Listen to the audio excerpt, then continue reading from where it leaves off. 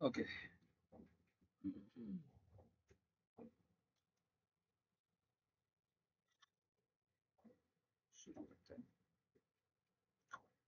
Elphinstone.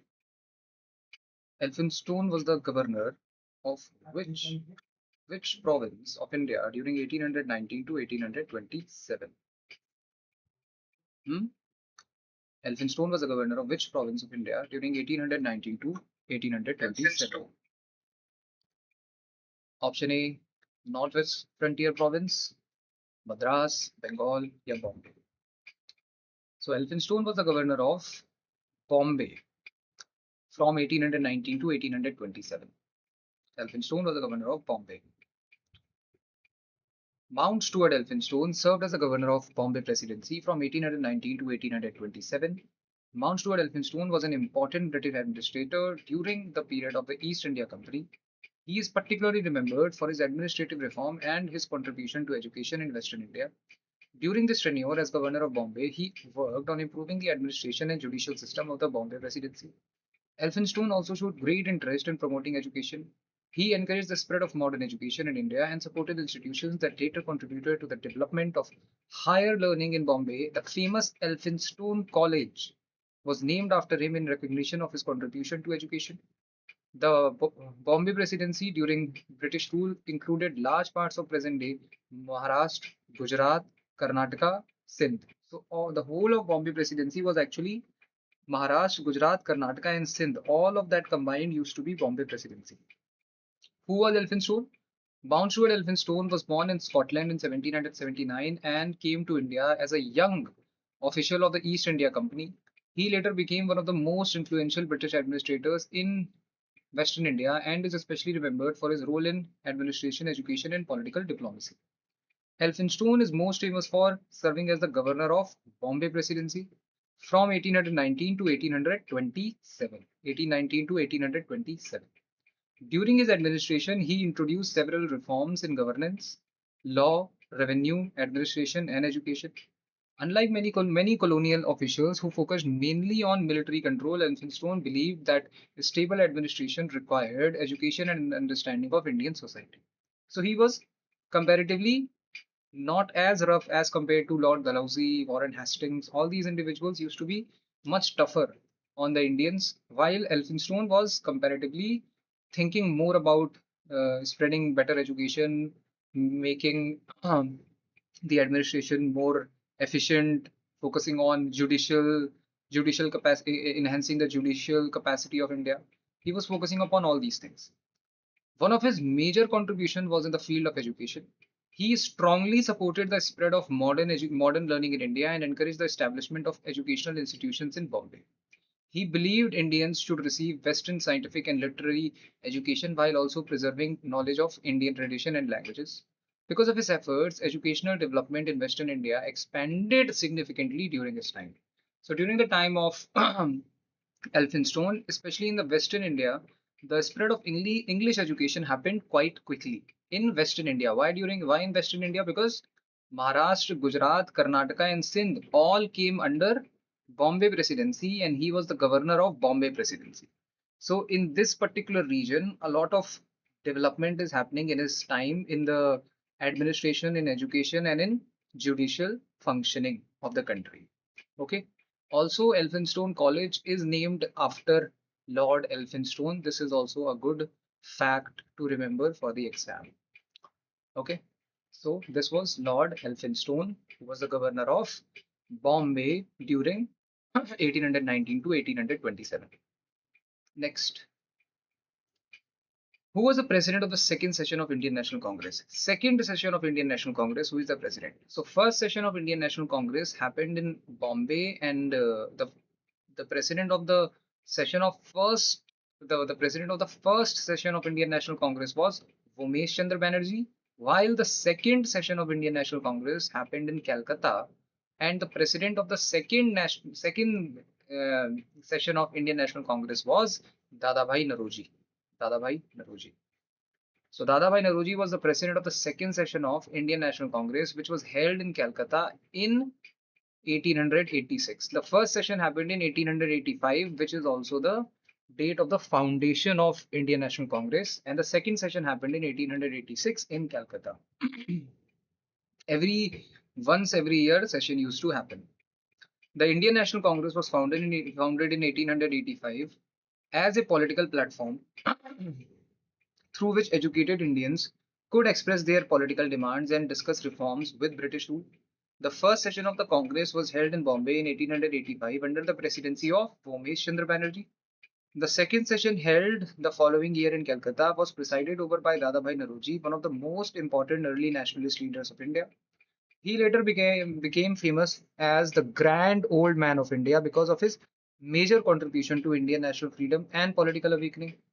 Dadabhai Naoroji is known as the Grand Old Man of India. Dadabhai Naoroji played a crucial role in developing nationalist economic thinking. He is especially known for his drain theory, drain of wealth, which used to happen from London, which used to happen from India to London, through which he explained how British rule was economically exploiting India by transferring Indian wealth to Britain. He was also one of the first Indians to become member of the British Parliament, where he raised issues related to Indian rights and administration. So, one of the first Indian to become a member of British Parliament, where he raised the issues of Indian rights and administration, is Dadabhai Naoroji. Dadabhai. Okay. Next. Which one of the following is a negative effect of the Green Revolution? Negative effect of the Green Revolution. Now, there are a lot of positive effects of Green Revolution. What happens to be a negative effect? Depletion of ground table water. So, Green Revolution is related to agricultural development in the country. And basically, Green Revolution means that in India, the farming of crops such as wheat and rice would happen on a much larger scale. And this Green Revolution actually took place especially in 1960s. So if there will be a lot of farming of rice and wheat, what will happen? The first, depletion of ground table, yes, this will happen. Deterioration in the quality of soil. During Green Revolution, we used a lot of fertilizers and urea. And if we will use a lot of fertilizers and urea, that will deteriorate the quality of soil. So yes, this also happened. Increased in input cost. What does this mean? Amount of money that a farmer needs to put in uh, to uh, to basically do agriculture, that is known as input cost. So earlier there was no technology that the farmers were using. They were not using any fertilizer, urea before Green Revolution. But to enhance the quality as well as the quantity of all the produce, there was a lot more urea, fertilizers, as well as technology, including tractors and everything. More electricity is being used, so that enhances the input cost.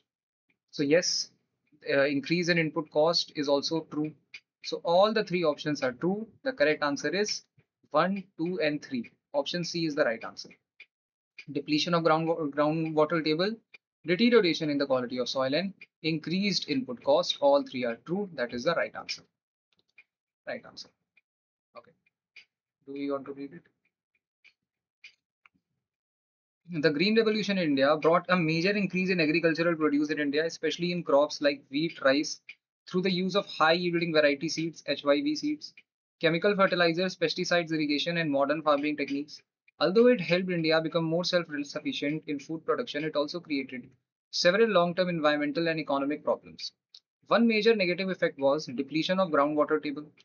The Green Revolution depended heavily on irrigation, especially through tube wells and groundwater extraction. In states such as Punjab, Haryana, excessive use of groundwater for intense farming caused the water levels to fall rapidly over time. Another issue, another serious problem was deterioration in soil quality. Continuous cultivation of the same crop, along with excessive use of chemical fertilizers and pesticides, reduced soil fertility and disturbed the natural nutrient balance of the soil. In many regions, this led to soil degradation and declining long-term productivity. The Green Revolution also caused increased input cost. Modern agricultural methods required farmers to spread more money on HYV seeds, fertilizers, pesticides, irrigation equipment, electricity, and machinery. This increased the cost of farming, and many small farmers became financially dependent on loans and credit. So, this also traps the farmer to get more loans and credit, because now they have to spend more on HYV seeds, high yielding variety seeds, fertilizers, pesticides, irrigation equipment, electricity, machinery. So much money is now required for doing farming. So this also increased input cost. And also this one particular thing students forget: deterioration in the quality of soil. You must remember that now when you have to uh, produce much more crop from the same field, what you will have to do? You'll have to use a lot of fertilizers and pesticides, which obviously reduces the fertility of the soil. And then also continuous cultivation of the same crop also deteriorates the condition of the soil, because the soil is not able to generate the nutrients which one crop eats. What the soil needs time to produce the nutrients which have been consumed by one kind of crop.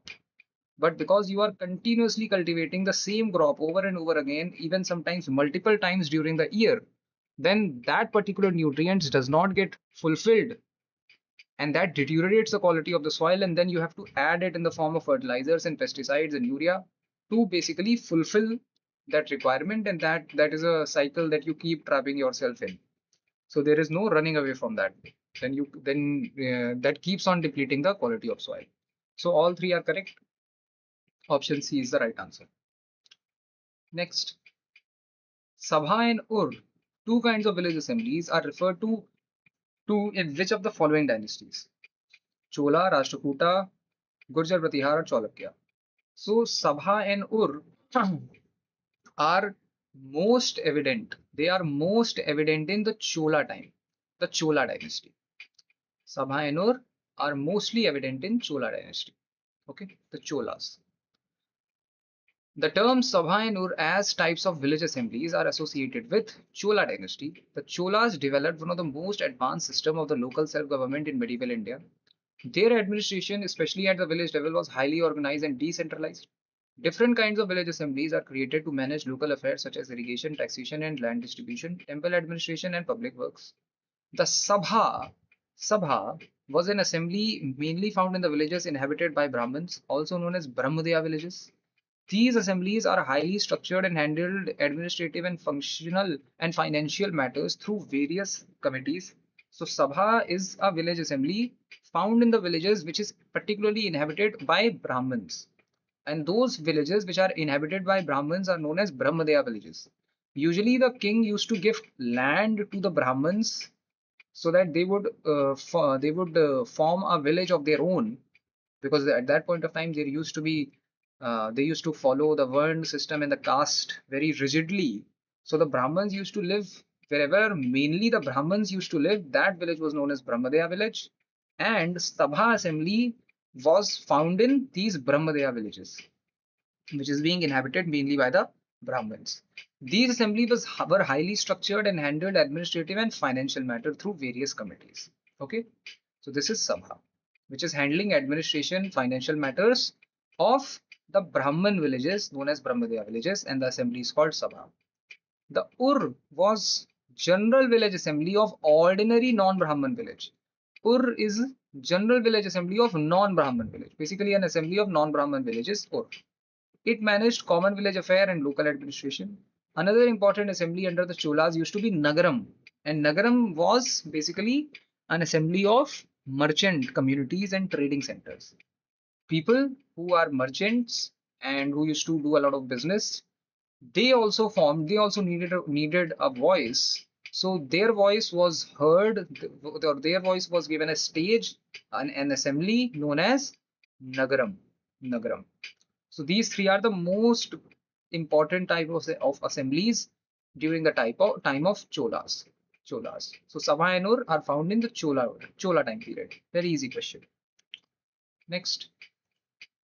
Who among the following was defeated by the Mauryan Emperor Chandragupta Maurya? Whom did Chandragupta Maurya defeat? Cassander, Seleucus Nicator, Antigons, or Ptolemy? So Chandragupta Maurya actually defeated Seleucus Nicator. Now who is Seleucus Nicator? Seleucus Nicator is the governor of Alexander. When Alexander captured Sindh, Punjab, the area of Pakistan, Afghanistan, all these areas, and he went back to his capital. He left Seleucus Nicator as the governor. Seleucus Nicator was the military commander under Alexander, and when Alexander captured that area, the area in the northwest of present-day India, Seleucus Nicator was made the governor of that area. And Seleucus Nicator, and when Alexander went back to his capital, he died. He died in mysterious ways. So Seleucus Nicator declared his independence when he got the news that Alexander is dead. And he became the independent king and he started the Seleucid Empire. And he saw that Chandragupta Maurya is a new king. Chandragupta Maurya during that point of time toppled the Nanda dynasty. And Seleucus Nicator saw that Chandragupta Maurya is a new king. So what he can do? He can attack Chandragupta Maurya and probably capture more land, and that would mean he will have more area to gather revenue from. So Seleucus Nicator attacked Chandragupta Maurya, but Chandragupta Maurya defeated Seleucus Nicator, and actually Chandragupta Maurya seized the territories, a lot of territories from Seleucus Nicator. And Chandragupta Maurya in return gave 500 elephants to Seleucus Nicator, and Seleucus Nicator also married his daughter Helena to Chandragupta Maurya. And also Seleucus Nicator sent a diplomat to the court of Chandragupta Maurya. The name of the diplomat was Megasthenes. And Megasthenes then stayed in the court of Chandragupta Maurya for approximately 5 to 7 years. And during his time period in India, in the court of Chandragupta Maurya, he wrote a book called Indica, which happens to be one of the earliest books written by any foreigner on India, where he is mentioning India and the society of India under Chandragupta Maurya. Okay, so the answer is Seleucus Nicator. Chandragupta Maurya defeated Seleucus the first Nicator around 305 BC. After the death of Alexander the Great, his empire was divided among his generals, who came to be known as the Diadochi. Seleucus Nicator gained control over the large territories in the Western Asia and attempted to re-establish the Greek authority over the northwestern regions of India and that had earlier been conquered during the Alexander's campaign. By this time, Chandragupta Maurya had already established the powerful Maurya Empire with the guidance of Chanakya. A military conflict between the two took place between Chandragupta Maurya and Seleucus, in which Chandragupta emerged victorious. After his defeat, Seleucus entered into a peace treaty with Mauryan ruler and ceded several territories, including the regions such as Arachosia and Jedrosia, to the Mauryan Empire. The treaty also established diplomatic relation between the two powers. Seleucus and Megasthenes Seleucus sent Megasthenes as an ambassador to Chandragupta's court at Patliputra. Megasthenes later wrote Indica, which became an important historical source for understanding ancient Indian society and administration. Therefore, the correct answer is Seleucus Nicator. Seleucus Nicator. Okay. Next. The slogan of which census of India was one census, our future. So the slogan our census, our future belongs to 2011 census, which is also the latest census that has happened in India. Our census, our future, 2011. Okay. The slogan Our Census, Our Future was associated with 2011 Census of India. The Census of India is the official process through which the government collects detailed information about the country's population. It is conducted every 10 years and includes data related to population size, literacy, occupation, housing, language, religion, migration, and social and economic conditions. All these things are collected in census. The 2011 census was especially important because it was the 15th census conducted in India and 7th census after independence. So in the complete history of India, only 15 censuses have taken place. The first census happened in 1872. The first census happened in 1872 and it was completed in 1881. It happened under the British rule. And in the independent India, since the time India has become independent, only 7 censuses has taken place. So 15 since the British time and 7 since India has become independent. The slogan "Our census, our future" was used to emphasize the accurate population that accurate population data is essential for national planning and future development. The slogan highlighted the idea that census information helps government make better decisions regarding education, healthcare, employment, infrastructure, wellness schemes, and economic planning. The 2011 census was conducted under the authority of Office of Registrar General and Census Commissioner of India, and it recorded the India's population at more than 1.21 billion people at that time. More than 1.21 billion people. So who conducts census in India? It is conducted by the Office of Registrar General and Census Commissioner of India. Office of Registrar General and Census Commissioner of India. Okay, so 2011 is the right answer. Next. India House, a revolutionary organization, was established by Shyamji Krishna Verma in dash for the spread of nationalism. So where was India House established? India House was established in London by Shyamji Krishna Verma for the spread of nationalism. Now, India House is, of course, very important. We need to know what is India House, and let's get to know a bit about it. Correct answer is London. Shyamji Krishna Verma established the revolutionary organization India House in London in 1905 for the promotion of and spread of nationalism. India House became an important center for Indian revolutionary activities outside India during the British colonial period. It was established mainly to support Indian students in Britain and to encourage nationalist ideas against the British rule. Over time, it developed into a hub of political discussion, revolutionary thought, and anti-colonial activities. Shyamji Krishna Verma was a strong supporter of Indian independence and believed that political freedom could be achieved only through moderate constitutional methods.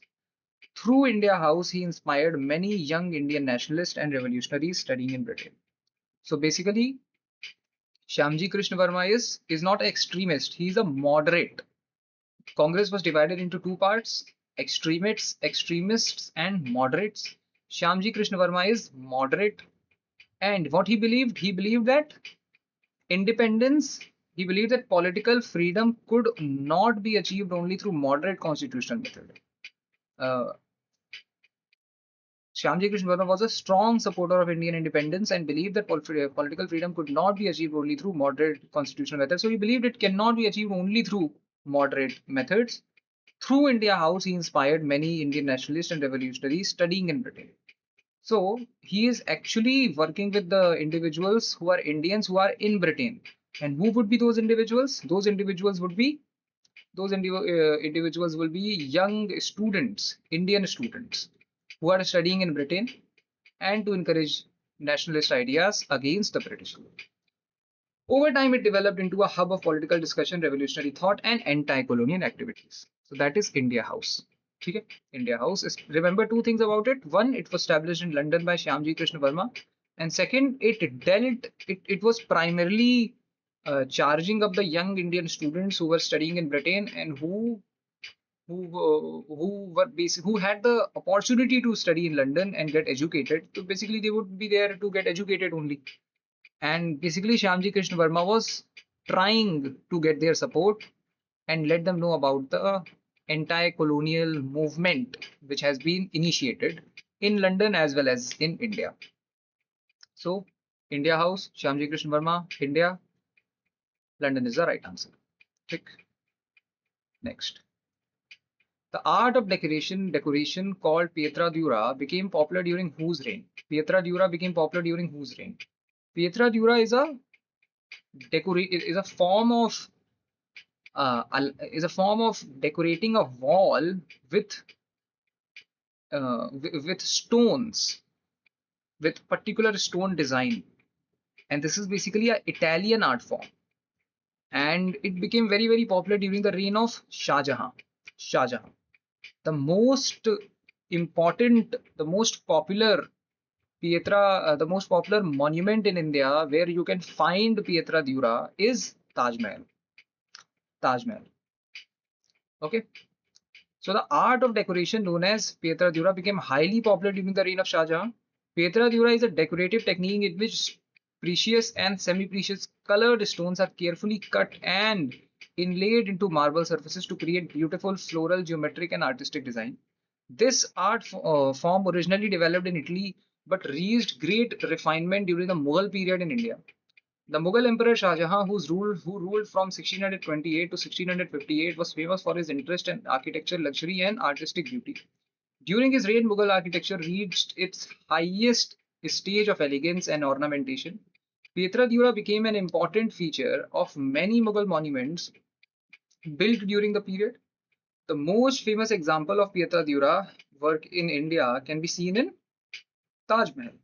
The most famous, the most famous Pietra Dura can be seen in Taj Mahal, where colored stones such as jasper, jade, turquoise, and lapis lazuli were inlaid into white marble to create intricate decorative patterns.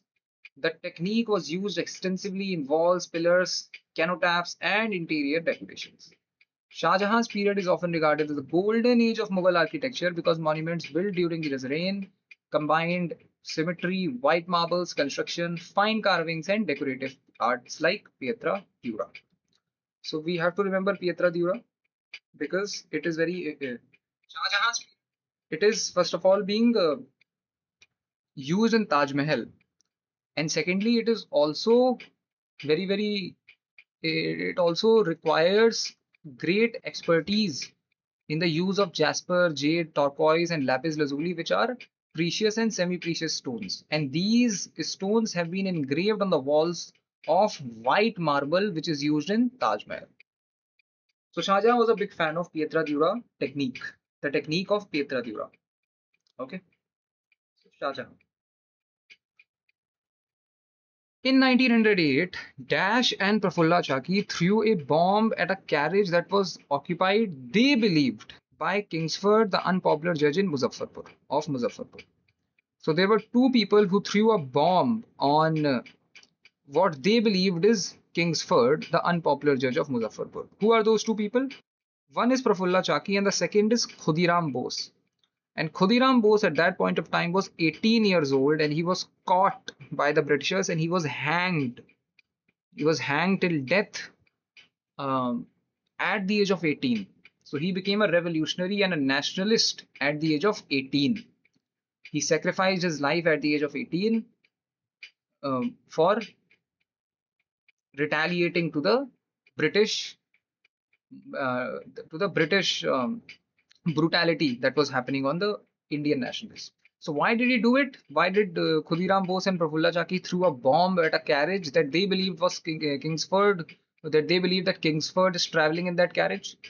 So first of all, Kingsford was a judge and he was known to give very harsh sentences to the nationalists who were caught by the British police, by the British Indian police. And every time they were caught, they used to be given very tough sentences. So basically, Kingsford was racist in that way and he was trying to suppress the voice of the Indians. And Khudiram Bose and Prafulla Chaki understood it and they wanted to retaliate. So what they did, they threw a bomb on what they believed is his carriage. But that was not his carriage. Two British women were actually killed in that bombing because they misjudged it. They did not identify it correctly. So let's know more about it. In 1908, Khudiram Bose and Prafulla Chaki threw a bomb at a carriage which they believed was carrying Kingsford, the unpopular judge of Muzaffarpur. Kingsford was a British judge known for giving harsh punishment to Indian nationalists and revolutionaries during the freedom movement. Because of this strict action against anti-British activities, he became a target for revolutionary groups in Bengal. Khudiram Bose and Prafulla Chaki were associated with the revolutionary nationalist organization. They believed armed resistance was necessary against the British colonial rule. So Khudiram Bose and Prafulla Chaki are not constitutionalist in that way. They don't believe that we should fight against the Britishers with the help of constitution and law. They said that we should have armed revolution against the Britishers. So Khudiram Bose and Prafulla Chaki were associated with the revolutionary nationalist organization that believed armed resistance was necessary against the British colonial rule. On 30 April 1908, they attempted to assassinate Kingsford by throwing a bomb at a horse carriage near Muzaffarpur in Bihar. However, they mistakenly attacked the wrong carriage, resulting in the death of two British women instead of Kingsford. So they mistakenly attacked the wrong carriage, resulting in the death of two British women instead of Kingsford. After the incident, Prafulla Chaki died before arrest while Khudiram Bose was captured by the British authorities. Despite being very young, Khudiram Bose showed remarkable courage during the trial and became one of the youngest revolutionary martyrs of India. He was executed by the British government at the age of only 18. So Khudiram Bose was executed, killed by the British government at the age of 18. Okay, and Prafulla Chaki died even before the arrest. So both became martyrs at a very young age, and Khudiram Bose, being only 18, actually shook the whole country. That the Britishers are so violent that even an 18-year-old will not be, his life will not be spared. All right. So this is Prafulla Chaki and Khudiram Bose and Kingsford, the judge Kingsford. Next, this is a very important incident, and you must know about it. The bombing of Kingsford, the judge of Muzaffarpur. Very, very important. Next, the capital of Vajji Mahajanpada was, so there used to be 16 Mahajanpadas in the ancient India at around 400 BCE. During the time of from 600 BC to 400 BC, there used to be 16 Mahajanpadas, and Vajji was one of the Janpadas. Vajji was actually made up of three important tribe, three confederacy, and they used to rule Vajji on the basis of whoever is elected by the oligarchs, not by the people, by the oligarchs. So it was republic. Republic, but not like India. India is a republic because people elect who their leader is going to be. While in Vajji Mahajanpad, the leader was actually elected not by the people but by the oligarchs, by the rich people ruling Vajji, by the rich people of Vajji. So, what is the capital of Vajji? Patliputra? No. Patliputra is the capital of Magad. Champa? No. Champa is the capital of Ang. Koshala is another Mahajanpad. So, Vaishali is the only answer. Vaishali. Vaishali is the right answer. See, Vaishali. The capital of Vajji Mahajanpada was Vaishali. Vajji was known as Vrijji or Vajjan Confederacy, was one of the 16 Mahajanpadas that existed in ancient India during the 6th century BCE. Unlike many other Mahajanpadas that were ruled by the kings, Vajji followed a republican or oligarchic form of the government in which power was shared among several clans, especially the Lichavis, Videhas and Janatrikas. So these three are the clans or tribes which are actually sharing the power in Vajji. So Vajji had three important clans, the Lichavis, Videhas and Janatrikas, and these three have all the power in their hand. They have all the political and economic power of the whole confederacy, and one by one they choose who is going to rule. So sometimes Lichavis rule it, sometimes Videha rule it, sometimes Janatrikas rule Vajji. Vaishali, located in present-day Bihar, served as the political and cultural center of this confederacy. It is considered historically important because it is one of the earliest known republics in the world. Vaishali also holds great importance in both Buddhism and Jainism. Vaishali is very, very important in Buddhism as well as in Jainism. Gautam Buddha visited Vaishali several times and delivered important sermons there. It is also associated with Mahavir, who belong to Vajji region. So Mahavir and Gautam Buddha both are associated with Vaishali. Okay. And Patliputra is a capital of Magad. We know that it is very, very important. Champa is the capital of Ang Mahajanpad. Ang.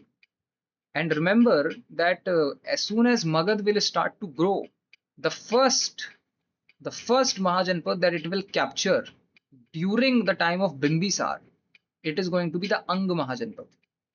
So the first Mahajanpad that the Magad will capture when its political might and its military might will grow, it will be the Ang Mahajanpad. Okay? Then Kaushala was itself another Mahajanpad. Kaushala is another Mahajanpad, not the so it cannot be the capital of Vachi. Okay? Next. In which year was the first winter edition of Olympic Games organized? First winter edition of the Olympic Games. When was it organized? So it was organized in 1924. 1924. The first edition of the Winter Olympics was organized in 1924 in Chamonix, France. Initially, the event was conducted at an International Winter Sport Week under the patronage of the International Olympic Committee in connection with the Summer Olympics. Due to its great success and popularity, it was later officially recognized as the first Winter Olympic Games. The Winter Olympics were introduced to provide a separate international platform for sports played on snow and ice. So why was Winter Olympics started? There was already summer normal Olympics. But then in the Europe as well as in USA, there are a lot of games that can only be played on ice, such as skiing, ice hockey, figure skating, speed skating, bobsleigh, right? So these games can only be played on ice. They cannot be played on normal ground. So for that, a new games called Winter Olympic Games were organized in France, in Chamonix in France in 1924. Unlike the Summer Olympics, which include a wide variety of outdoor and indoor sports, the Winter Olympics specifically focuses on winter sports requiring cold climatic condition and snow-covered regions. So this is the speciality of Winter Olympics. In 1924, the Winter Olympics marked the beginning of an important international sport tradition, and over the time, Winter Games grew into one of the world's most prestigious global sports events. Today, the Winter Olympics are held every 4 years separately from the Summer Olympics and involve athletes from countries across the world competing in various winter sports disciplines. So this is Winter Olympics. Winter Olympics, it started in 1924 in Chamonix in France. Why were they started? Because a lot of games can only be played in ice or snow. So for that, they needed a new kind of tournament and they started Winter Olympics. So 1924, Chamonix, France is the right answer. 1924. Okay. Next. Which of the following was established on the recommendation of Hilton Young Commission? On the recommendation of Hilton Young Commission. Now this is a question not only from history but also from economics. But because it is a big event in the modern Indian history, so I took it. So Hilton Young Commission gave recommendation for organizing the banking sector in India. The banking sector in India at that point of time used to be a mess. So Hilton Young Commission was actually started so that the banking sector in India can be organized properly. And for that, they started RBI, Reserve Bank of India. So the Reserve Bank of India was established on the recommendation of Hilton Young Commission. The Hilton Young Commission was appointed by the British government in 1926 to examine the problems related to the currency and finance in British India. The commission studied the Indian monetary system, banking structure and financial administration and recommended the establishment of the central bank for India to regulate currency and credit more effectively. Based on these recommendations, the Reserve Bank of India was established in 1935 under the Reserve Bank of India Act 1934. So Reserve Bank of India Act passed in 1934 and Reserve Bank of India was actually formed in 1935 to regulate the banking, to regulate the currency, finance and banking system in India. Initially, the RBI was privately owned, but after independence, it was nationalized in 1949. So it is being nationalized in 1949. This can also be an important question. When was RBI nationalized? So RBI was nationalized in 1949. What do you mean by nationalization of an entity? Nationalization of an entity means that the government of that country has bought all the shareholding in that particular entity. If the government buys all the shareholding in Reliance, then that would mean that the Reliance has been nationalized. So what did the government do? Government bought all the shareholdings in Reserve Bank of India, so it became nationalized. The RBI functions as the central banking institution of India and performs several important functions of country. Several important functions such as issuing currency, controlling monetary. So these are the work done by the RBI broadly. It issues currency, it controls monetary policy, it regulates bank, it manages inflation, this happens to be the most important function and most talked about function. Managing inflation.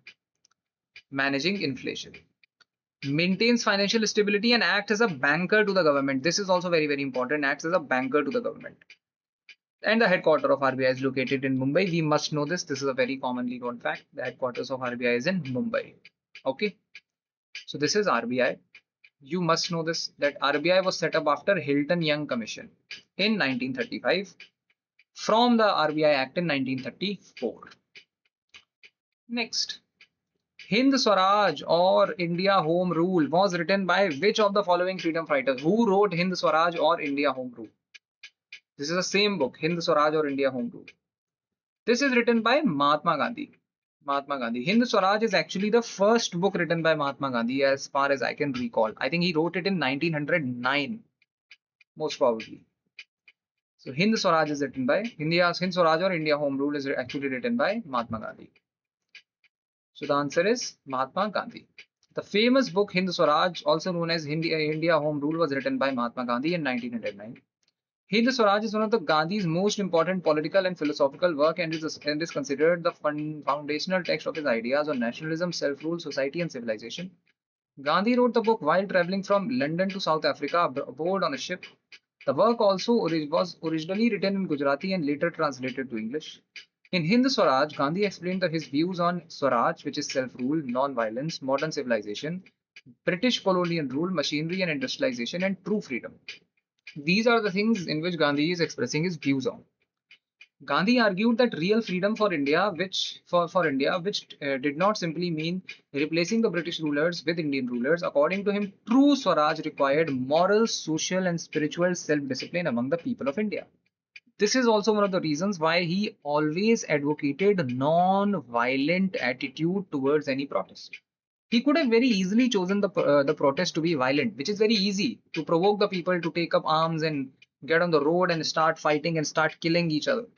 But he actually wanted, but his definition of Swaraj did not only mean that, okay, the Britishers have left and now some brown ruler has came upon us. We are only, if that happens, then we are only replacing our master. We are not becoming truly free.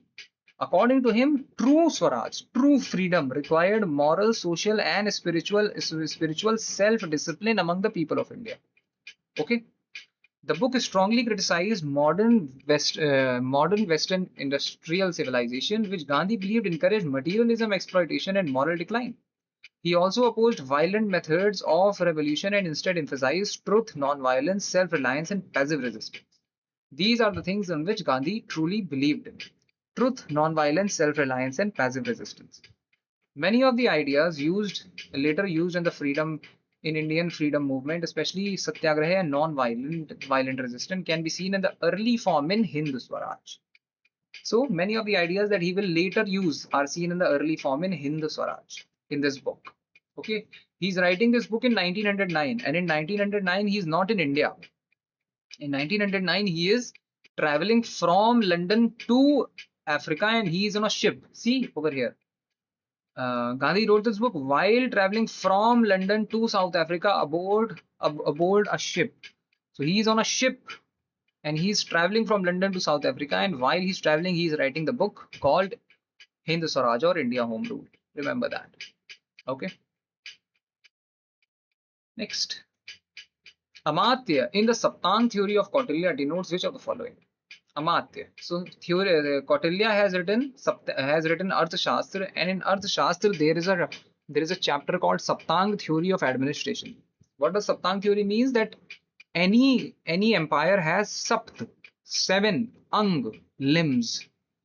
Any empire has 7 limbs. Like an empire is like a human body which has 7 limbs. And one of the limb is amatya. So what does amatya actually mean? Amatya means minister or official. Minister or official. This is amatya. Okay? Minister or official. So this is the right answer. Let's study it. Minister and official in the Arthashastra written by Kautilya, the Saptang theory explains that a state is made up of 7 essential elements or angas, organs. According to this theory, a strong kingdom can function properly only when all these 7 elements are efficient and well organized. One of these 7 elements is Amatya, which refers to ministers, officials, administrators. Amatya were responsible for assisting the king in administration, policy making, revenue collection, law enforcement, diplomacy, and governance. Kautilya believed that capable and trustworthy ministers were essential for stability and success of the state. The 7 elements of the Saptang theory are, so these are the 7 elements. Swami, which is the king, Amatya, which is the minister and officials, Janpad, which is the territory or with the population. Janpad is territory with the population. Durga, which is fort, Kosh, which is treasury, Dand, which is army, Mitra, which is friend or ally. So this is Sapt Ang. Swami, Amatya, Janpad, Durg, Kosh, Dand, and Mitra. The Saptang theory was explained by Kautilya in famous work Arthashastra. The word Saptang comes from 2 Sanskrit words, Sapt meaning 7 and Ang meaning limbs or organs. According to Kautilya, a state is like living body, and just as a human body functions properly only when all its organs are healthy, a kingdom remains stable and powerful only when all its essential elements function effectively. Swami, the first element is Swami, meaning the king or the ruler. Kautilya considered the king the central authority of the state. The ruler was expected to be intelligent, disciplined, courageous, and devoted to the welfare of the people. A weak or corrupt ruler could weaken the entire kingdom, so strong leadership was considered essential for political stability. Amatya, the second element is Amatya, which refers to the ministers and government officials. These officials assisted the king in administration, taxation, diplomacy, law, and governance. Efficient administration dependent on capable, educated, and honest ministers because the functioning of the state could not depend entirely on the king alone. So, Swami is the king, Amatya are the ministers, officials, and all the officers and ministers that are helping the king to rule. Right? So, efficient administration depended on capable, educated, and honest ministers because the functioning of the state could not depend entirely on the king alone. He cannot alone do everything, right? Then there was Janpad. The third element is Janpad, meaning the territory and the population of the kingdom. This included fertile land, agriculture, trade, natural resources, and productive citizens. Economic prosperity was regarded as the foundation of the state power, and therefore a kingdom required a strong agricultural and economic resource for long-term stability. So Janpad is the territory and the population of the kingdom, and this also included the fertile land, agriculture, trade, natural resources, and productive citizens. Then there was Durg. Durg is the fortress. The fourth element is Durg, meaning the forts and the defensive structures. Forts protected the kingdom from the invasions and external attacks. Kautilya discussed different types of forts such as hill forts, water forts, forest forts, and desert forts depending on geographical conditions. A strong defense system were considered necessary for national security. Then there is Kosh.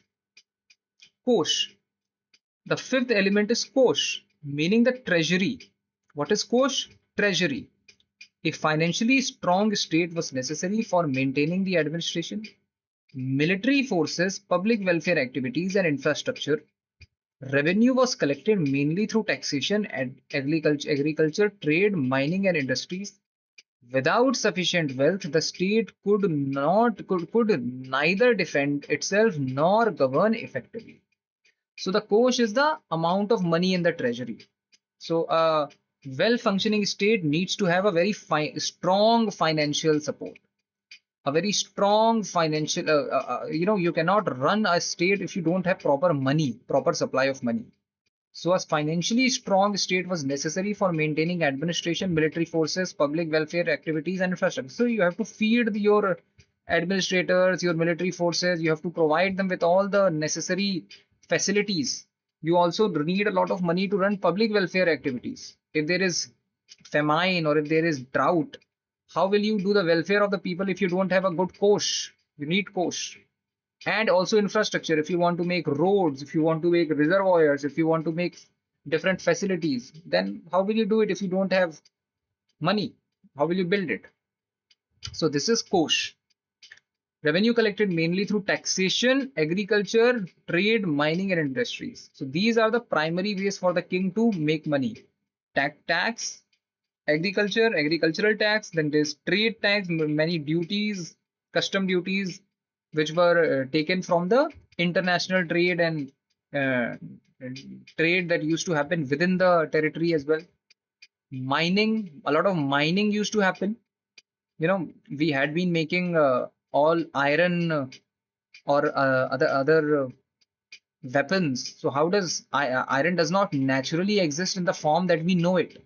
It has to be extracted from ores, which we extract from particularly the mines in Jharkhand and all. So that mining activities is a big source of money for the state. The people who do mining, the state takes tax from them. Mining tax, industry tax, all these taxes were primary source of fulfilling the kosh. Then there is dand. The sixth element is dand, meaning military power or army. A disciplined and loyal army was essential for maintaining law and order and protecting the kingdom from enemies. Military strength was regarded as one of the most important pillar of political authority and state stability. That is basically military power or army. That if someone tries to do something against the kingdom, then you must have the military power to take action against them. You must have the armed power to take action against them. A disciplined and loyal army was essential for this. Then there is Mitra. Mitra is the seventh and the final element is Mitra, meaning friend or ally. Diplomatic relation and political alliances with neighboring states were considered important for security, trade, and political balance. Strategic alliances helped kingdoms maintain stability and avoid unnecessary conflict. According to the Saptang theory, all seven elements are interconnected, and weakness in one component can weaken the entire state. So, Mitra is the diplomatic relation that you are supposed to maintain with all the neighboring kingdoms. Some kingdoms are going to be your enemy, but you have to try to be on good terms with all the states that you can be in. If you are in not good terms with most of the states, then you will have a tough time. So that is Mitra. So the theory became one of the earliest and most systematic explanation of the statecraft in ancient India and played an important role during the period of Mauryan Empire. Okay? So this is Saptang theory. Where is it mentioned? It is mentioned in Arthashastra, and Arthashastra is written by Kautilya. And Amatya means ministers and officials. Next, the Indian Constitution was enacted on which of the following dates? This is a very, very good question. Indian Constitution, think about it. Indian Constitution is enacted in which of the following dates? When it is getting enacted. So it was actually enacted on 26 November 1949. 26 November 1949. The Indian Constitution was enacted and adopted by the Constituent Assembly on November 26, 1949. It officially came into full effect and became the governing law of the land on January 26, 1950. The day, a day celebrated now as Republic Day. But it was actually enacted on 26 November 1949. 26 November 1949. Okay. So 26 November 1949, enactment or adoption date. the Constituent Assembly of India officially passed, adopted, and enacted the finished draft of Constitution. This momentous occasion is celebrated across the nation every year as the Constitution Day. What is the Constitution Day? 26 November 1949. 26 January 1950, Commencement Day. The Constitution officially came into full legal effect, transforming the nation into sovereign democratic republic. This historical milestone is celebrated as Republic Day. So Constitution Day happens to be 26 November 1949, the day in which Constituent Assembly of India officially passed, adopted, and enacted the finished draft of the Constitution. Okay, the day Constituent Assembly passed the Constitution. And then 26 January 1950, Commencement Day, the Constitution officially came into full legal effect, transforming the nation into sovereign, democratic, and republic. So these two dates are very, very important. If they ask you the Commencement Day, the day the Constitution came into full effect, the day the country started to be run by the Constitution, which was adopted by the Constituent Assembly, that day is 26 January 1950. But the day in which the Constituent Assembly is actually enacting and they are adopting the Constitution, that is 26 November 1949. The two dates explained. A common point of confusion is the difference between the adoption enactment day and the commencement date of the Constitution. 26 November 1949, adoption or enactment day. What does it mean? This was the day the Constituent Assembly finalized and signed the draft. The preamble states, in our Constituent Assembly, this 26th day of November 1949, do hereby adopt, enact, and give to ourselves this Constitution. This is written in the preamble. In our Constituent Assembly, this 26th day of November 1949, do hereby adopt, enact, and give to ourselves this Constitution. Then immediate application. A few essential provisions came into effect on this day itself, including rules regarding citizenship, election, provincial parliament, and temporary transitional provisions under Article 394, which is a technical thing. Don't worry about it. We will study all this when I will take the political science class. So we will study all that. Don't worry about it right now. Commencement and enforcement. 26 January 1950. This was the day the entire remaining body of the Constitution became legally active as the supreme law of the land. The date 26 January was specifically chosen to honor the Purna Swaraj, complete independence declaration passed by the Indian National Congress at Lahore session in 1930. So Lahore session in 1930 passed the date 26 January as the Purna Swaraj Divas. In the Lahore session in 1930, Indian National Congress passed it. To basically celebrate that day, to honor that day, we adopted the Constitution, we commenced the Constitution, we enforced the Constitution. These are very technical words, na? So we enforced the Constitution on 26 January 1950. So 26 January 1950 is the day of the commencement and enforcement of the Constitution, and 26 November 1950 is the adoption and enactment day. Okay. So remember these 2 days and the difference between them. It is very, very important. As we can see, the question has already been asked. This question also comes in the in modern Indian history as well as the political science. It is a mixture of both. Okay. Next. Abdur Razak, an envoy from Persia, came to Vijayanagar during the reign of whose rule? Abdur Razak came to India in the Vijayanagar Empire during the rule of which king? So he came to the Vijayanagar Empire during the rule of the Devaraya II. Devaraya II. Abdur Razak came to Vijayanagar Empire during the reign of Devaraya II. Abdur Razak was a Persian ambassador sent by the ruler of Persia, Shah Rukh, to India in the 15th century. He visited the Vijayanagar Empire at around 1443 to 1444 CE and stayed at the royal court of the Devraya II.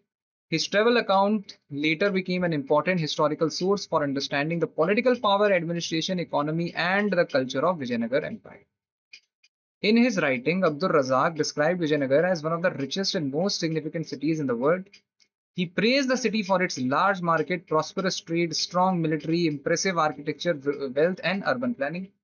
He was especially impressed by the prosperity of the kingdom and the grandeur of the royal court under the Devraya II.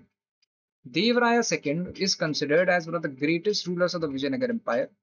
During his reign, the empire expanded politically and militarily and became a major power in South India.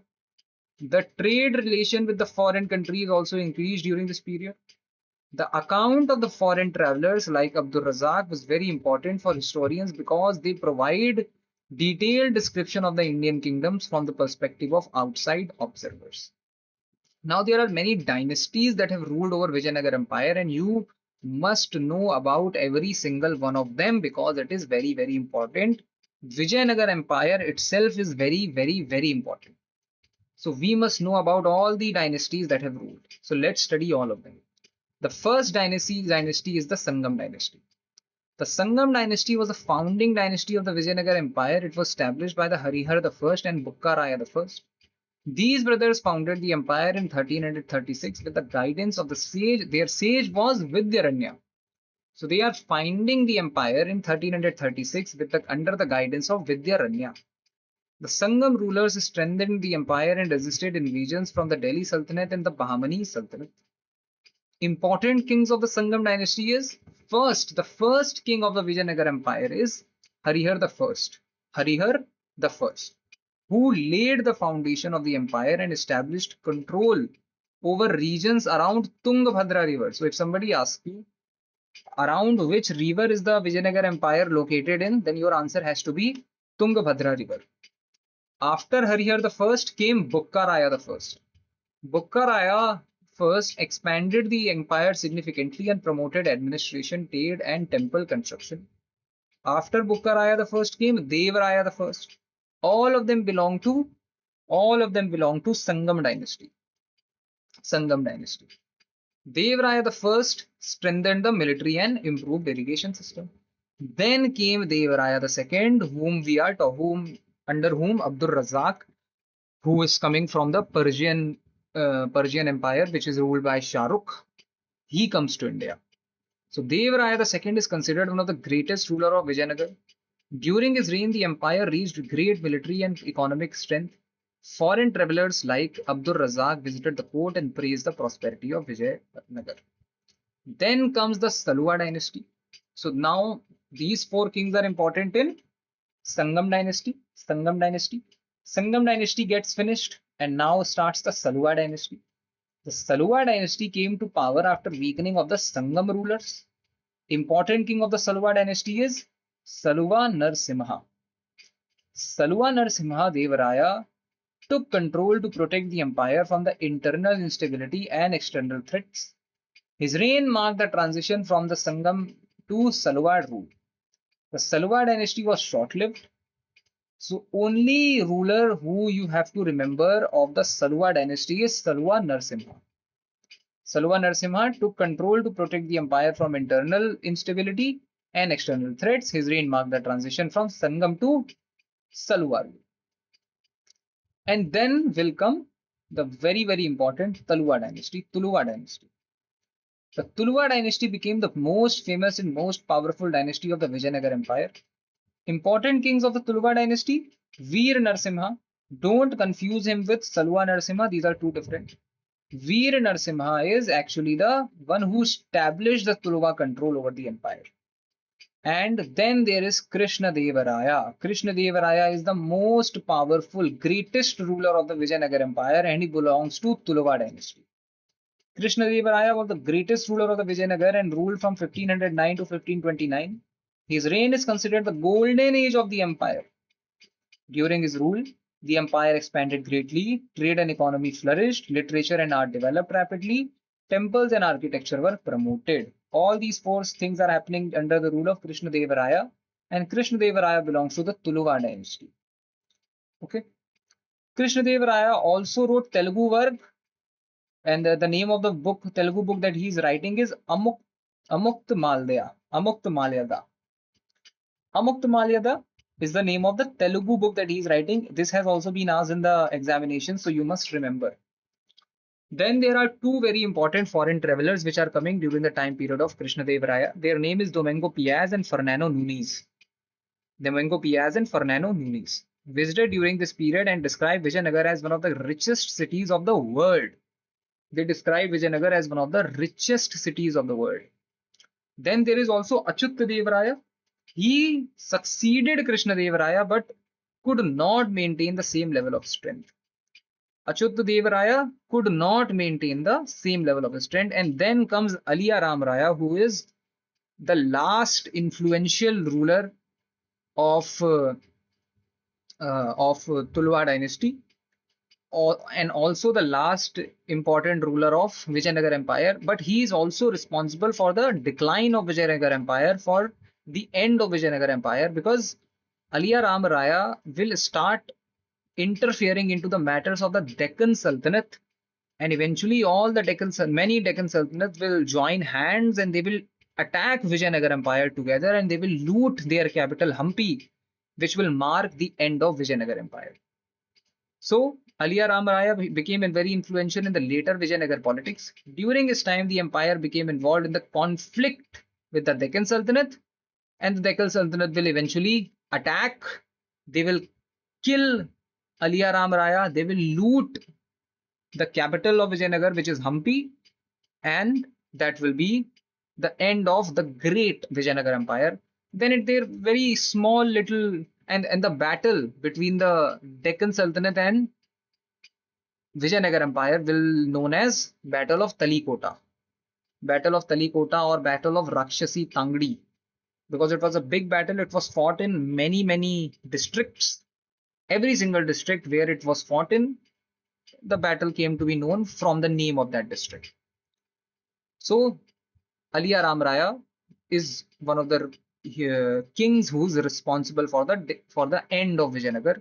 Then the Vijayanagar will be left in very small area, and that area will be controlled by the Araividu dynasty. The Araividu dynasty was the last ruling dynasty of Vijayanagar, and the important king of Araividu dynasty is Tirumala Devaraya. Tirumala Devaraya established this dynasty after the disastrous Battle of Talikota in 1565. In the Battle of Talikota, the combined Deccan Sultanates defeated the Vijayanagar forces, leading to the destruction of the capital city of Hampi. Although the empire survived for some time afterward under the Araividu rulers, it gradually declined. So after Battle of Talikota, the whole empire will gradually decline and it will be finished. Okay. So four dynasties actually ruled Vijayanagar Empire. The first is the Sangam dynasty, then the Saluva dynasty, then Tuluva dynasty, and then Araividu dynasty. Question is usually asked from all these dynasties. In particularly, as you can see, it is asked from the Sangam dynasty about Hariyar, Bukka, Devaraya II. It is also it is not necessarily asked from the Saluva dynasty because it is not that important, but Tuluva dynasty is very important, especially the Krishnadevaraya. Krishnadevaraya is very important because he's the greatest ruler of the Vijayanagar Empire. He's ruling for 20 years, and there is also a lot of documentational evidence which is available, literary evidence which is available, because you can see Domingo Piaz and Fernando Nunes, who are the foreign travelers, they are visiting Krishnadevaraya court. They are staying in his court.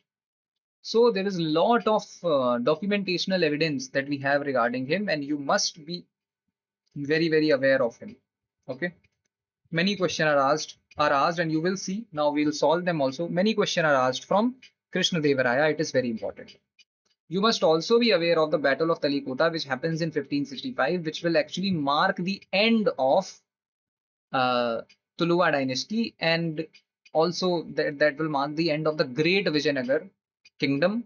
Then Vijayanagar kingdom will be left in a very small territory, and that small territory will be ruled by the Araividu dynasty kings, especially Tirumala Devaraya. Okay, so this is Vijayanagar Empire. You must be aware of it. Next, Mahatma Gandhi returned to India from South Africa he is returning in January 1950. January 1950, and that day is also known as Pravasi Divas. Pravasi Divas. Mahatma Gandhi returned to India from South Africa in January 1950.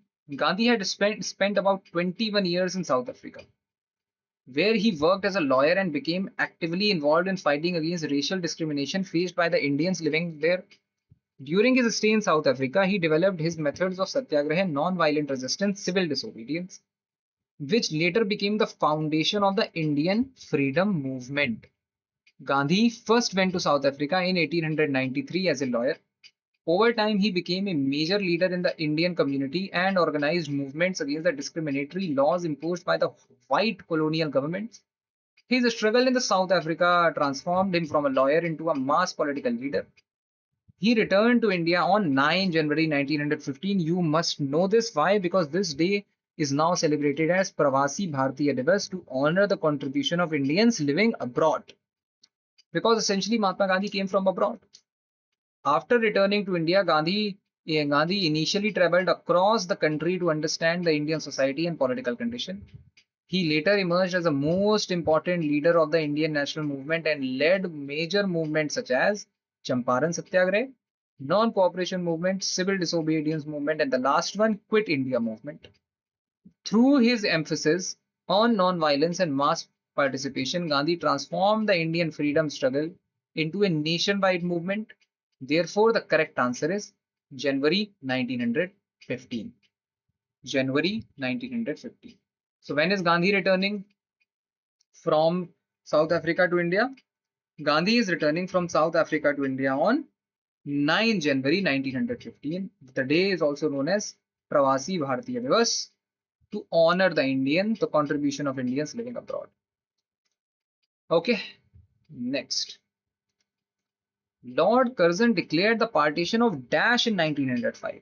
So in 90, very simple question. In 1905, the partition of which province happened?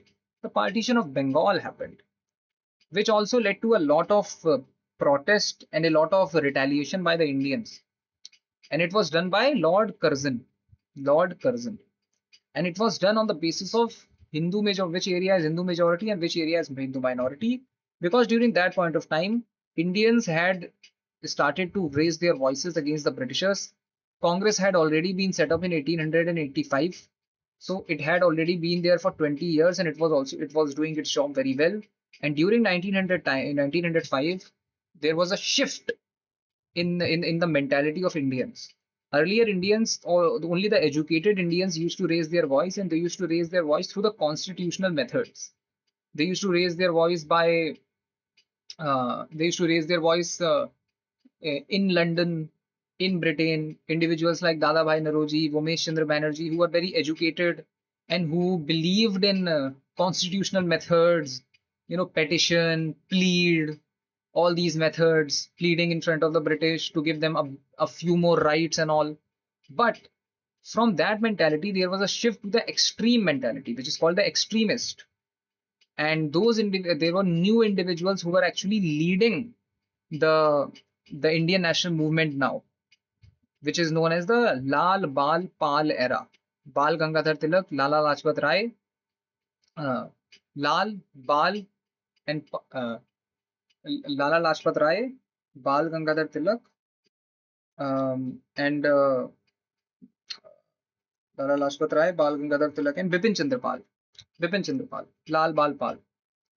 Right, these three individuals were actually leading the movement, and these three individuals were more radical as compared to the moderates. The moderates were very constitutional and very sophisticated. But these individuals actually believed in mass protest and actually involving every single individual in the country.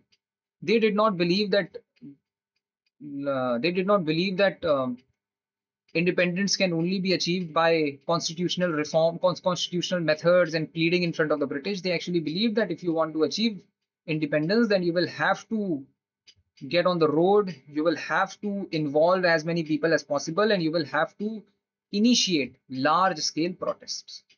Okay. So that happened it was happening during this time period. By the time 1905 came, and the Britishers realized that okay, now because Lal Bal Pal phase has entered and Indians have started to protest at a much larger scale. What we will have to do now is we will actually have to again divide them on the basis of religion. So to divide them on the basis of religion, they had already done census.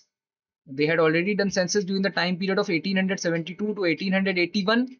So they already had all the data, and they were able to realize that okay, Hindus live in one side of the Bengal and Muslims are dominating the other side of the Bengal. So what we should do is we should divide Bengal on the basis of religion. And what that will do, that will probably again divide Hindus and Muslims, and we'll be able to blame all that is happening wrong on the Hindus. We'll be able to blame it on the Muslims, and all that is happening wrong on the with the Muslims, we'll be able to blame it on the Hindus, and we will very easily dominate them and be their masters for a long period of time. So that is why Bengal was partitioned in 1905. Okay, the partition of Bengal was one of the most important political event during the Indian freedom struggle. It was announced by Lord Curzon, the Viceroy of India, on 19 July 1905 and officially implemented on 16 October 1905. At that time, Bengal was one of the largest and most important provinces of British India. It included present-day West Bengal, Bangladesh, Bihar, Odisha, and parts of Assam. The British government claimed that Bengal had become too large to administer efficiently and therefore needed to be divided for administrative convenience. However, the Indian nationalists strongly believed that the real objective behind the partition was political rather than administrative. The British were becoming increasingly worried about the rise of nationalism in Bengal because Bengal had become a major center of political awareness, intellectual activity, journalism, education, and anti British movement. Nationalist leaders, students, writers, and revolutionaries in Bengal were actively opposing the British policies. Lord Curzon believed that dividing Bengal would weaken the growing nationalism movement. Under the partition, Under the partition plan, Bengal was divided into two separate provinces, Eastern Bengal and Assam. This new province had Dhaka as its capital and a Muslim majority population. So the Eastern Bengal and Assam had Dhaka as its capital and a Muslim majority population. And Western Bengal, this region had Calcutta as its capital and a Hindu majority population. Because the partition separated communities on religious line, many Indians viewed this as an example of British policy of divide and rule. The partition created a widespread anger across India and led to the beginning of Swadeshi movement. So how did the Indians retaliated against the partition of Bengal? They retaliated by initiating Swadeshi movement. So Swadeshi movement encouraged people to boycott British goods, use Indian product, Indian made products, promote indigenous industries, organize public meeting and protest, burn foreign clothes, spread nationalist education. So these are the things that the Indians would be doing in retaliation to the partition of Bengal. Students, women, businessmen, and workers participated actively in the movement. The partition also encouraged revolutionary nationalism, especially among the young people in Bengal. Several important national leaders became associated with the anti-partition movement, including Bal Gangadhar Tilak, Bipin Chandra Pal, Lala Lajpat Rai, Aurobindo Ghosh, especially Lal Bal Pal. Very, very important. Aurobindo Ghosh. The movement transformed Indian nationalism from a limited educated movement into a broader mass movement. Due to continuous protest, political pressure, and a strong nationalist opposition, the British government finally decided to cancel the partition in 1911. The British capital, the capital of British India, was also shifted from Calcutta to New Delhi around the same time. So in 1909, the capital of British movement was also shifted from Calcutta to New Delhi. From Calcutta to New Delhi. Okay, in 1911. So in 1911, the British had to do two things. The first, they have to cancel the partition. The partition happened in 1905 and got cancelled in 1911. And the second thing that the Britishers had to do is shift the capital from Calcutta to New Delhi. Why do you think they shifted the capital from Calcutta to New Delhi? Because major protests were happening in Calcutta. Calcutta had become a hub of all the political pressure, all the strong nationalist movements. Calcutta had become a hub of it. So if the Britishers would actually be carrying out all their documentational and all their administrative work from Calcutta, it would become very difficult for them because the people would any day, the people will start protesting and they will start interfering into the daily administrative work of the Britishers. So how did the British tackle it? They tackled it by changing their capital from Calcutta to New Delhi. And also remember that in 1911 they cancelled the partition of Bengal. Bengal again became one single entity. Okay.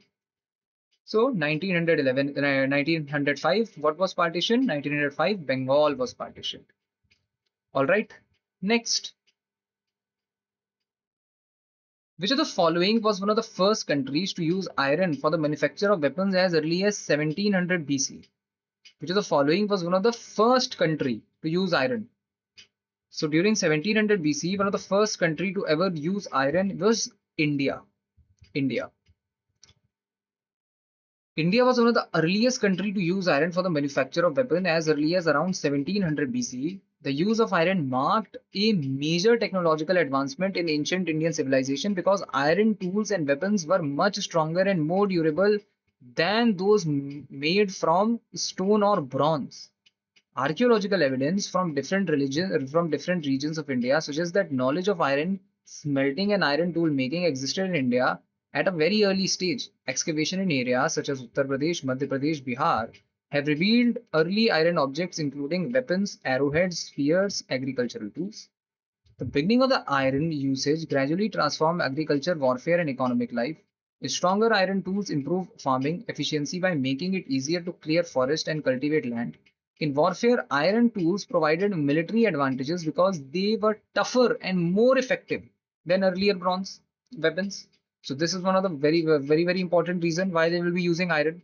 One important reason to use iron is for agriculture. Why is it important for agriculture? Because the region of between Ganga and Yamuna, the Ganga Yamuna Doab region, that region was highly fertile. And if you want to do any kind of agriculture on that region, you will have to chop off the very dense forest that had already existed in that region. So how do you chop off that region? How do you chop off that jungle, that dense forest, thick trees, thick trunk trees? The only way to chop them off is to have tools which are very strong. And you cannot make very strong tools with bronze and copper. The tools will get destroyed and they will not be very effective after after after using them for a little bit of time. So you need tools of a much stronger metal. And what is that metal? What is the strong metal? That strong metal is iron. So as soon as Indians will discover iron, they will do agriculture on a large scale, and also the area which will actually discover iron first, the Mahajanpad that will discover iron first, that Mahajanpad will also become the most powerful Mahajanpad because now they have access to stronger weapons. And which is that Mahajanpad that discovered iron first? That Mahajanpad is Magad. Magad was located in Bihar and Jharkhand area. And Bihar and Jharkhand, especially Jharkhand, have large mines of iron. So Magad was actually able to utilize those mines and extract iron from it. And with the known skills of iron smelting, metal smelting that they were already aware of, they were able to extract iron from those ores and they were able to make very strong, powerful tools with that iron. And they were actually able to use those tools and go on war against even much larger Mahajanpad. They would even defeat Avanti. Avanti was a much larger Mahajanpad. Avanti is currently located in Madhya Pradesh area.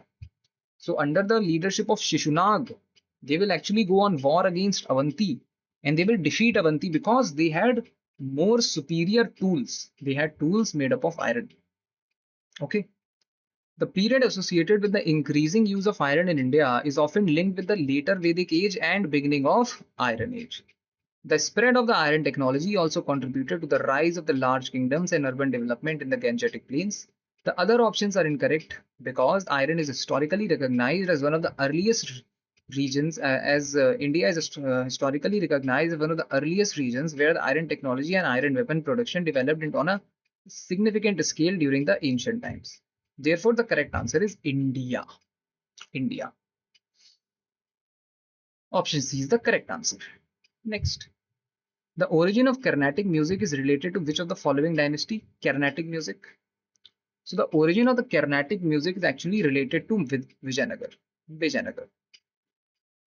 Vijayanagar. The origin and major development of the Carnatic music is closely associated with the Vijayanagar Empire. The Vijayanagar rulers gave strong patronage to art, literature, music, dance, and temple culture, which helped South Indian classical music evolve into a more organized and structured tradition. During the Vijayanagar period, temples and royal courts became important centers of music learning and performance. The Bhakti movement also played a major role in shaping Carnatic music because devotional songs dedicated to Hindu deities became widely popular. This period encouraged the growth of musical compositions, devotional singing, and systematic teaching methods. One of the most important figures connected to the development of the Carnatic music during this time was Purandar Das, who is known as the father of Carnatic music. So again, you will have to remember this. Purandar Das is known as the father of Carnatic music. He organized the basic structure of the Carnatic music education and composed a large number of devotional songs in Kannada. His contribution laid the foundation of for the later growth of Carnatic music tradition. The Vijayanagar Empire, especially during the reign of Krishnadeva Raya, became an important cultural center where music and arts flourished. Although Carnatic music developed further in the later centuries through famous composers such as Tyagaraja and Muthuswami Dikshitar, its early organized growth is strongly linked to Vijayanagar Empire. So Carnatic music is actually related to Vijayanagar Empire, and who is that one individual who is known as the father of the Carnatic music? That is Purandar Das. Purandar Das. Okay. Father of Carnatic music is Purandar Das, and Carnatic music is associated to Vijayanagar Empire. Okay. The Vijayanagar Empire was very important for the art, literature, music, dance, and temple culture. It had a very rich cultural history. Vijayanagar Empire. Next. Ramakrishna Gopal Bhandarkar and Mahadev Govind Ranade carried out their work of religious reform in Maharashtra during which of the following organization? Which organization are they working with? So they are definitely not working with the Theosophical Society. They are also not working with Brahma Samaj because Theosophical Society is related to Annie Besant. Brahma Samaj is related to Raja Ram Mohan Roy. So these two are not there. Then the two are left. So you can take a 50-50. Either Pratna Samaj or Atmiya Sabha. Which is the right answer? The right answer is Pratna Samaj. Ramakrishna Gopal Bhandarkar and Mahadev Govind Ranade carried out their work of religious and social reform in Maharashtra through the Pratna Samaj. Pratna Samaj was founded in 1867 in Bombay with the objective of reforming Hindu society and promoting social and religious modernization. The organization was influenced by the ideas of the Brahma Samaj but developed into its own identity in Western India, especially in Maharashtra. The Pratna Samaj emphasized monotheism, social equality, women education, widow remarriage, opposition to caste discrimination, opposition to social orthodox practices. Mahadev Govind Ranade became one of the most important leader of the movement and strongly supported gradual social reform through education and public awareness. Ramakrishna Gopal Bhandarkar also contributed significantly through his scholarship and reformist ideas.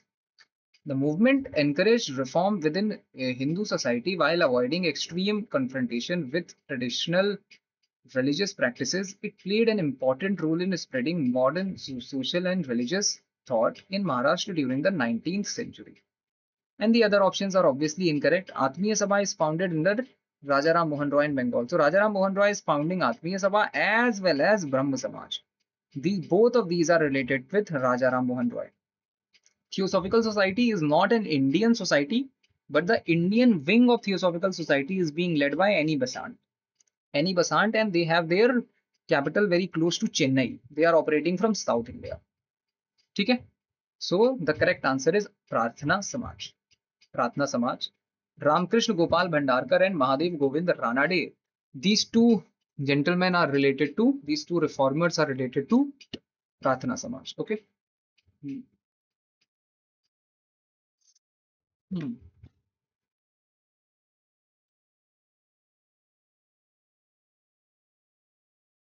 Carrying on. Try this question.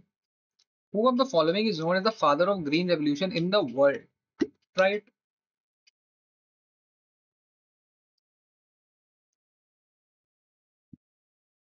Father of green revolution in the world. So father of green revolution in India, that is MS Swaminathan. Father of green revolution in India. But father of green revolution in the world, that is Norman Borlaug. Norman Borlaug. Now Norman Borlaug is also a Nobel Peace Prize winner for his contribution into agriculture. And he is also known as father of green revolution in the world. Let's see this. Norman Borlaug is known as the father of green revolution in the world because of his major contribution to the development of high yielding varieties of wheat and modern agricultural techniques that dramatically increased food production in many countries. Norman Borlaug was an American agricultural scientist who worked extensively on improving wheat production, especially in countries facing food shortages. He developed disease resistant and high productivity wheat varieties that significantly increased the agricultural output during the mid 20th century. So during the 1950s, he is doing all this. His work helped prevent large-scale famine in several developing countries and transform global agriculture. The Green Revolution involved the use of high-yielding variety seeds, HYV seeds, chemical fertilizers, pesticides, irrigation, and modern farming techniques. These methods greatly increased crop production, especially wheat and rice in countries such as India and Mexico. In India, the Green Revolution became highly successful during 1960s with the contribution of MS Swaminathan, who is known as the father of Green Revolution in India. Swaminathan worked closely on introducing high-yielding crop varieties and improving agriculture productivity in India. Norman Borlaug's contribution to global food security was so significant that he was awarded the Nobel Peace Prize in 1970. So Norman Borlaug is the father of Green Revolution in the world, and MS Swaminathan is the father of Green Revolution in India. Remember these two things. Question have been asked on both of these individuals. As you can see, Norman Borlaug, the question right now that we are dealing with, as well as the question has already been asked, and even in future many times it will be asked, that who is the father of Green Revolution in India, or something related to MS Swaminathan, that um, which one of the title is given to MS Swaminathan, and the question has immense number of a significant number of questions have been asked in relation to Green Revolution in India. So Green Revolution happens to be very popular for the exam point of view and also for the country. And Green Revolution in India actually happened during the 1960s. During the 1960s, we started the use of high yielding variety seeds, and during the 1960s, we also focused a lot upon uh, improving the irrigation facilities, because of which we became a country which is not reliant on any other country for agriculture. We are self-reliant, Atmanirbhar, on for agricultural produce. Okay, so remember that. Moving on.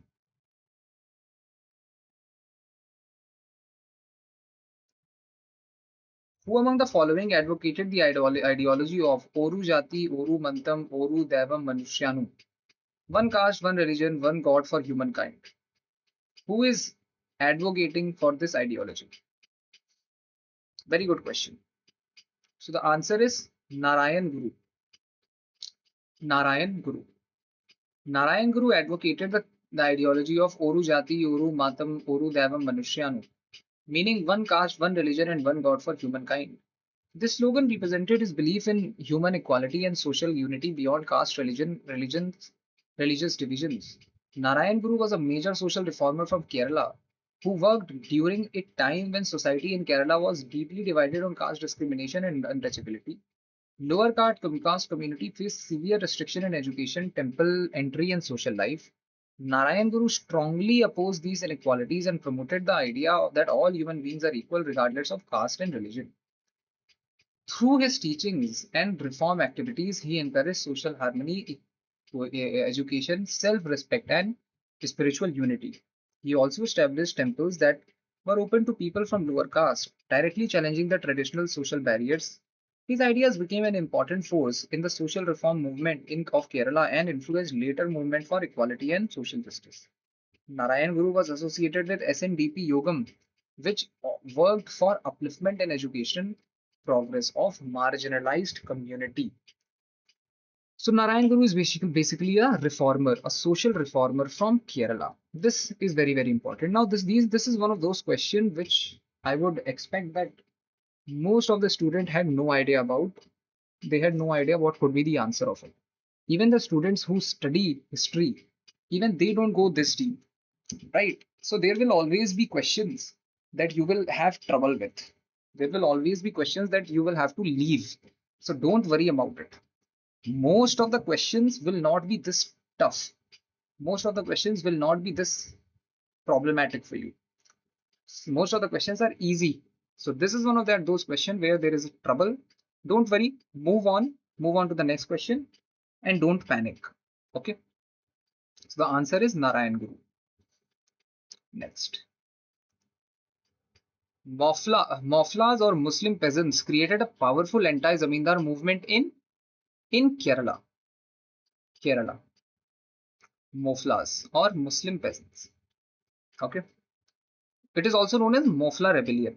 The Mofla Rebellion was a powerful anti-Zamindar movement created by the Moflas or Muslim peasants in Kerala, especially in the Malabar region during the early 20th century. The Moflas were Muslim tenant farmers who lived mainly in the Malabar area of Kerala. Many of them worked under the Hindu landlord known as Zamindars or Janmis, and faced high rents, economic exploitation, and harsh tenancy conditions. Over time, dissatisfaction among the peasant increased because of the social inequality, agrarian exploitation, and British colonial policies. The movement became especially intense in 1921 during the Khilafat, during the period of Khilafat movement, non-cooperation movement. Initially, the uprising had strong agrarian and anti-zamindar features because the peasants revolted against the oppressive landlords and colonial authorities. However, the rebellion turned later violent and took the communal dimension in some areas because the zamindars happened to be the Hindus and the Moflas were the Muslim peasants. So what happened? It eventually led to communal dimension as well, and the Britishers only would have tried that it should become a communal thing. The British government responded with severe military repression, leading to a large-scale arrest, violence, and deaths. One of the tragic incidents associated with the separation of the rebellion was the wagon tragedy, in which several prisoners died due to suffocation while being transported by the British authorities. The Mofla rebellion remains an important event in the history of peasant movements, agrarian struggles, and anti-colonial resistance in India. What was the wagon tragedy that we are talking about?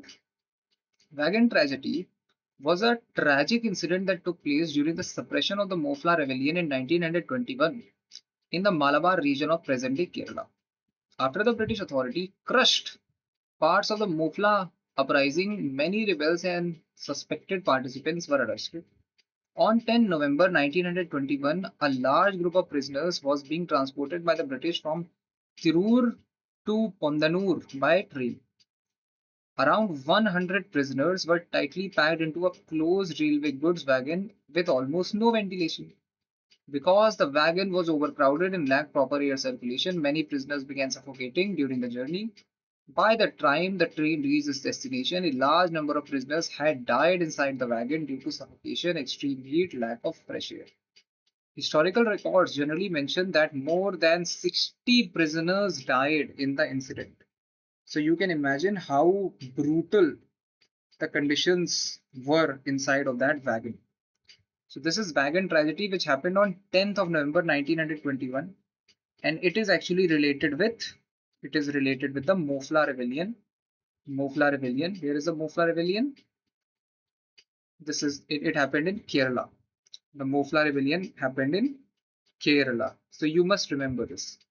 Again, this is also important, and we know the question has been asked from it, so we cannot avoid it now at all. Mofla rebellion, anti-zamindar rebellion.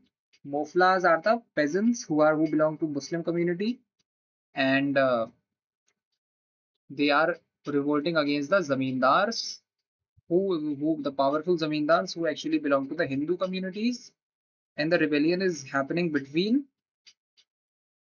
Moflas and the zamindars. There is a communal angle to it also, but that communal angle is not natural. That has been introduced eventually later by the Britishers.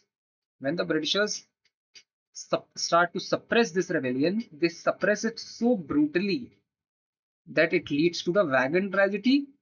What is wagon tragedy? Where on 10th November 1921, 10 November 1921 in Kerala, the prisoners are being taken from one place to another. What are those two places? From Tirur to Podanur, and they are put in a small wagon where there is no ventilation facility, and when the train starts to move, those individuals, because of lack of ventilation, they die of suffocation, extreme heat, and lack of fresh air.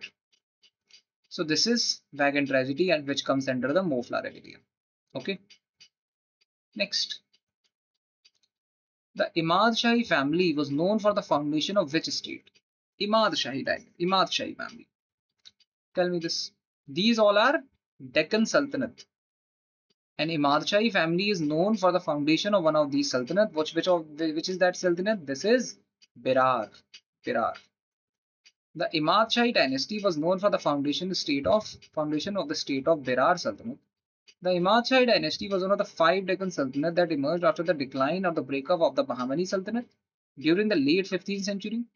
The dynasty was founded by Fatullah Imad ul Mulk, who established independent rule over the Berar region around 1490 CE. The capital of the Berar Sultanate was Elichpur. Elichpur. The Deccan Sultanate played an important role in the political history of the medieval South India and frequently fought among themselves as well as against the Vijayanagar Empire. The 5 major Deccan Sultanates formed after the breakup of the Bahmani Sultanate were Ahmednagar, which was ruled by Nizam Shahi dynasty; Bijapur, which was founded by Adil Shahi dynasty; Golconda, founded by Qutub Shahi dynasty; Bidar, founded by Barid Shahi dynasty; and Berar, founded by Imad Shahi dynasty.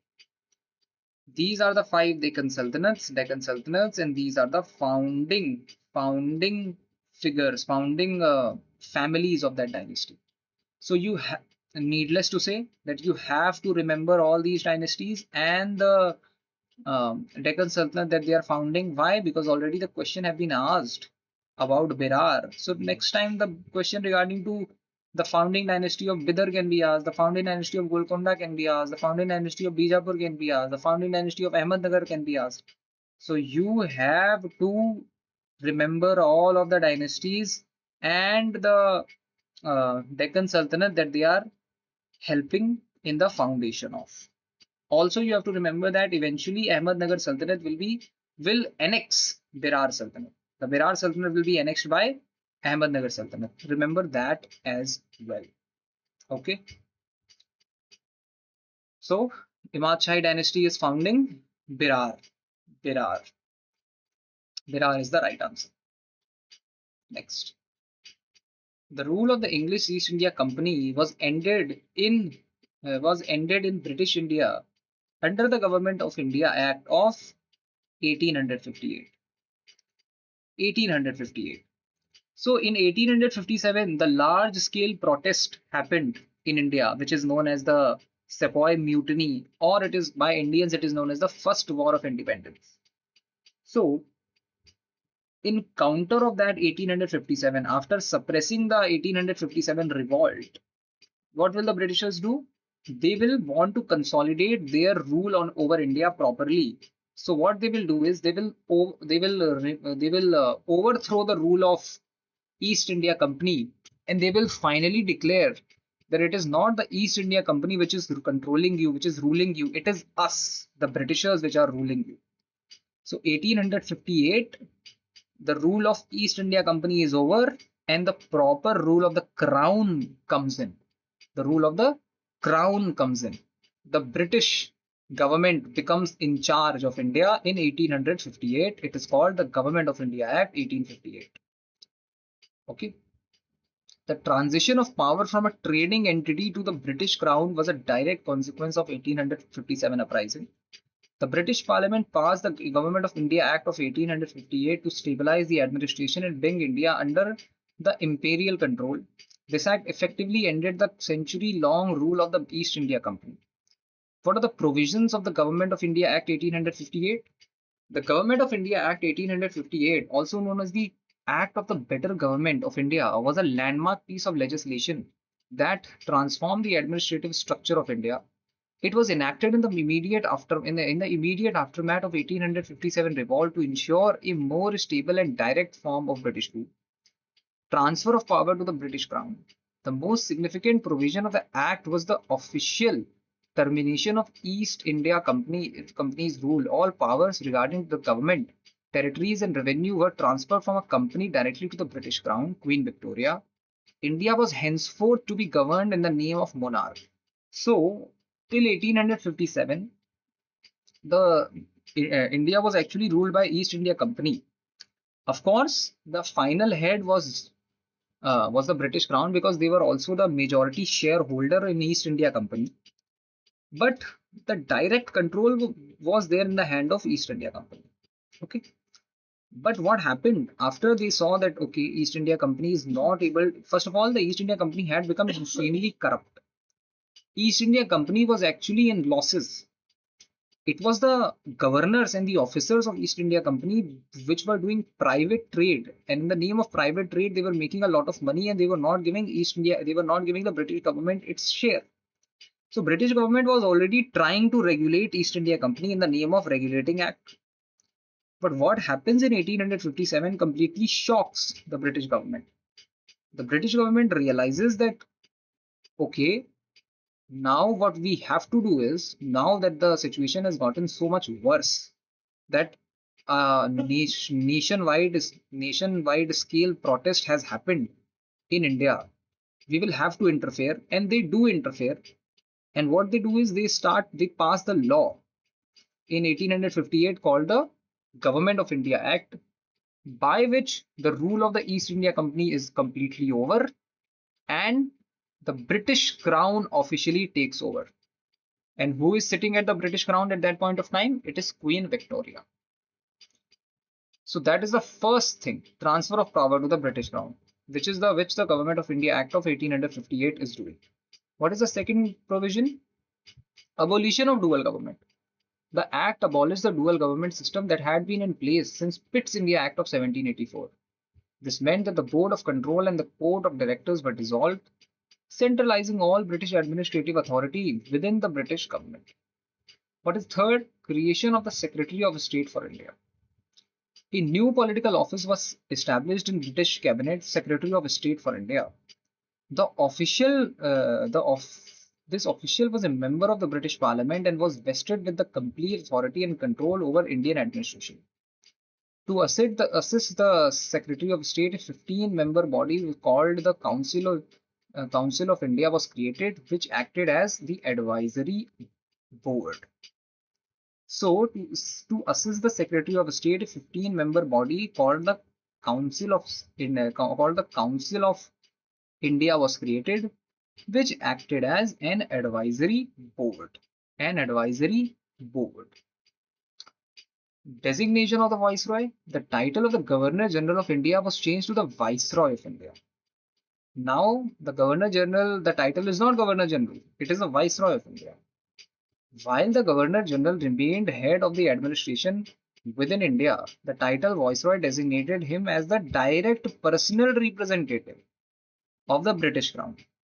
What does the title Viceroy represent? The title Viceroy represents that now the person who's sitting right at the top of all the administrative rules in India is not any Governor General and all. He is the direct representative of the British Crown. He is the direct person who has been set up by the British Crown. And who is that individual? Who is the first Viceroy of India? It is Lord Canning. Lord Canning became the first Viceroy of India. Lord Canning was already the Governor General of India. But after the 1858 Government of India Act, Lord Canning, from being the Governor General of India, he became the Viceroy of India. Viceroy of India. And very, very important thing that the Government of India Act did, is end of doctrine of lapse. Now, why they are putting an end to the doctrine of lapse? Because doctrine of lapse created incredible amount of unrest among the Indian princely states. Because according to doctrine of lapse, if an Indian princely state did not have a natural heir, then what will happen? Then that particular princely state, as soon as the king of that princely state dies, all the land, all the territories which actually will actually go to East India Company. Now, East India, the princely states did not like that. A lot of princely states did not have a natural heir. Their sons and daughters were actually adopted. And they did not like this idea that if I die, if the king dies, then the territory will now go all the way to the Britishers. They would obviously ask the question that who are you to tell us to do so? But this was initiated by Lord Dalhousie, and this became very, very successful and also very problematic for the Indian princely states. They annexed a lot of land using doctrine of lapse. Though not a structural provision of the Act itself, the shift to the Crown rule led to the formal abandonment of the doctrine of lapse. Because doctrine of lapse was being followed by East India Company, now that the Crown is ruling, East India Company is not ruling. The Crown is ruling, which basically means that doctrine of lapse is not going to be used, because it is basically a policy of the East India Company and not the policy of the Crown. The British government promised to respect the rights and dignity of the native Indian princes and stop the practice of annexing princely states if a ruler died without a natural heir, aiming to prevent future rebellions. This is also one of the things that the British government will do through Government of India Act of 1858. Okay, 1858. It's very, very important. Remember this. Next. The famous scientist Albert Einstein was inspired by whose idea of non-violence? So this is pretty obvious. This is Mahatma Gandhi. Albert Einstein was very much fascinated by Mahatma Gandhi, and he even wrote many letters to Mahatma Gandhi, even though they did not formally meet ever. But Albert Einstein wrote a lot of letters to Gandhi. What did he say? What is it? The connection between the two giants. Albert Einstein, the Nobel Prize winning physicist, held Mahatma Gandhi in the highest regard. Although they never met in person, they exchanged several letters. Einstein was deeply moved by Gandhi's commitment to ahimsa, non-violence, and his ability to mobilize millions of people against a powerful empire without using any weapons. Why Einstein was inspired? Moral superiority. Einstein believed that Gandhi's method of satyagraha, truth force, was the only way to achieve lasting peace in a world increasingly dominated by threat of nuclear weapons. Second, the future generation quote, which is a very important quote. Einstein famously said of Gandhi, generations to come, it may well be, will scarce believe that such a one as this ever in flesh and blood walked upon this earth. What does that mean? That after many generations, people will even question that an individual like Gandhi even walked upon this earth, an individual who was able to mobilize millions, hundreds of millions of people on the principle of satyagraha and non-violence. And an individual who is so educated, Mahatma Gandhi had gotten his education done from London, and then he was practicing in South Africa. He was already one of the most successful lawyers of the country at that point of time. And leaving all that luxury, leaving all that materialistic luxury, what did Gandhi do?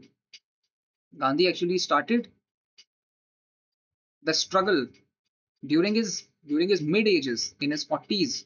He started the struggle to fight against the Britishers, not only against the Britishers but also against the prejudice that had existed in Indian society, the immoral way of living, the casteism that had existed in Indian society, the division that was existing in Indian society, wealth inequality, and everything. He started fighting against it. and he laid down his life till his last breath. He was fighting against it. So Einstein said this, that generations later the people will not actually believe, and that's actually true. Now people actually point fingers at Gandhi. They try to find out problems in his character and everything. This is famously said that if you cannot kill someone's ideology, then just start pointing fingers at their character, and that's what people do now. So that's exactly what Einstein said. Also, scientific rationality meets ethics. As a scientist, Einstein valued logic and order. He saw Gandhi's non-violence as a logical and superior alternative to the chaos of war. Also, that Einstein was from uh, Germany, and in Germany he had already seen what irrationality and what war can do. He had already seen that under Hitler. He had already seen what an irrational individual who's hungry for power, what an empire building individual who's hungry for power can do to a country. So when he saw Gandhi's way of mobilizing people, it actually moved him. He was actually very fascinated by it. So this happens to be the relation between Albert Einstein and Mahatma Gandhi. Next, Tansen, who was inducted in the Navratnas of Akbar, was an expert in playing which of the following musical instrument? So Tansen was an expert in playing rabab. Rabab. Tansen was a legendary musician and one of the Navratnas, nine gems in the court of Emperor Akbar. While he is most famous for his vocal mastery and creating new ragas, he was also an expert instrumentalist. His primary instrument was rabab, a plucked string instrument that originated in Central Asia. Tansin is credited with modifying the Middle Eastern rabab to better suit the nuances of Indian classical music, leading to the birth of Senia rabab.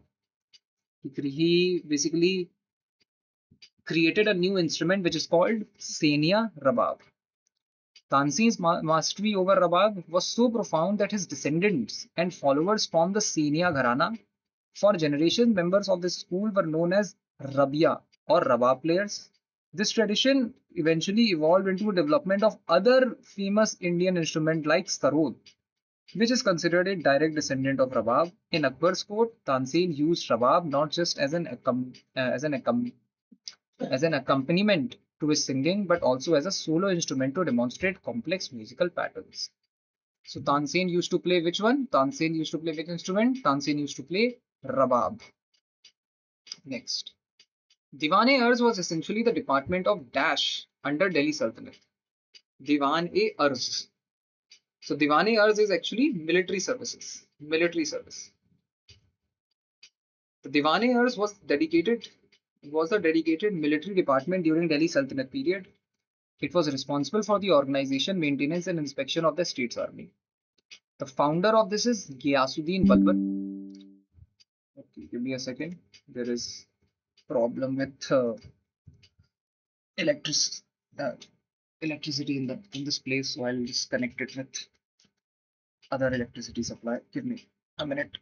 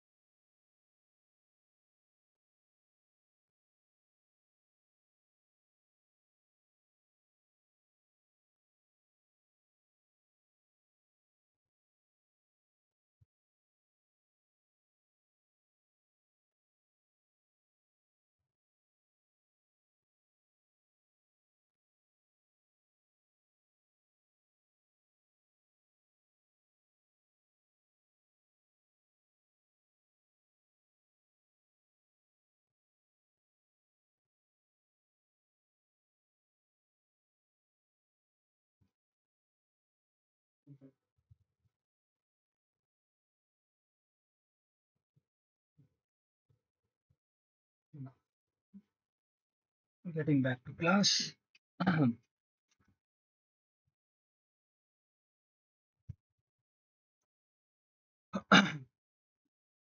Okay. Hmm.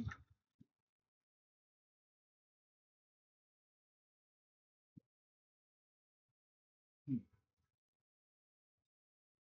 So the question is, Diwan-e-Arz was essentially the department of Dash under the Delhi Sultanate.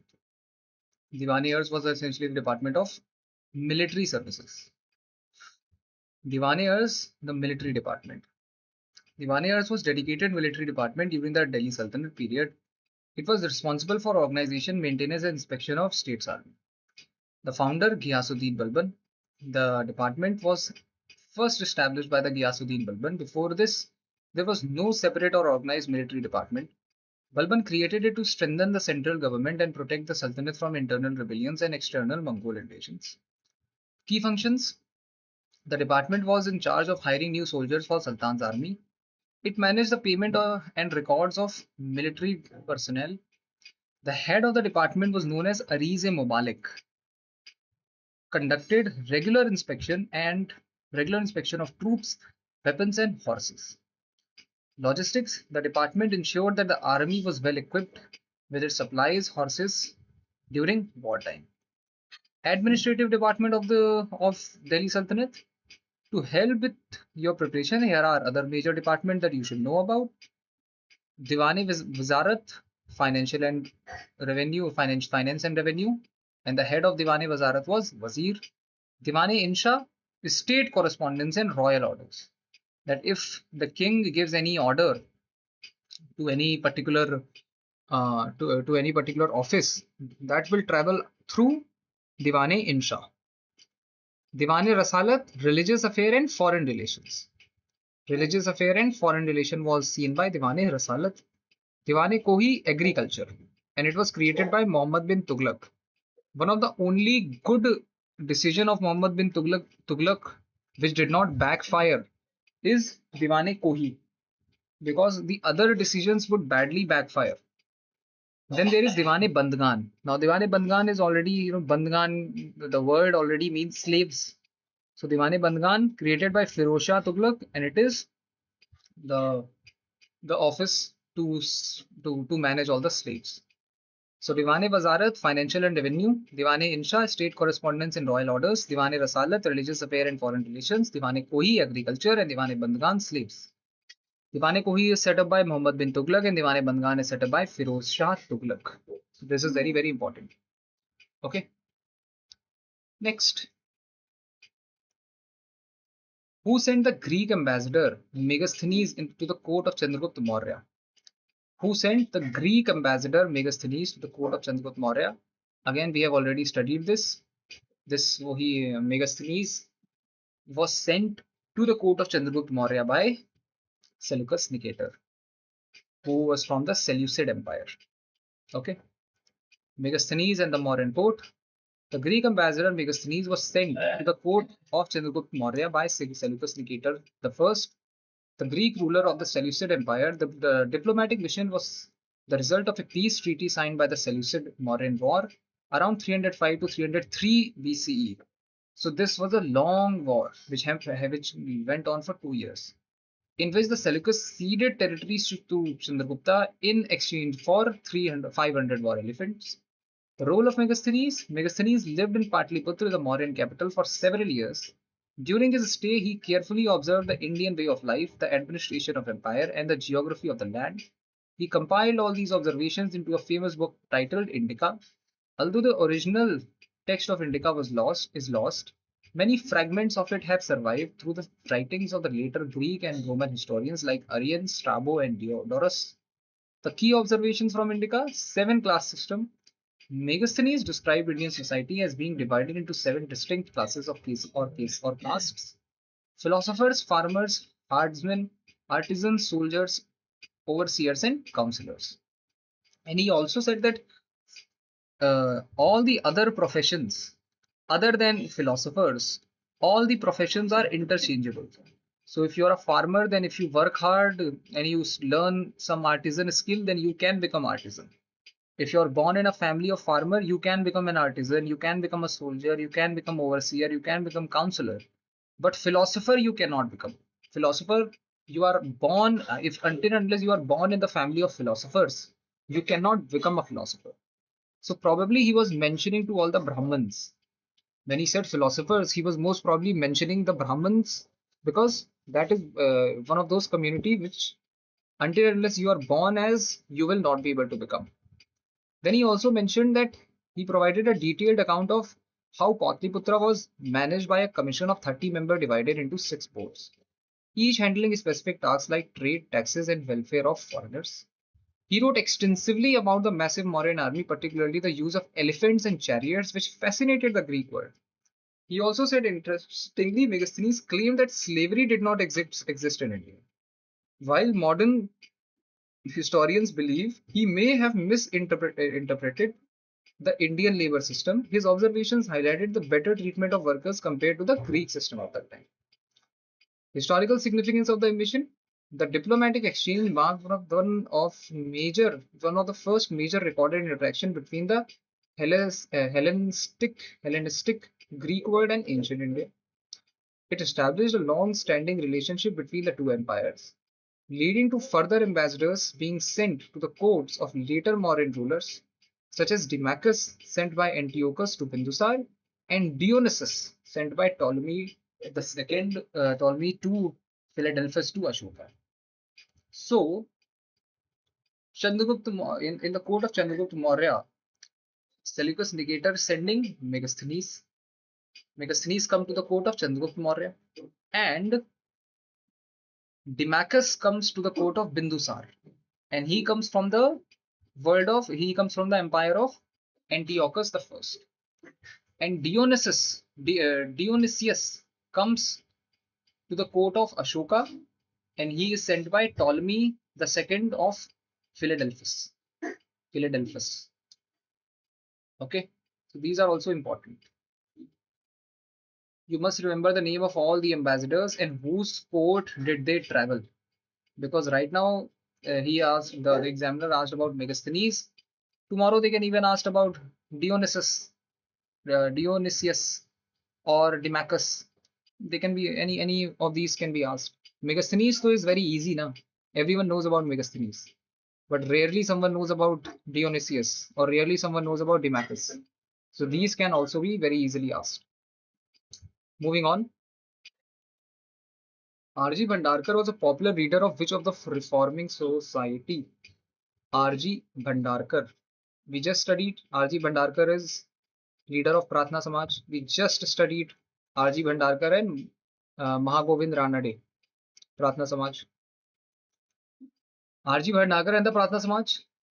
Ramakrishna Gopal Bhandarkar, R.G. Bhandarkar was one of the most influential leaders of the Pratna Samaj. While the society was originally founded by Atmaram Pandurang in 1867 in Bombay, now Mumbai, it's leaders like Bhandarkar and Justice Mahagovind Ranade who gave it's the leaders like Bhandarkar and Justice Mahagovind Ranade who gave movement its intellectual strength and social direction. The Pratna Samaj, meaning prayer society, was a social reform movement that emerged in the Western India. It was deeply inspired by the Brahma Samaj of Bengal, but remained distinct by focusing more on social reform rooted in Indian tradition rather than a complete break from them. The primary goal was to promote the worship of one God and to reform society based on the principles of social equality and justice. Brahma Samaj, the founder is Raja Ram Mohan Roy. Key focus: monotheism, ending sati, and rationalism. Arya Samaj, the founder is Dayanand Saraswati. What is the Ved focus? Back to the Vedas. This was a quote which was given by Dayanand Saraswati and Shuddhi movement. Theosophical Society, the founders are H.P. Blavatsky and H.S. Olcott. The key focus is universal brotherhood and ancient religious and philosophies, learning the ancient philosophies and religions. In India, Theosophical Society was led by Annie Besant. Then there is Pratna Samaj. The founder is Atmaram Pandurang, and it is basically a social reform movement in the Western India, particularly Maharashtra. And the two very important name with Pratna Samaj is Mahadev Govind Ranade and R.G. Bhandarkar. R.G. Bhandarkar and Mahadev Govind Ranade, right? Mahadev Govind Ranade. Justice Govind Ranade. Next. Dash was the first woman to be obtained as a bhikkhuni in Buddhism. First woman. So initially, when Gautam Buddha started the whole Sangh, Buddhism Sangh, he did not allow women to enter. He said that women will not be a part of it. That was probably because he thought that all the men, they will get distracted. But Gautam Buddha was raised by his foster mother. When Gautam Buddha was born, his name was Siddhartha. When Siddhartha was born, his actual mother Mahamaya died, and he was raised by his foster mother, who was actually the sister of his mother. And the name of the foster mother is Maha Prajapati Gautami. And it is said that because of the name of his foster mother, Maha Prajapati Gautami, he actually got the name of Gautam. So the name Gautam comes from Gautami. So when Maha Prajapati Gautami actually went to meet Buddha when he had attained enlightenment, she pressed upon him to allow women to be a part of Sangha. And that's how Gautam Buddha allowed women to become bhikkhunis as well. So the first woman to become bhikkhuni is Mahaprajapati Gautami. The first woman ordained in Buddhism. In Buddhism, the first woman to be officially ordained as bhikkhuni, a female monk or nun, was Mahaprajapati Gautami. She held a very special place in the life of Gautam Buddha as she was his maternal aunt and the foster mother who raised him after his biological mother, Queen Maya, passed away. After Gautam Buddha achieved enlightenment and established the Sangha, the monastic community, Mahaprajapati Gautami wished to join. She traveled a long distance on foot to meet the Buddha and requested that women be allowed to live the same spiritual life as men. At first, the Buddha was hesitant to allow women into the monastic order. However, his close disciple Ananda pleaded on her behalf, asking if women were capable of reaching the same high level of spiritual awakening, which is called arhatship, as men. When Buddha confirmed that they were, he agreed to ordain her, provided she accepted specific rules to ensure the discipline of the community. What were the key rules and legacy? To join the Sangha, Mahaprajapati Gautami had to accept the 8 heavy rules known as Garu Dhammas. These rules were meant to define the relationship between male and female monks. By accepting them, she opened the door for thousands of other women to pursue a life of meditation and teaching. Soon after, 500 other women from her tribe also joined the order. What the other options? Sujata. Sujata is also one of the women which is related with the story of Gautam Buddha, but she is not the first woman to be ordained as bhikkhuni. She was a village girl who famously offered Gautam Buddha a bowl of rice milk, kheer, when he was starving during his intense meditation. This meal gave him strength to finally reach enlightenment. While she was a devoted follower, she was not a nun, so she never became a bhikkhuni. Then there is Sanghamitra. She was the daughter of the famous Emperor Ashoka, and she is credited with taking Buddhism to Sri Lanka and establishing the bhikkhuni order there. So Sanghamitra is daughter of Ashok. Ashok actually sent his son and daughter to Sri Lanka. The name of his son is Mahindra, and the name of his daughter is Sanghamitra.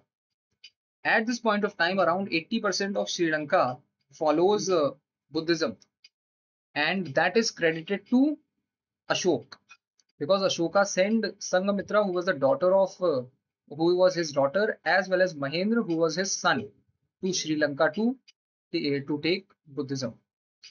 Then there is Dhammanand Bhikkhuni. This refers to a modern day figure who became the first Thai woman to receive full ordination into the Theravada tradition. Theravada tradition is actually the first actual teaching of Buddha.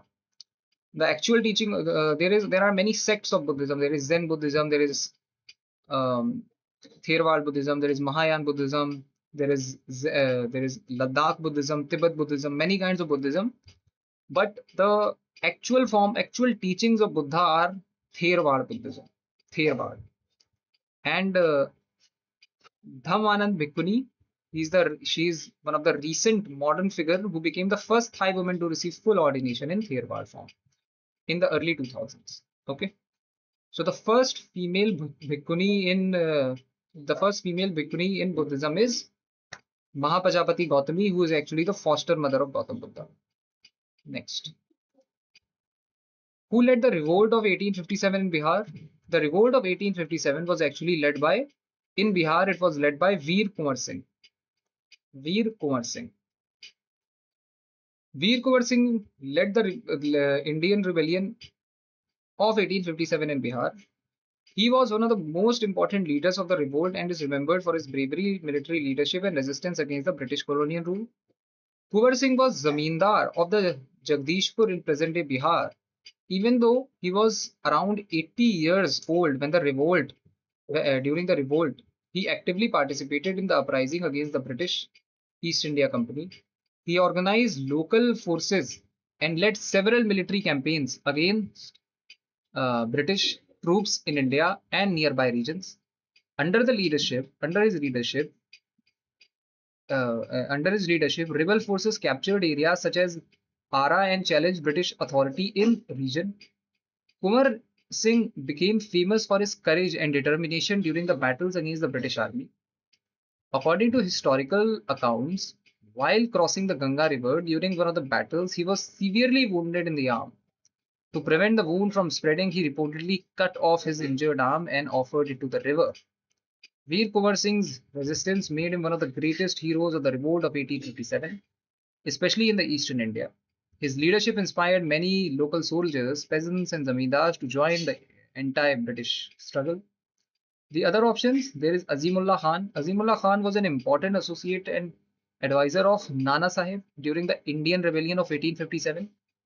He is believed to have played a significant role in planning resistance against the British East India Company. Before the revolt, Azimullah Khan had travelled to England to plead Nana Sahib's pension case before the British authorities, but the British rejected the demand. This increased resentment against the British rule. During the revolt, he worked closely with Nana Sahib in Kanpur and was involved in the political and military strategy. So Azimullah Khan is actually lawyer, associate and advisor of Nana Sahib. And who is Nana Sahib? Nana Sahib is the son of Baji Rao II. And after the death of, because Nana Sahib was not a natural heir uh, of Baji Rao II, he was adopted son of Baji Rao II. So after the death of Baji Rao II, Nana Sahib was denied pension, and Nana Sahib sent actually Azimullah Khan to London so that Azimullah Khan would talk to the Britishers and the Britishers would again provide pension to Nana Sahib. But again, Britishers were not convinced. This led to immense amount of unrest in Nana Sahib, and he decided to revolt against the Britishers, and he got the opportunity in the rebellion of 1857. So in a revolt of 1857, Nana Sahib with Azimullah Khan, both of them planned on military rebellion, as well as they were playing the strategic role in the rebellion of 1857. Okay, planning resistance against the British East India Company. Then there was Bakht Khan. Bakht Khan was one of the most important military leaders of the revolt of 1857 in Delhi. He was originally a Subedar in the Bengal army of British East India Company and later joined the rebellion. Bakht Khan led rebel soldiers from Bareilly to Delhi and became a major commander of the rebel forces there. After reaching Delhi, he assumed the important leadership role under the symbolic authority of Bahadur Shah II. Bakht Khan attempted to organize the rebel administration and military operation in Delhi against the British forces.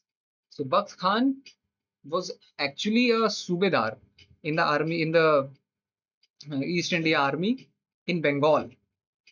But when the revolt broke out, he with a bunch of other soldiers traveled all the way to Delhi, and under the symbolic authority of Bahadur Shah II, Bakht Khan led all the army, all the soldiers who traveled with him under the symbolic leadership of Bahadur Shah II Bakht Khan actually decided to revolt against the Britishers, and he played a very significant role. Like he attempted to organize a rebel administration and military operation in Delhi against the British forces. Then there is Maulvi Ahmadullah Shah. Maulvi Ahmadullah Shah was a prominent leader of the revolt in the region of Awadh, especially around Faizabad and Lucknow. He was known for his powerful speeches and ability to inspire people against British rule. Ahmadullah Shah combined religious influence with political resistance and became one of the most determined rebel leaders during the uprising. British officials considered him a highly dangerous revolutionary because of his influence over soldiers and common people. So Maulvi Ahmadullah Shah was actually revolting around Faizabad and Lucknow, which is the region of Awadh. So he was also very important. Why? Because he was capable in giving powerful speeches and his ability to inspire people against the British rule. And for these reasons, he was considered a highly dangerous revolutionary because of his influence over soldiers and common people.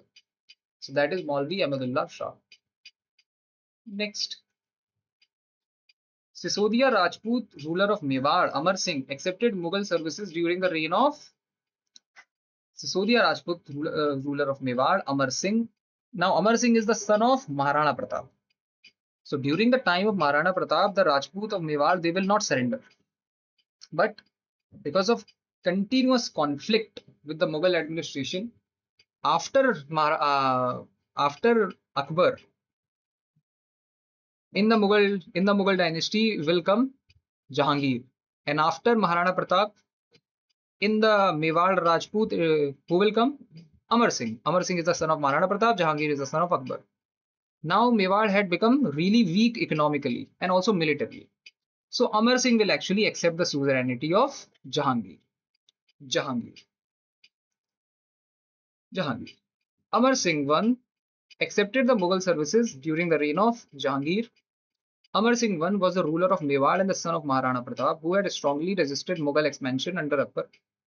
Maharana Pratap became famous for refusing to submit to Mughal authority and for fighting the Battle of Haldighati against the Mughal forces led by Raja Man Singh. After Maharana Pratap's death, Amar Singh continued resistance against the Mughals for several years. However, continuous warfare weakened Mewar economically and militarily. During the reign of Jahangir, negotiations took place between the Mughal Empire and Mewar. In 1615, the peace treaty was concluded between Amar Singh and Mughal Empire. Under this agreement, Amar Singh accepted Mughal suzerainty and agreed to serve the Mughal emperor. Although certain special privileges were granted to the rulers of Mewar, unlike many other Rajput rulers, the Rana of Mewar was not required to personally attend the Mughal court. So, a special privilege which was given to Amar Singh was that unlike the other Rajput rulers who had already accepted the suzerainty of the Britishers, the suzerainty of the Mughals, the Maharana of the Rana of Mewar, the ruler of Mewar, that was Amar Singh at that point of time, he was not required to attend the Mughal court. So he could stay in Mewar and he could be under the suzerainty of the Mughals. So this treaty marked the end of a long conflict between the Mughal Empire and Mewar, and that had begun during Akbar's reign. During the reign of Akbar, Mewar was ruled by prominently. It was ruled by Maharana Pratap, and Maharana Pratap never surrendered. He, till his last breath, he fought against Akbar. The other options are incorrect because Akbar fought against Maharana Pratap, but Amar Singh accepted Mughal suzerainty under Jahangir. Aurangzeb ruled much later, and Babur came much earlier. Babur was a founder of the Mughal Empire. His rule is basically between 1506 to 1510. Sorry, 1526 to 1530. So Babur is coming much earlier. Okay, and Aurangzeb is coming much later. So the only right answer is Jahangir. Next, Muhammad bin Tughlaq introduced a copper coin called Tanka. Tanka in place of silver coin. Tanka. Muhammad bin Tughlaq introduced a copper coin called Tanka in place of a silver coin during his reign in the 14th century. Muhammad bin Tughlaq, who ruled the Delhi Sultanate from 1325 to 1351, is known for several ambitious administrative and economic experiments. One of his most famous experiments was the introduction of the token currency. The Sultan attempted to replace the silver coin with copper coin that would have the same face value as silver currency. This copper coin was called tankas and were meant to function as the token money issued by the state. The idea behind this policy was to overcome the shortage of silver and increase the money supply in the empire. However, the experiment failed badly because the government could not properly control the minting of coins.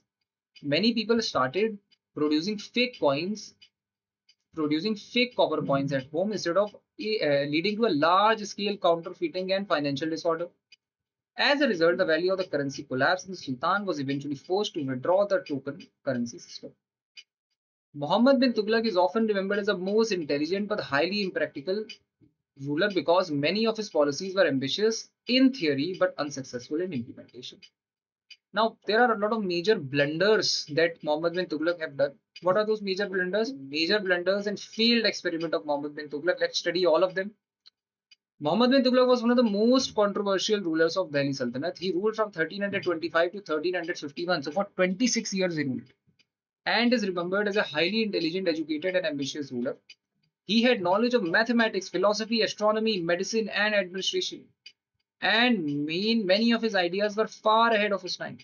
However, most of his policies failed because they were implemented without proper planning, practicality, or understanding the ground realities.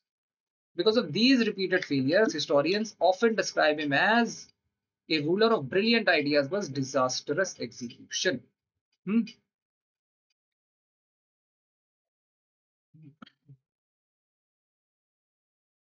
So, the first disastrous idea that he came up with was transfer of capital from Delhi to Daulatabad. One of Muhammad bin Tughlaq's most famous decision was shifting the capital from Delhi to Daulatabad around 1327. The Sultan believed Daulatabad was geographically more central and safe from Mongol invasion coming from the northwest. He wanted better administrative control over both North and South India. However, the decision became a disaster because he forced a large section of Delhi's population, including nobles, scholars, traders, and common people, to move hundreds of kilometers to Daulatabad. The journey was extremely difficult, and many people died due to exhaustion, hunger, disease, and harsh travel conditions. After some time, Muhammad bin Tughlaq realized the difficulties of governing from Daulatabad and shifted the capital back to Delhi. This caused enormous suffering and economic disruption and public anger. So first he's moving from Delhi to Daulatabad. While moving to Daulatabad, a lot of people are dying because he's asking all the people to also come with him. So imagine for hundreds of kilometers, people are traveling on foot because of course they did not have the money. So most of the people are traveling on foot, and because of hunger, because of lack of water, because of heat and all the climatic changes, natural barriers, probably rivers, and wild animals, and all of these things, thousands of people are dying. And then he's ruling from Daulatabad, and he realizes Daulatabad does not have the infrastructure, and it is also very hard to govern north from Daulatabad. So what he does, he travels all the way back and asks the people to also come back. Now that creates insane amount of frustration in the mind of people. After some time, so now the second blunder that he made is introduction of a token currency.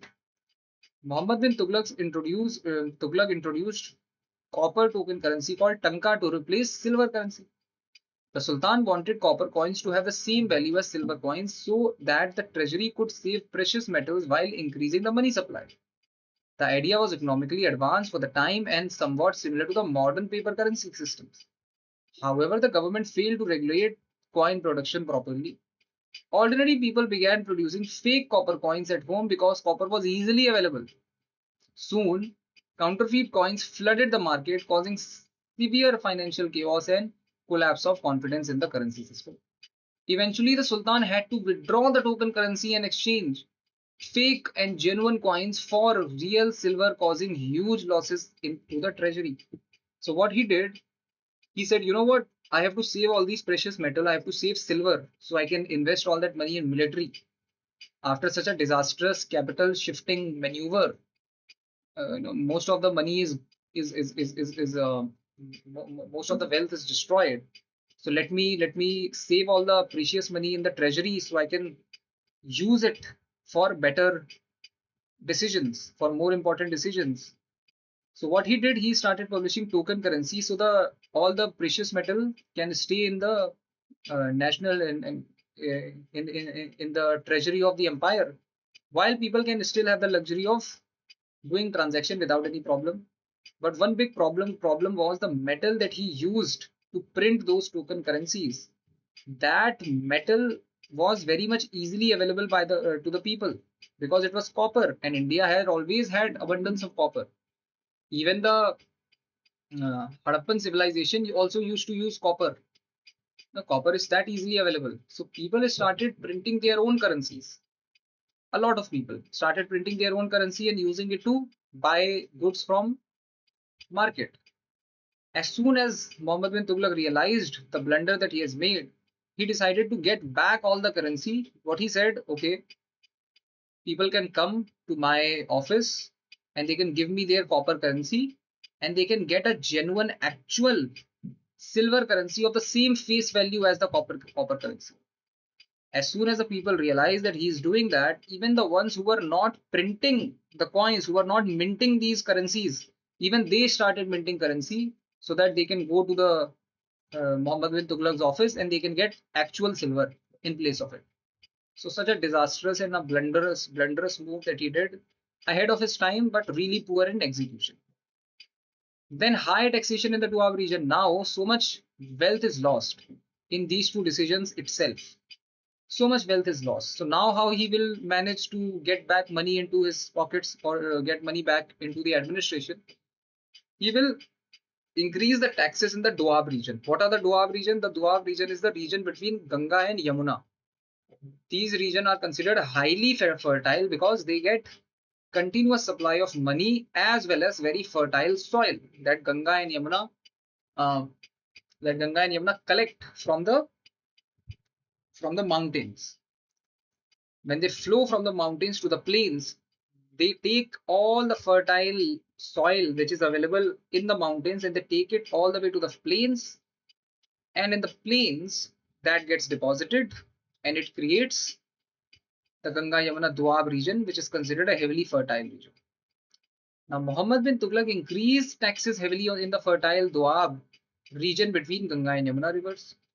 The Sultan wanted higher revenue to finance military campaigns and administrative projects.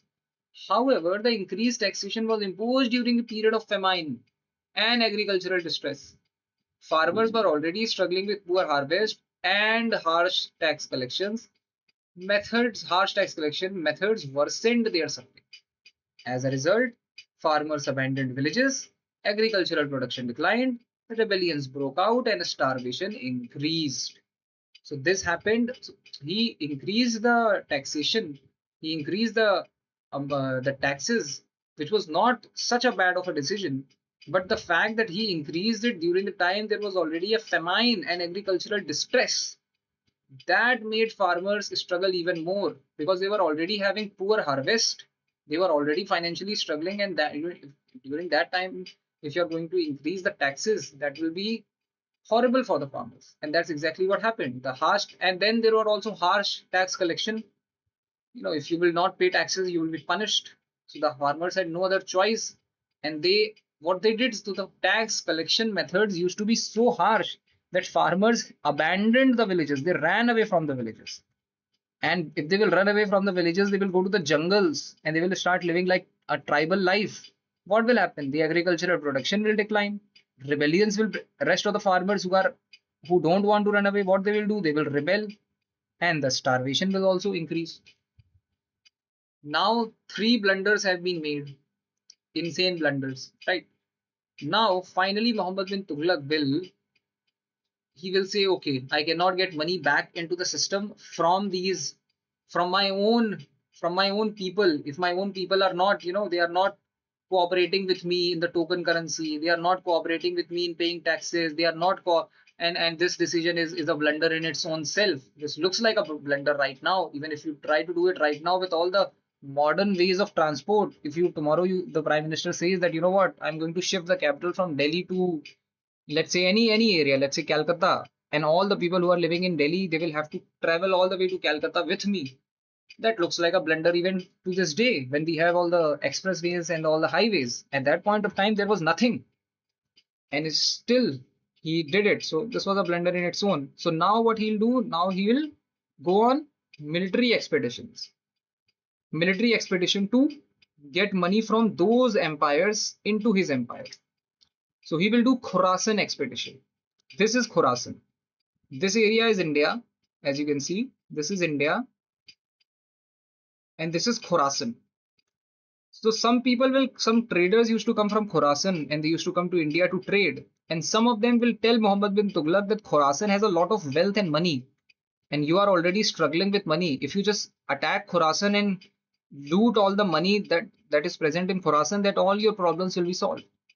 So Muhammad bin Tughlaq planned to conquer Khorasan and prepared a massive army for invasion. Large sum of money were spent on recruiting and maintaining soldiers, but invasion was actually never carried out. He will not be able to gather courage to go on expedition. The Sultan abandoned the plan, wasting enormous state resources and creating financial strain on the treasury. Finally, he will say, okay, I cannot go to Khorasan. They seem to be dangerous. So he will go on Karachil expedition. What is Karachil? Karachil is actually Tibetan and Himachal area. Okay, Himalayan region, Tibetan region, Kumaon, Tibet region. The Sultan launched a military expedition towards the Himalayan region known as Karachil, probably in the Kumaon, Tibet area. The campaign failed badly because harsh climate. Now think about it. Harsh climate, mountainous terrain, supply shortage, disease. Think about it. The army which has lived almost all its life in Delhi, if you ask them to go to the Tibetan and Kumaon region, the mountainous region, and fight there, is there any chance that they are going to survive? Is there any chance that they will even be able to fight for few days? There is no way. And then how will you maintain the logistical supply? How will you maintain the how will you feed the soldiers? That is almost an impossible of a task to do, especially during at that point of time. Even today, it is very hard to fight in these regions, especially for the people who have grown up in Delhi and plains. If they go to these regions due to oxygen shortage, they will only die. So he made that blunder, the Karachi expedition, and a large number of soldiers died and the campaign ended unsuccessfully. So this was Muhammad bin Tughlaq and his major blunders. We must know about them. That's why I told you all of it. And the question that was asked was, Muhammad bin Tughlaq introduced a coin called dash in place of silver coin. He introduced a copper coin and it was called tanka. Tanka. Okay, done with this. Moving on here. Who among the following leaders led to Bardoli Satyagraha? Bardoli Satyagraha. So it is Vallabhbhai Patel. Vallabhbhai Patel. And it will be because of Bardoli Satyagraha that Vallabhbhai Patel will be named as, Vallabhbhai Patel will get the title of Sardar, which is leader, chief.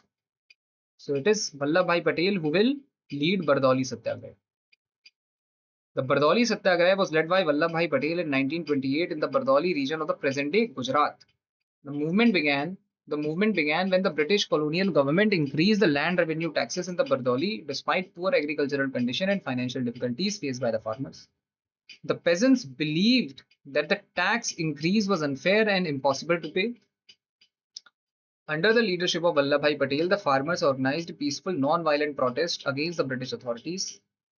Patel advised the peasants to refuse payment of these increased taxes and maintain a strict discipline and unity throughout the movement. The protest followed the discipline of Satyagraha, non-violence, and civil resistance, inspired by Mahatma Gandhi.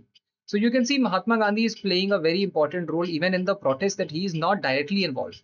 Because now he has paved a way after the success of Champaran Satyagraha. All the people, especially the educated Indians, realize that this is the way. This is how you fight the British.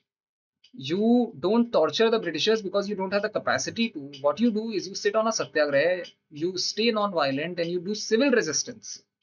And the Britishers will have to eventually give up. They will try to harm you. They will try to use all the methods, all the ways. But if you yourself don't become violent, then it is impossible for them to affect your affect the final outcome of the protest, which will be in your favor. So this was done by Sardar Vallabhbhai Patel in Bardoli. The movement became highly successful because the peasants remained united despite the government pressure, property seizure, and threats by the British officials. Eventually, the British government agreed to reduce the tax increase and return confiscated lands and properties. After the success of the movement, the people of Bardoli gave Vallabhbhai Patel the title of Sardar, meaning the leader of the or chief. From the time onwards, he became widely known as Sardar Vallabhbhai Patel. So Sardar Vallabhbhai Patel is leading Bardoli Satyagraha. ठीक, Bardoli Satyagraha, Sardar Vallabhbhai Patel. Next, who among the following Mauryan kings gave up war after the Battle of Kalinga? After Battle of Kalinga, who's giving up war? It is Ashok. Ashok is the right answer. Very easy. So you can see even very easy questions are asked sometimes. So the first target should be solving these easy questions, which is the low hanging fruits. Then targeting the moderate questions, and then targeting the very tough questions. Very tough questions, like there was the question about Narayan Guru, like Devam Manushyam and all those who gave that quote. That is a tough question. So you don't target them first. First you target these kind of easy questions, then you target the moderate question like Bardoli Satyagraha and all, and then you target the tough ones. So that is why solving PYQ is very, very important. That is why we are doing this session today. So the correct answer is Ashok. Ashok gave up the war after the Kalinga War. The war was fought between the Mauryan Empire and the independent state of Kalinga, located in present-day Odisha. Ashoka wanted to bring Kalinga under the Mauryan control as a part of his imperial expansion. Although the Mauryan army won battle, the war caused enormous destruction and battles and human suffering. Historical accounts in the Ashoka's rock edicts mention that thousands of people were killed, injured, captured, or displaced during the conflict. The large-scale violence deeply disturbed Ashok and completely changed his outlook towards warfare and kingship. After witnessing the horrors of the Kalinga War, Ashok abandoned the policy of military conquest and adopted the principle of Dhamma, which emphasized non-violence, compassion, and moral conduct, religious tolerance, and welfare of the people. He also embraced Buddhism and became one of its greatest patrons. Following this transformation, Ashok focused on public welfare and peaceful governance rather than expansion through war. He built roads, rest houses, hospitals, wells, stupas, and monasteries, and spread Buddhist teaching to different regions of Asia through missionaries. Because of this major change in his life, after the Kalinga War, Ashok is remembered as one of the greatest rulers in Indian history and as a symbol of peace and moral governance. This is Ashok. Which rock edict did Ashok mention? In which rock edict did Ashok mention about Kalinga? In which rock edict is he mentioning about Kalinga? Rock edict are the messages which have been left by Ashok. It was actually, these messages were actually printed on a stone by Ashok for his people, for the people of his kingdom. But they have survived to this day, and they allow us to know about what are the things that Ashok wants to communicate to the people. So in the 13th message, Ashoka mentioned the Kalinga War in the 13th rock edict. In the every single rock, he's writing the same thing. And the 13th message, 13th rock edict message, what does he talk about? He talks about Kalinga in the 13th major rock edict. This edict is one of the most important inscription issued by Ashok because it clearly explains his feeling of regret and remorse after the war. In the inscription, Ashok states that the conquest of Kalinga caused massive loss of life, deportation of people, suffering of civilians, destruction and misery. The edict mentions that more than 1 lakh people were killed and many more died later. And around 1.5 lakh people were taken prisoners. After witnessing this suffering, Ashoka declared that he no longer believed in conquest through war and violence.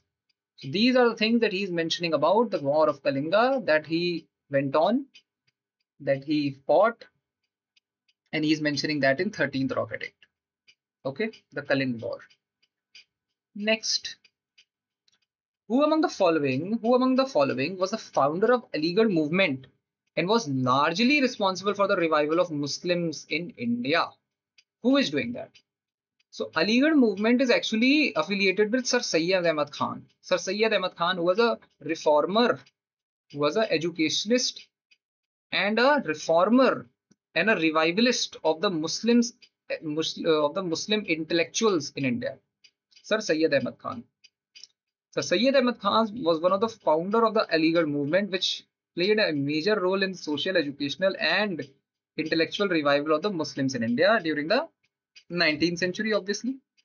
After the Indian Rebellion of 1857, many Muslims in India faced political decline, economic difficulties, and educational backwardness. Sir Syed Ahmad Khan believed that the Muslim community could progress only through modern scientific and Western education. He encouraged the Muslims to adopt modern learning while also preserving their culture and religious identity. As a part of the Aligarh movement, he established the Mohammedan Anglo-Oriental College at Aligarh in 1875. This institution was developed into Aligarh Muslim University. So, Mohammedan Anglo-Oriental College eventually develops into Aligarh Muslim University. The movement promoted modern education, scientific thinking, social reform, educational upliftment of Muslims. Sir Syed Ahmad Khan also worked to improve relations between Indians and the British after 1857 and encouraged Muslims to participate in modern administrative and educational systems. Now, what is the explanation of the other options? So, there is Mirza Ghulam Ahmad. Mirza Ghulam Ahmad was a religious leader and reformer from Punjab who founded the Ahmadiyya movement in 1889. He was born in Qadian, located in present-day Punjab, and claimed to be a spiritual reformer sent to revive Islam. Mirza Ghulam Ahmad emphasized the peaceful propagation of religion, moral reform, and spiritual purification. He strongly opposed the violent religious extremism and argued that Islam should spread through reasoning, debate, and peaceful preaching rather than warfare.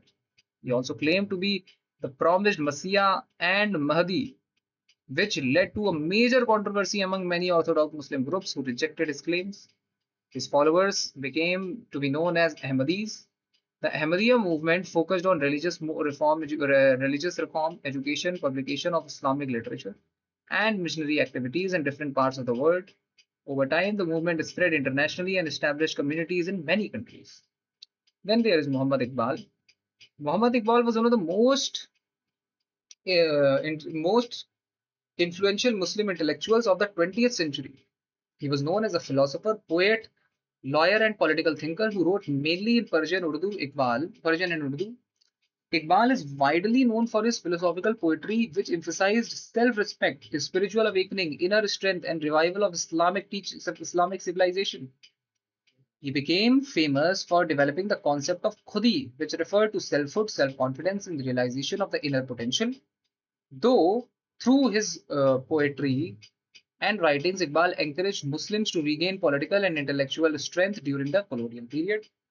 Then there is Abdul Ghaffar Khan, who is also known as Frontier Gandhi, was a major freedom fighter and social reformer for the Northwest Frontier region, now in Pakistan. He was a close associate of Mahatma Gandhi and strongly believed in non-violence, peaceful and social reform.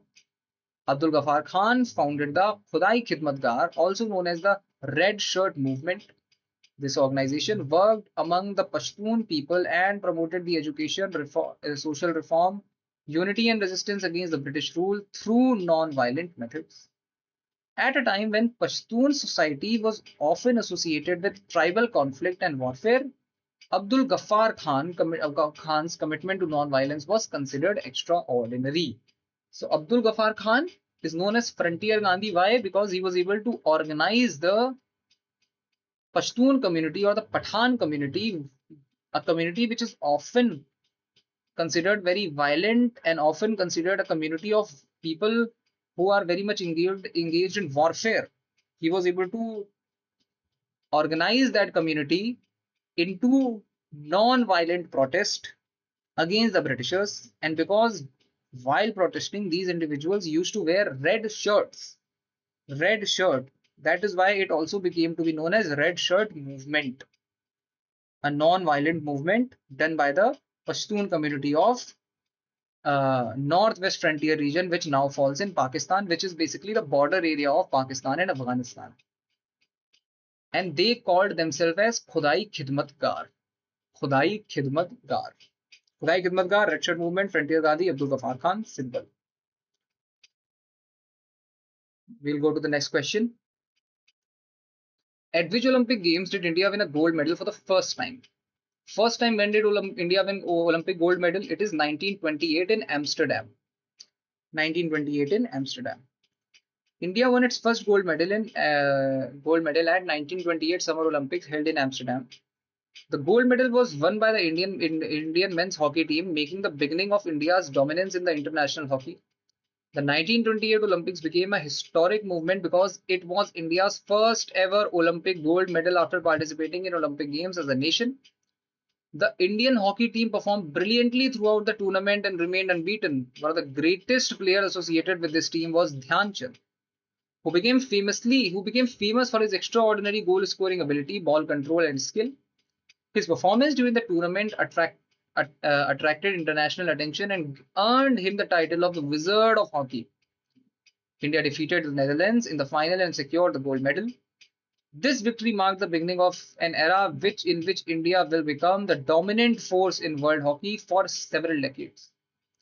After 1928 victory, India continued to win multiple Olympic hockey gold medals in 1932 Los Angeles, 36 Berlin, 48 London, 52 Helsinki, and 56 Melbourne, and several later Olympics. So 1928 is the first ever Olympic in which India is winning gold medal, and they are winning in Amsterdam.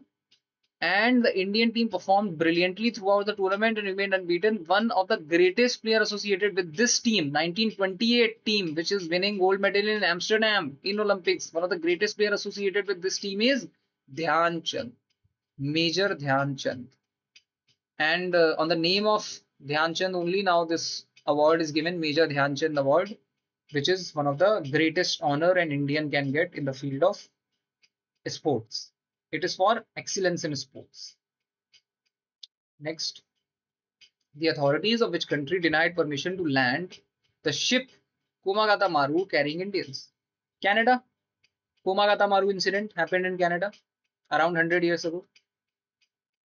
The authorities of Canada denied permission to land the Komagata Maru incident, which was carrying Indian passengers in 1914.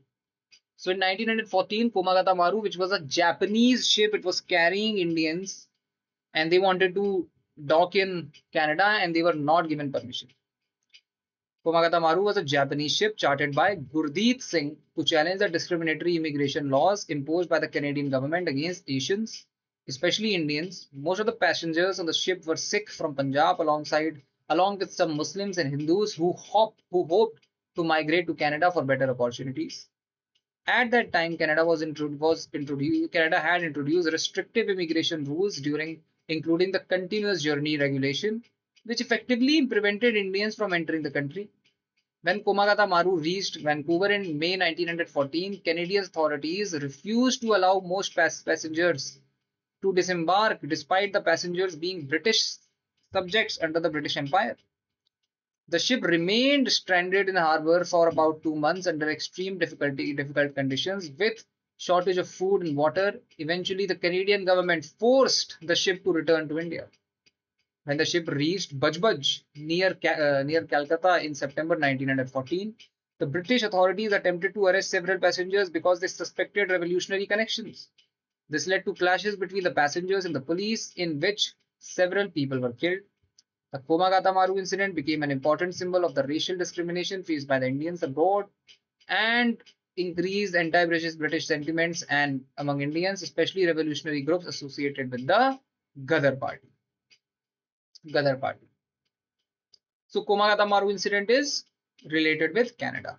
And Komagata Maru is a Japanese ship. Who chartered the ship? Gurdeep Singh, right? Gurdeep Singh. Remember this. Next. Malik Ambar, who resisted the Mughals in Deccan, was an able administrator of which state? Malik Ambar. So Malik Ambar was an able administrator of Ahmednagar. Malik Ambar was an able administrator of Ahmednagar Sultanate and became famous for resisting the Mughal expansion in the Deccan region. Originally from Ethiopia, Malik Ambar was brought to India as a slave, and he gradually rose to power because of his intelligence, military skill, and administrative abilities. He later became the most influential leader of Ahmednagar Sultanate during the late 16th and 17th century. At that time, Mughal Empire was trying to expand Deccan under the rulers such as Akbar and Jahangir. Malik Ambar strongly resisted the Mughal armies and became known for his effective use of guerrilla warfare tactics, which resolved sudden attacks, rapid movement, and avoiding large-scale confrontations. Apart from military leadership, he was also an efficient administrator. He reorganized the revenue system, strengthened the administration, improved agriculture, and increased the financial stability of the Ahmednagar Sultanate. He also founded the city of Khadgi, which later became Aurangabad.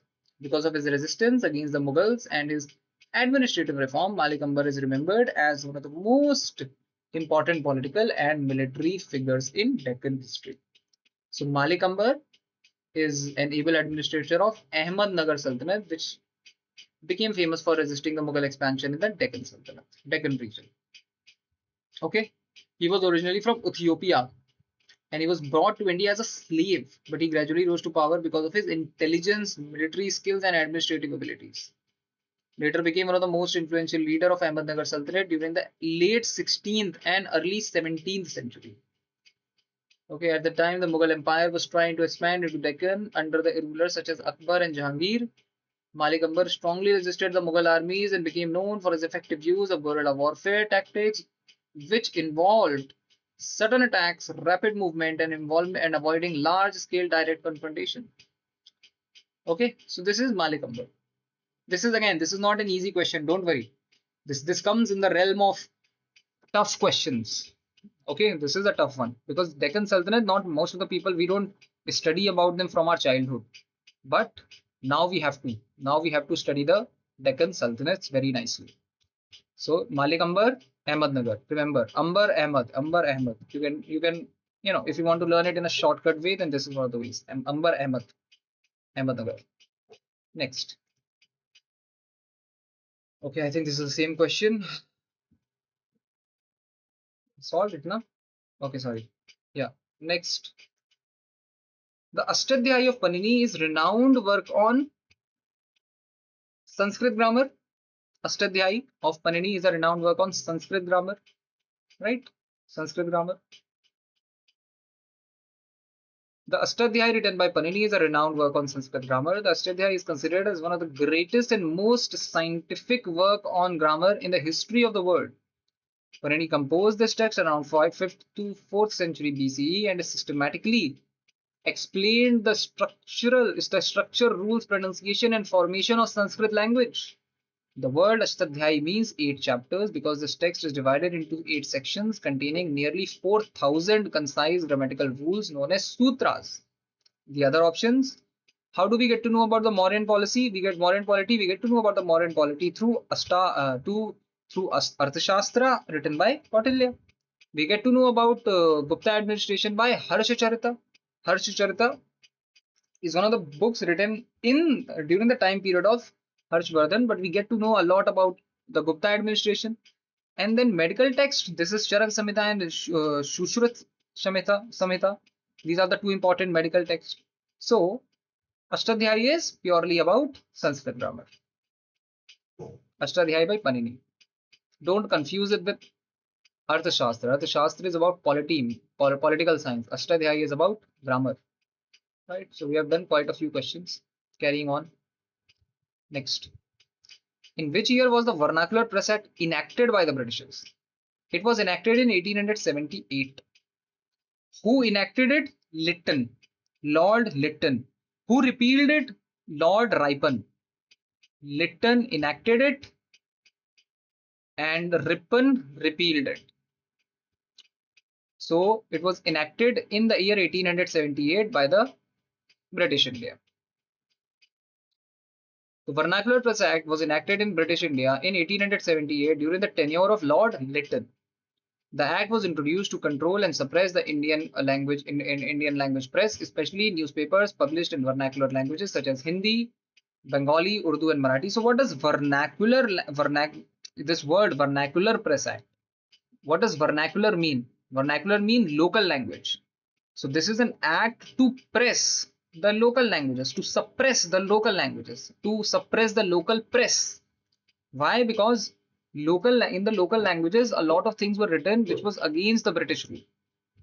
And that all of that was being because it was written in the local languages. Even the people who could not read and write English, they used to get access to these Marathi, Urdu, Bengali, Hindi newspapers, and they used to get this information about the injustice that the Britishers are doing across the country.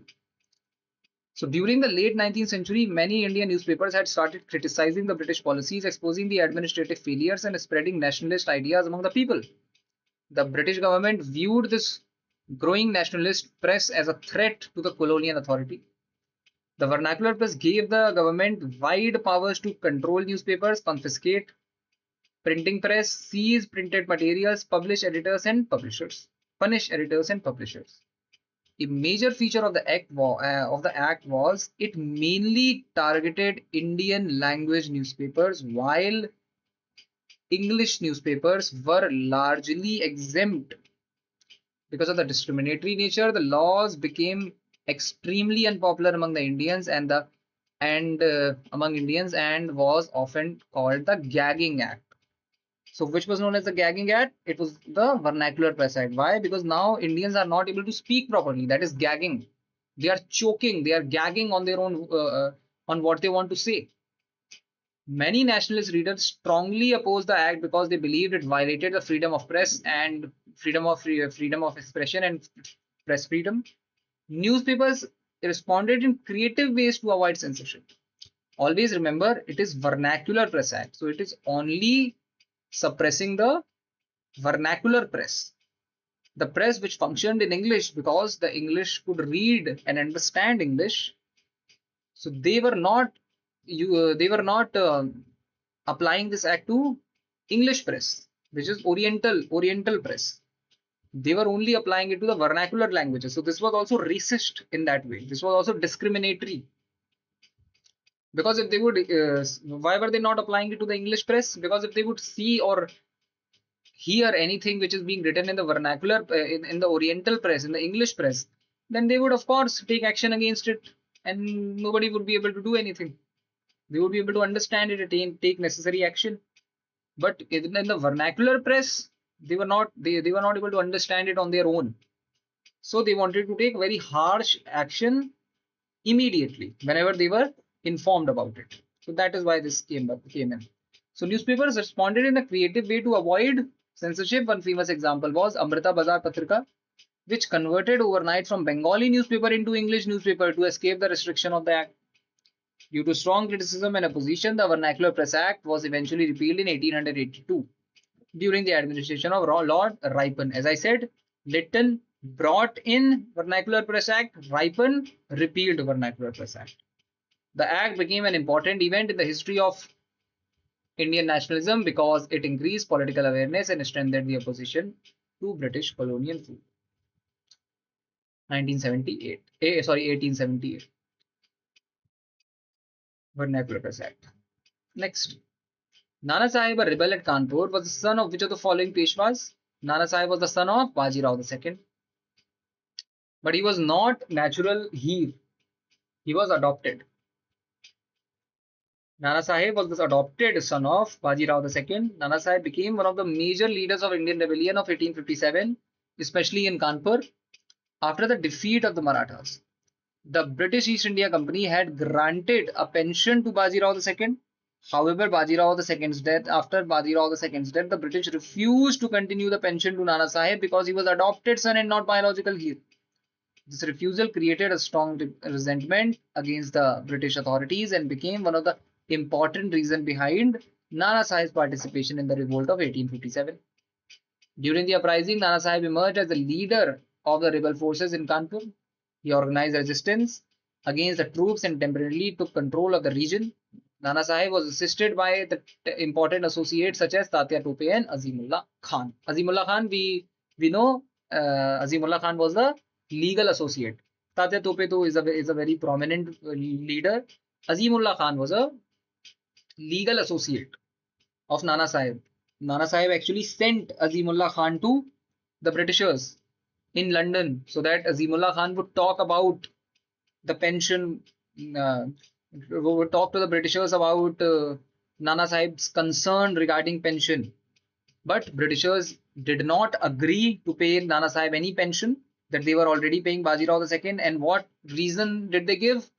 They said that Nana Sahib is not a natural heir of Bajirao II. They said that he is an adopted son, and because he is an adopted son, he is not a biological son. We will not allow him pension. So that basically gave Nana Sahib one of the a very important reason to revolt against the Britishers. Moving on, Ashoka sent a mission to spread the principle of Dhamma led by his son Mahendra and daughter Sangamitra to Sri Lanka. And in the ancient time period, Sri Lanka was known as Ceylon. Ceylon. In the ancient time period, Sri Lanka is known as Ceylon. So Ashoka sent a mission to spread the principles of Dhamma and Buddhism to Sri Lanka, which was historically known as Ceylon. The mission was led by his son Mahindra and daughter Sangamitra. After the Kalinga War, Ashoka underwent a major transformation and adopted the policy of Dhamma, which emphasized non-violence, compassion, moral conduct, and religious tolerance. He became one of the greatest patrons of Buddhism and relatively and actively worked to spread Buddhism teaching both within and outside India. As part of his effort, Mahendra travelled to Sri Lanka during the reign of Devanampiya Tissa and successfully introduced Buddhism there. So Sri Lanka at that point of time was being ruled by Devanampiya Tissa. Sangamitra later reached Sri Lanka carrying a sapling of the sacred Bodhi tree from Bodh Gaya. What is the sacred Bodhi tree? The same tree under which Gautam Buddha attained salvation. Gautam Buddha attained liberation. The same tree is now known as Bodhi tree, and she went with a sapling of that tree. This mission had a long-lasting influence because Buddhism became one of the most important religions of Sri Lanka and continued to flourish there for centuries. Therefore, the correct answer is Ceylon. Ceylon. Okay, Ceylon. Moving on. Who among the following was a slave general of Alauddin Khilji who led his army in the battle against Ramchandra of Devagiri? So now remember, Alauddin Khilji had many slaves.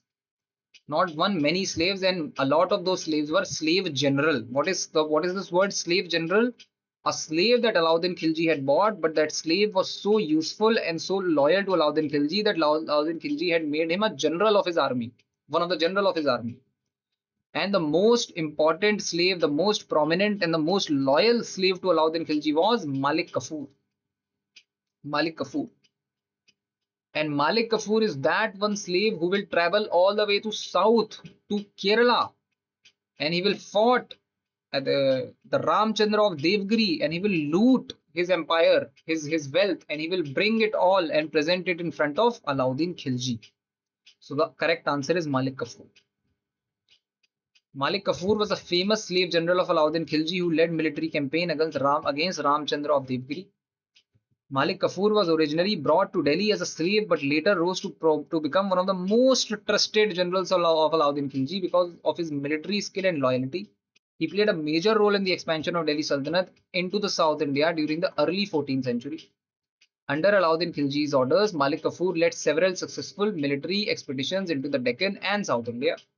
One of his important campaigns was against the Yadava kingdom of Devgiri, ruled by Ramchandra. The campaign resulted in the defeat of Devgiri and forced Ramchandra to accept the authority of the Delhi Sultanate and pay tribute. Malik Kafur later conducted further successful campaigns against Warangal, Dwarasamudra, Madurai. Madurai is all the way in south. Madurai also used to be Madurai is, I think, in Tamil Nadu, and it also used to be the capital of Pandyas.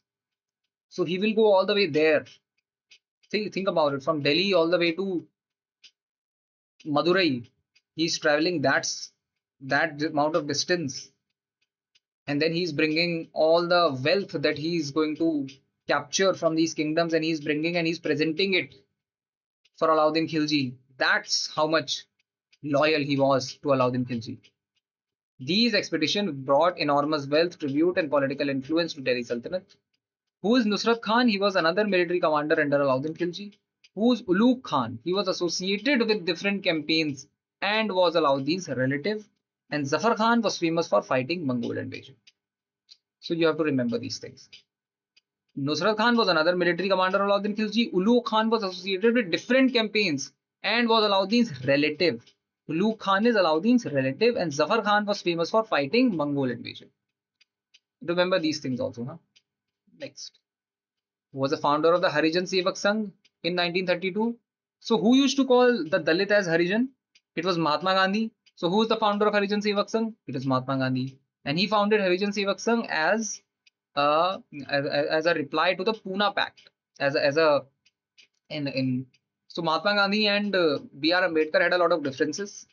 And in the second table conference, when Mahatma Gandhi went to London as a representative of the Indian National Congress, B.R. Ambedkar went to London as a representative of the depressed classes, which is the Dalits and the Mahadalit and the scheduled castes and the scheduled tribes.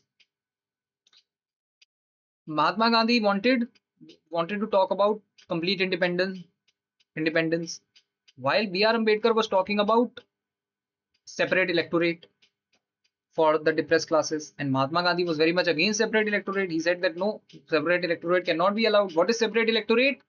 That from a particular constituency, only the person from the depressed class will be the contestant, and only the people of the depressed class will be the voter. There will be no neither the people from the general community can they contest from there, nor can they vote. This was separate electorate, and Mahatma Gandhi said, I cannot allow this. This is very divisive. So Mahatma Gandhi and B.R. Ambedkar had a lot of differences. Eventually in 1932, finally they signed a Pune Pact, wherein they came in terms with each other. Mahatma Gandhi said, can you please give up on separate electorate? What we will do instead, we will give the people of depressed classes, we will give them additional reservation on every step in education as well as in profession, in their profession, in their work. We will give them reservation at every single step. Even in promotion, they will get preference. Even while giving examination, they will be preferred. So there is now we follow that there is a reservation for the people of depressed classes at all steps. So this was the result of Pune Pact. Now let's talk a bit about Harijan Sevak Sangh.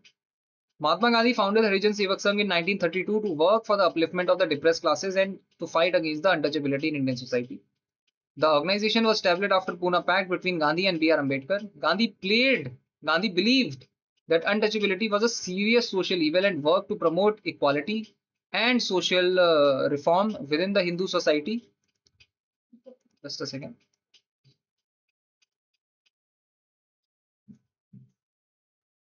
Okay.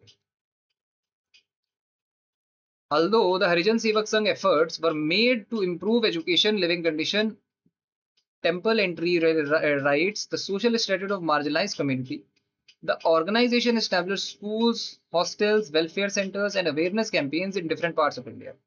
The term Harijan used by Gandhi meant children of God, although the term later became controversial and less commonly used. The other options are incorrect because Jawaharlal Nehru was not associated with founding the organization. Jyotiba Phule belonged to earlier generation of social reformers and founded Satyashodhak Samaj.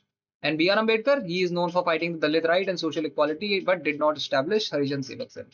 And at this point of time, the Supreme Court has even said that this word Harijan is a casteist.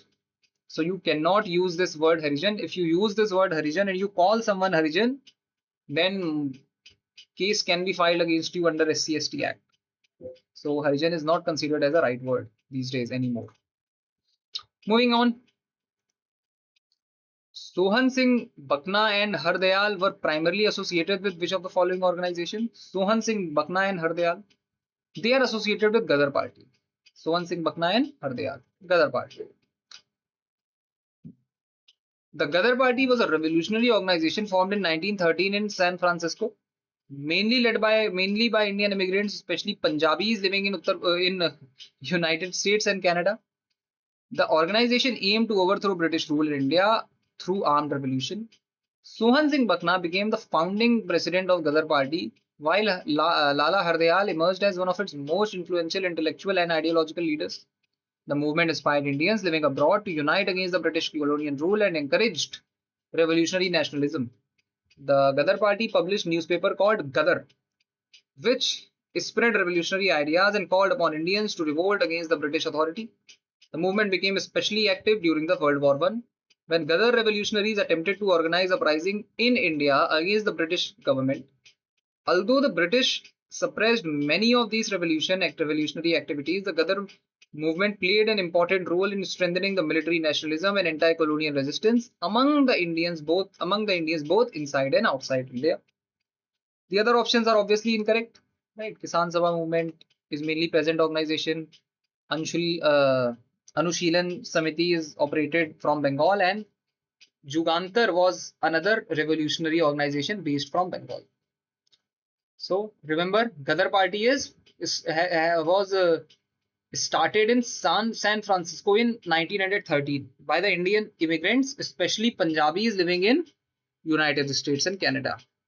And what was the aim? The aim was to overthrow the British rule in India through armed revolution. This is very important, armed revolution.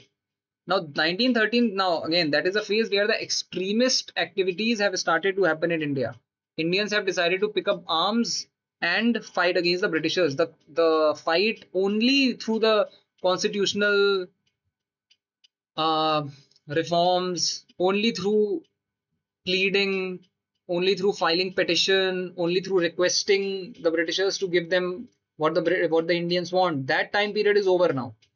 Now Indians are also picking up arms and weapons. San Francisco, mainly by Indian immigrants, especially Punjabis living in United States and Canada. Sohan Singh Bakna became the founding president of the Ghadar Party, while Lala Hardayal emerged as one of its most influential intellectual and ideological leaders. The movement inspired Indians living abroad to unite against the British colonial rule and encouraged revolutionary nationalism. The Ghadar Party published a newspaper called Ghadar. This is also important, can be asked that what was the newspaper that was published by the Ghadar Party called? So it's very simple, it is called Ghadar, which spread revolutionary ideas and called upon Indians to revolt against the British authorities. Moving on. During the reign of which of the following did Yun Sang, a Chinese traveler, came to India?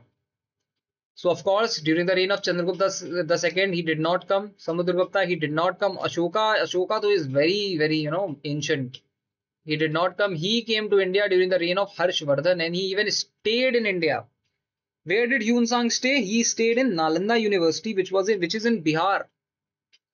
So imagine there was a time when Chinese people used to come to Bihar to be educated, to get quality education.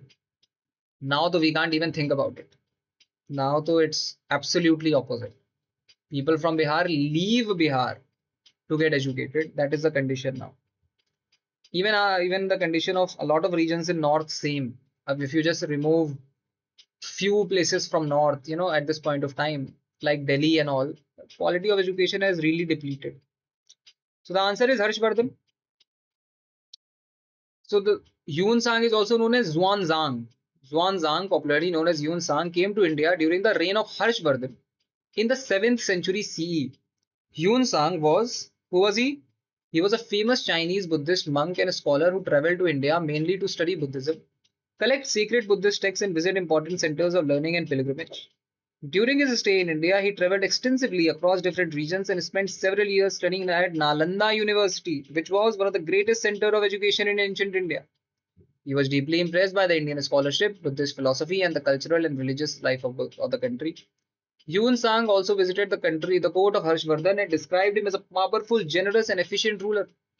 He attended the grand religious assembly organized by Harsha at Kannauj and recorded the detailed observations about the administration, society, economy, religion, and education of India during that time. His travel accounts are considered one of the most important valuable historical sources for understanding 7th century India because they provide detailed descriptions of Indian political condition, religious practices, educational institution, and everyday life. Through his writing, historians gained important information about Harsha's empire and the condition of Buddhism in India during that period. So that is Harshvardhan, and Yun Sang is coming to his court to stay. Yun Sang, a Chinese traveler. What was the capital of Harshvardhan's empire? The capital of Harshvardhan's empire was Kannauj. Okay, that was the capital of Harshvardhan's empire. He ruled in North India, and Harshvardhan is considered as the last greatest ruler of ancient India in the north. After the end of Harshvardhan's rule, the ancient India will not have, for a long time, the ancient India will not have a ruler that will control as humongous of a land as Harshvardhan controlled.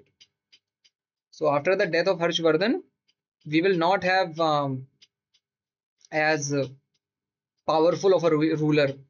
Then we will have to wait all the way till let's say all the way till Delhi Sultanate.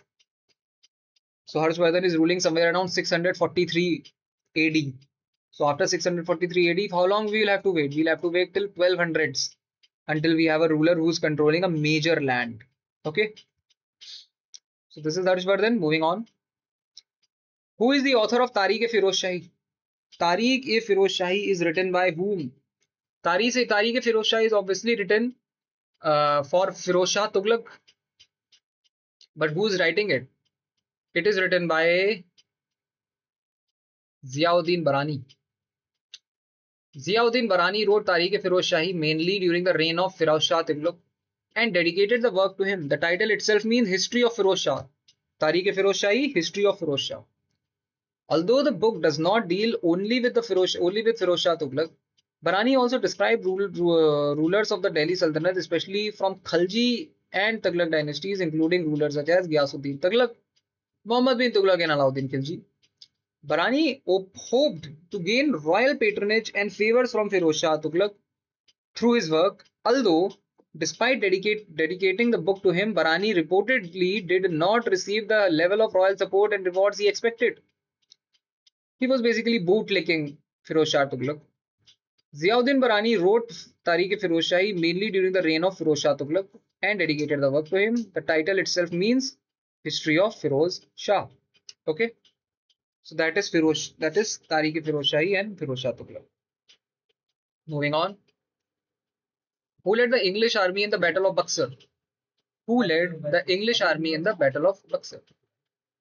It was led by Major Hector Munro. Major Hector Munro. Lord Clive is going to lead the army in Battle of Plassey of 1857.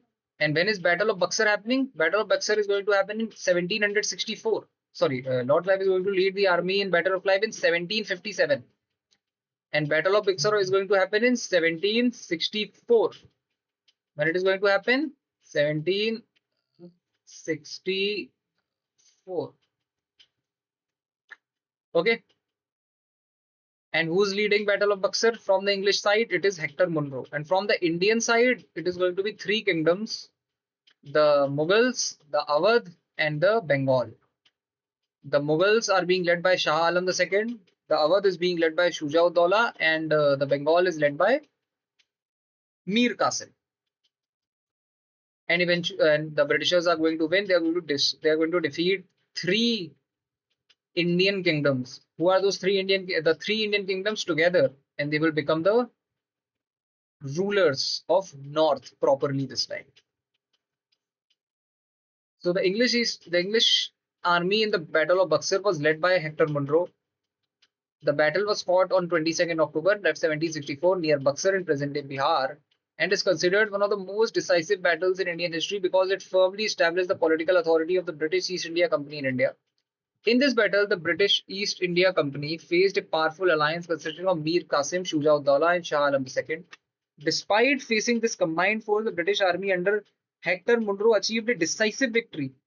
The victory at Buxar proved even more important than the Battle of Plassey because it gave British direct political and economic control over large parts of eastern India. After the battle, the British signed the Treaty of Allahabad in 1765 and obtained the Diwane rights. which allowed the East India Company to collect revenue from Bengal, Bihar, and Orissa. This marked the beginning of the British territorial rule and financial dominance in India. While other options are incorrect because Robert Clive was associated mainly with the Battle of Plassey, William Henry Sleeman became famous for suppressing the Thuggy system, and Charles Eyre Coote was involved in other military campaigns of British in India. So Major Hector Munro leads the British Army in Battle of Buxar. Remember that. Next. Which one of the following reforming society believed the Vedas to be the foundation of all knowledge? Vedas to be the foundation of all knowledge. So this is the Arya Samaj. Arya Samaj. Back to the Vedas. Arya Samaj. Arya Samaj believed that Vedas were the foundation of all knowledge. The organization was founded in 1857 by Swami Dayanand Saraswati, who argued that the original teaching of the Vedas contained complete spiritual, moral, and social wisdom. Swami Dayanand Saraswati believed that many practices present in Hindu society had deviated from the true Vedic tradition before he called for a return to the pure teaching of the Vedas through his famous slogan, Back to the Vedas. The Arya Samaj opposed such practices such as idol worship, caste discrimination, based on birth, child marriage, and superstition. At the time, it supported women's education, widow remarriage, social equality, and educational reform. The movement also played an important role in spreading modern education through institutions such as DAV College and DAV schools and colleges. The other important options, such as Theosophical Society, focused on universal spirituality and mystical studies. Pratna Samaj emphasized social reform and monotheism, while Brahma Samaj promoted monotheism and opposed idol worship but did not declare Vedas as sole source of all knowledge. So back to the Vedas is a slogan which is given by Swami Dayanand Saraswati, and Swami Dayanand Saraswati is affiliated with Arya Samaj, is the founder of Arya Samaj, and Arya Samaj believed that the Vedas are the fountain of all knowledge, the fountain of all knowledge, and it was founded in 1875. 1875. Okay? Remember that this slogan, Back to the Vedas, is very, very important. It is given by Swami Dayanand Saraswati. Swami Dayanand Saraswati. Okay, moving on. Which of the following system of Delhi Sultanate had an influence on the Bahmani and Vijayanagar kingdoms? Which one of the following system of Delhi Sultanate had an influence on the Bahmani and Vijayanagar system? Walis, Chehalgani, Bitikchi, or Iqtadari? So it is Iqtadari. Iqtadari system. Iqtadari system of Delhi Sultanate and Bahmanis had an influence on Iqtadari system of Delhi Sultanate had an influence on Bahmani as well as the Vijayanagar kingdoms. The Iqtadari system of the Delhi Sultanate had a significant influence on the administration of both the Bahmani Sultanate and Vijayanagar Empire. Under the Iqtadari system, the Sultan assigned territories known as Iqtas to officials and military commanders called Iqtadars. These officials collected revenue from their assigned territories and in return maintained troops and provided military and administrative services to the Sultan. The system helped the Delhi Sultanate manage administration, revenue collection, and military organization over a large empire. This administrative structure later influenced Bahmani kingdom in the Deccan and also affected certain administrative and military assignment arrangement in the Vijayanagar Empire. Although the Vijayanagar rulers adapted the system according to the local condition, similarities can be seen in their methods, in the methods of territorial assignment and military obligations. The other options are incorrect because Walis were provincial governors, but not a broader administrative system. Chehalgani referred to a group of 40 powerful Turkish nobles during the slave dynasty. Bitikshi was associated with record-keeping clerical power. So it is only Iqtadari which had influence on Vijayanagar as well as Bahmani. Okay, so what is it? The Sultan assigned, under the Iqtadari system, the Sultan assigned territories known as Iqtas to officials and military commanders called Iqtadars. The territory is called as Iqta and the officer to whom it is being appointed is called Iqtadar. These officials collected revenue from the assigned territories and in return maintained troops and provided military and administrative services to the Sultan. So they will collect revenue, and with the revenue that they are collecting, they are going to maintain an army, maintain a troop, and also they will take care of the administration for the Sultan. This system basically helped Delhi Sultanate manage administration, revenue collection, and military organization of a large empire. So basically, the troops that they are supposed to maintain, the Sultan is going to make use of that troop whenever he feels necessary. Whenever he feels that he have to go on a war, he's going to make use of that troop, and they will have to bring in that troop whenever the Sultan asks for. They don't have a choice. So this administrative structure later influenced the Bahmani kingdom in the Deccan and also affected a certain administrative and military arrangements in the Vijayanagar Empire.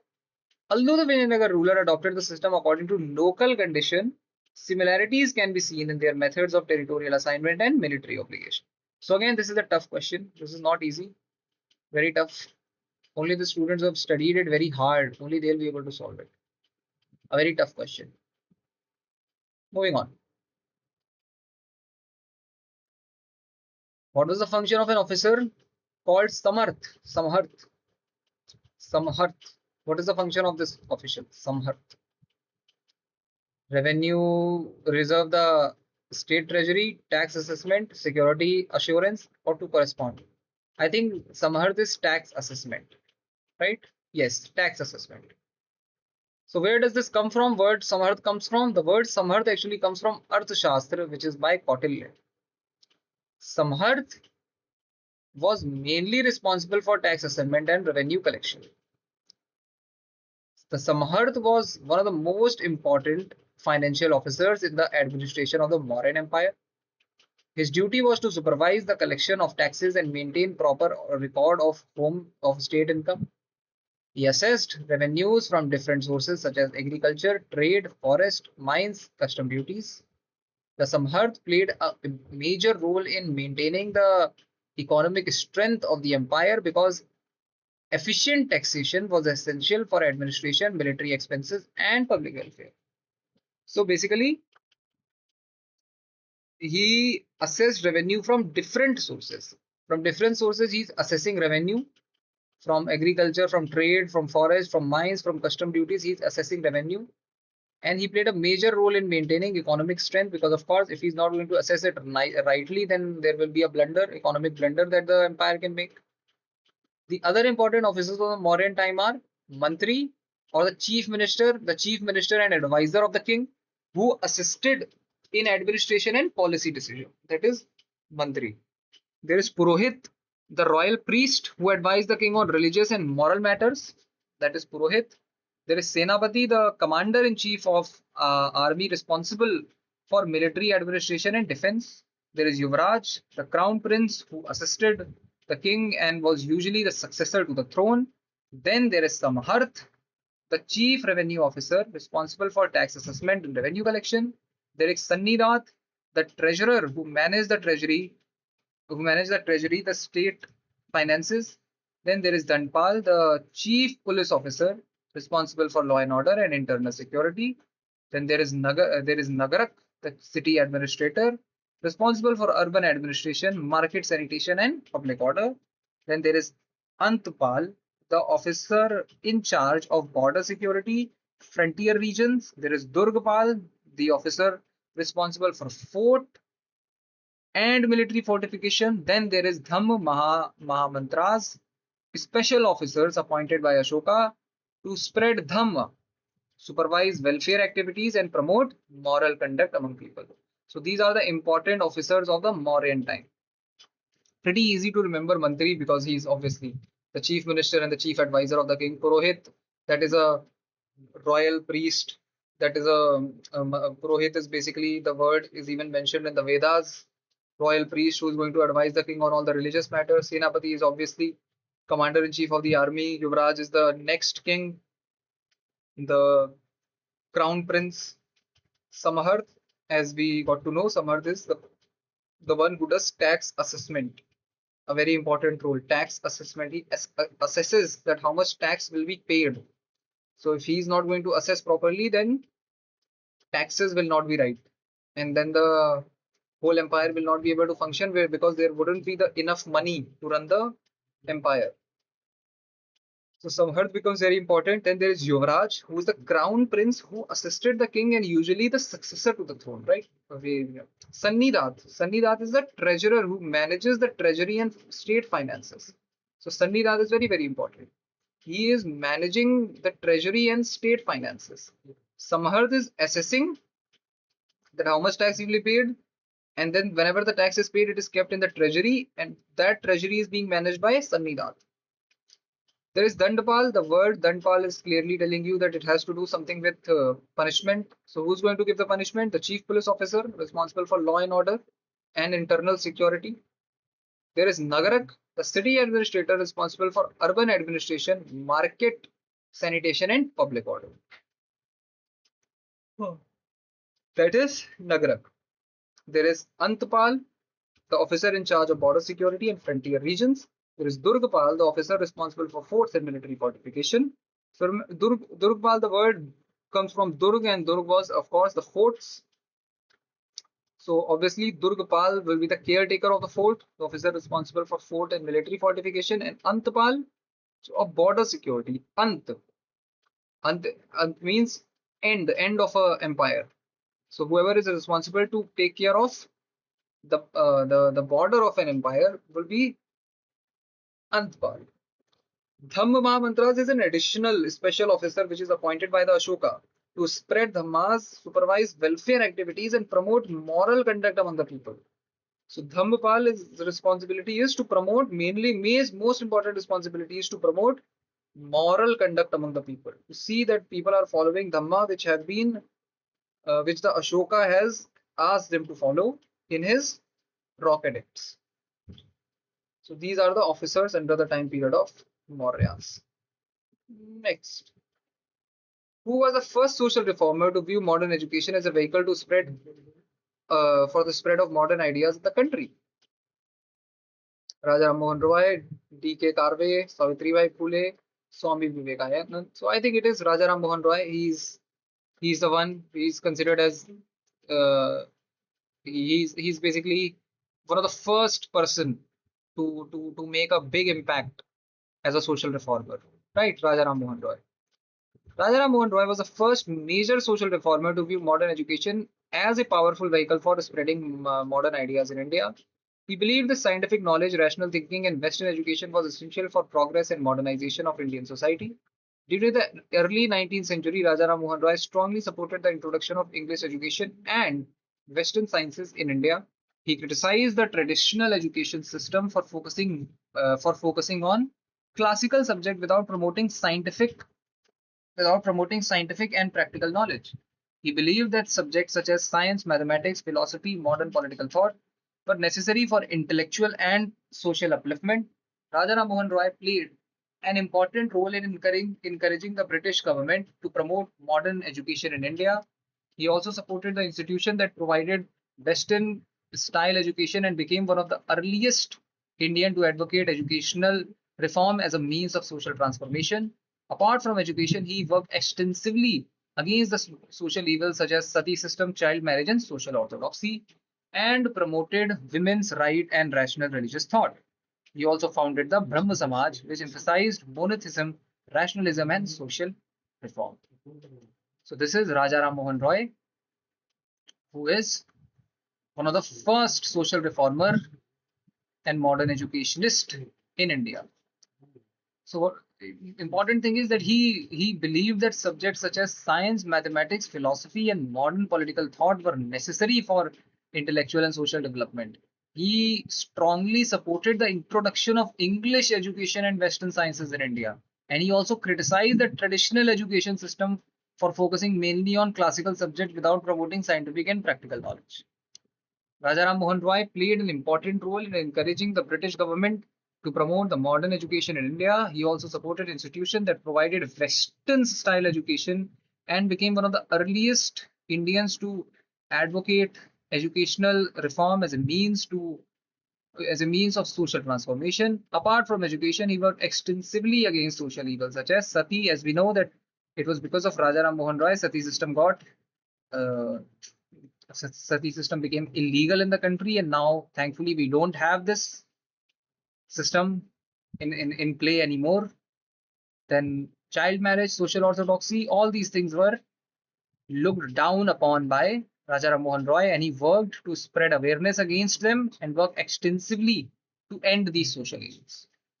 Also, important thing, he founded the Brahma Samaj, which emphasized on monotheism, rationalism, and social reform. So that is Raja Ram Mohan Roy. Next. In which state is the Musky inscription located in at present? Musky inscription. So Musky inscription is located in Karnataka, right? Karnataka. What is Musky inscription?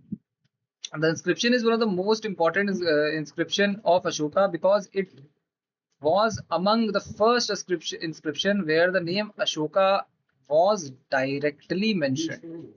Musky inscription is one of the first inscription in which the name Ashoka is directly mentioned. And earlier Ashokan inscriptions usually referred to the emperor by the title of Devanam Piyadasi, meaning beloved of the gods. Historians were initially uncertain about the identity of this ruler. The discovery of the Musky inscription helped confirm Devanam Piyadasi and Emperor Ashoka were the same person. The inscription belongs to the period of the Mauryan Empire and reflects Ashoka's policy of Dhamma after the Kalinga War. It is considered as an important historical source for understanding the Mauryan history, Ashoka's administration, and the spread of Buddhism in ancient India.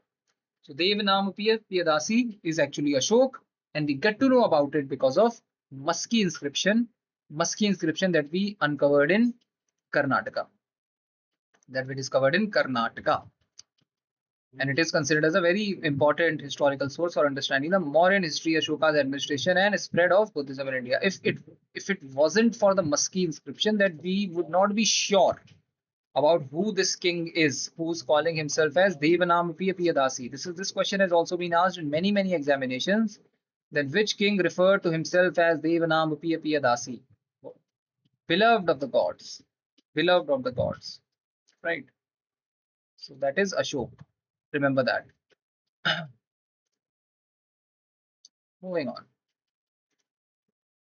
When did the drafting committee publish the first draft of the Indian Constitution? Drafting committee published the first draft of Indian Constitution. It is February 1948.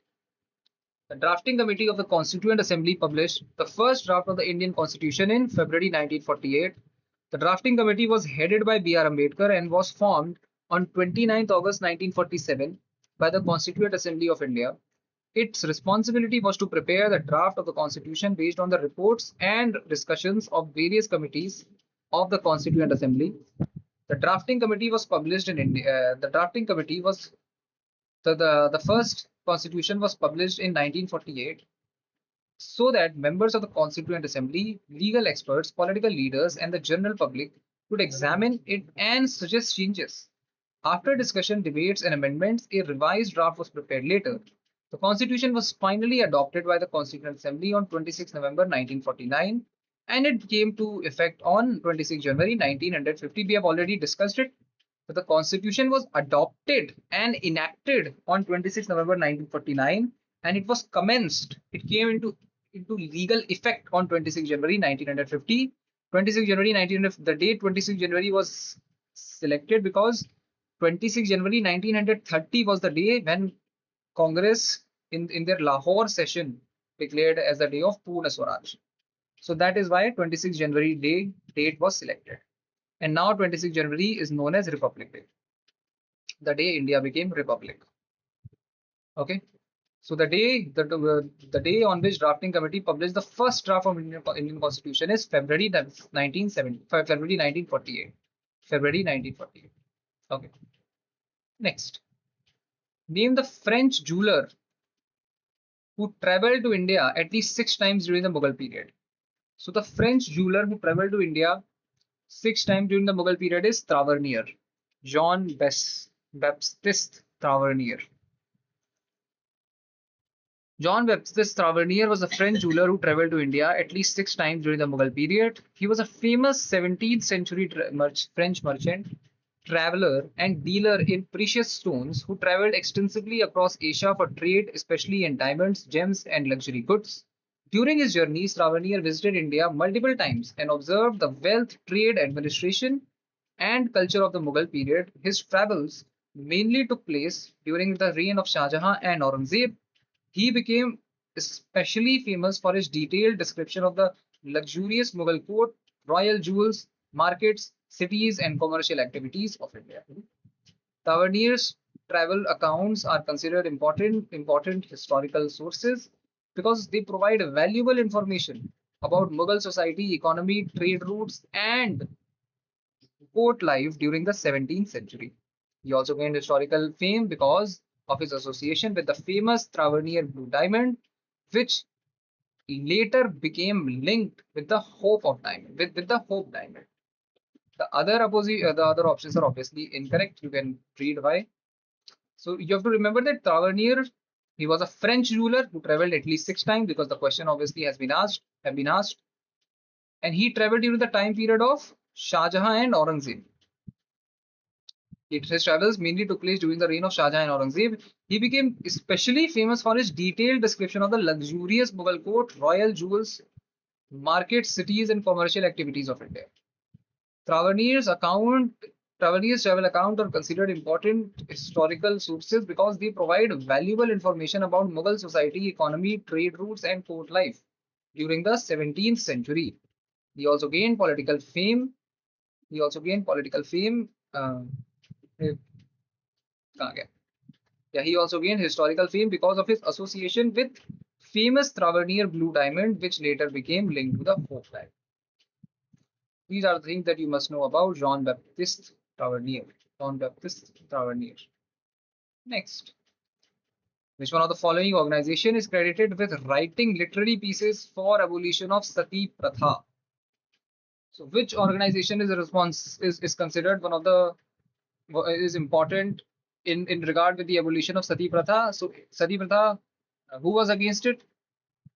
Raja Ram Mohan Roy, and Raja Ram Mohan Roy started the organization of Brahma Samaj. So the answer is Brahma Samaj. Simple. Brahma Samaj is credited with writing literary work and carrying out social reform efforts for the abolition of the sati system in India. Brahma Samaj was founded in 1828 by Raja Ram Mohan Roy, who became one of the strongest critics of the social evils in the 19th century Indian society. Among these evils, the practice of sati pratha was one of the most serious issues. Under this practice, widows were forced to or pressured to immolate themselves on the funeral pyres of their husbands. So if a husband dies, then his wife will also jump on the fire in which her husband's dead body is burning. She has to jump on it. She was pressured to immolate themselves on funeral pyres of their husband.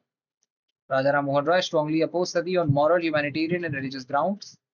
Through essays, petition, articles, debates, and literary writings, he argued that the practice had no real sanction in the ancient Hindu scriptures and was inhuman, and unjust.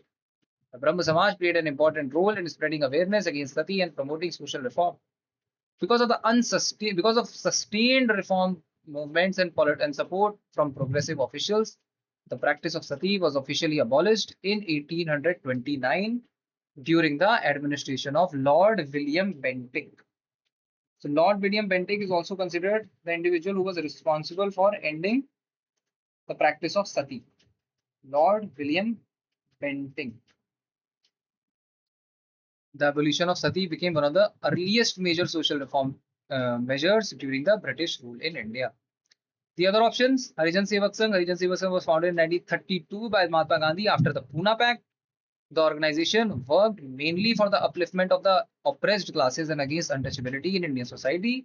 It promoted education, social equality, temple entry right, and welfare activities for the marginalized community. Gandhi used the term Harijan, meaning children of God, for oppressed communities, although the term later became controversial. Satya Samaj was founded in 1873 by Jyotiba Phule in Maharashtra. The organization worked mainly against caste discrimination and social equality. It focused on the upliftment of lower caste, peasants, and women. Jyotirao Phule and Savitribai Phule was also played a pioneering role in promoting girls' education and women and education for marginalized communities. Then Bahujan Samaj, the term Bahujan Samaj is associated with later social and political movement that emphasize the rights of and representation of the oppressed and backward communities, especially the scheduled caste and scheduled tribes and other backward classes. It became politically significant through the leaders such as Kashiram and organizations like Bahujan Samaj Party. Unlike the Brahmo Samaj, it was not connected with 19th century from campaigns against sati. So the correct answer is Brahmo Samaj. Brahmo Samaj. Okay. Option B. Next, the Vijayanagar Emperor Krishnadevaraya founded a suburban town near Vijayanagar called Nagalapuram after his mother.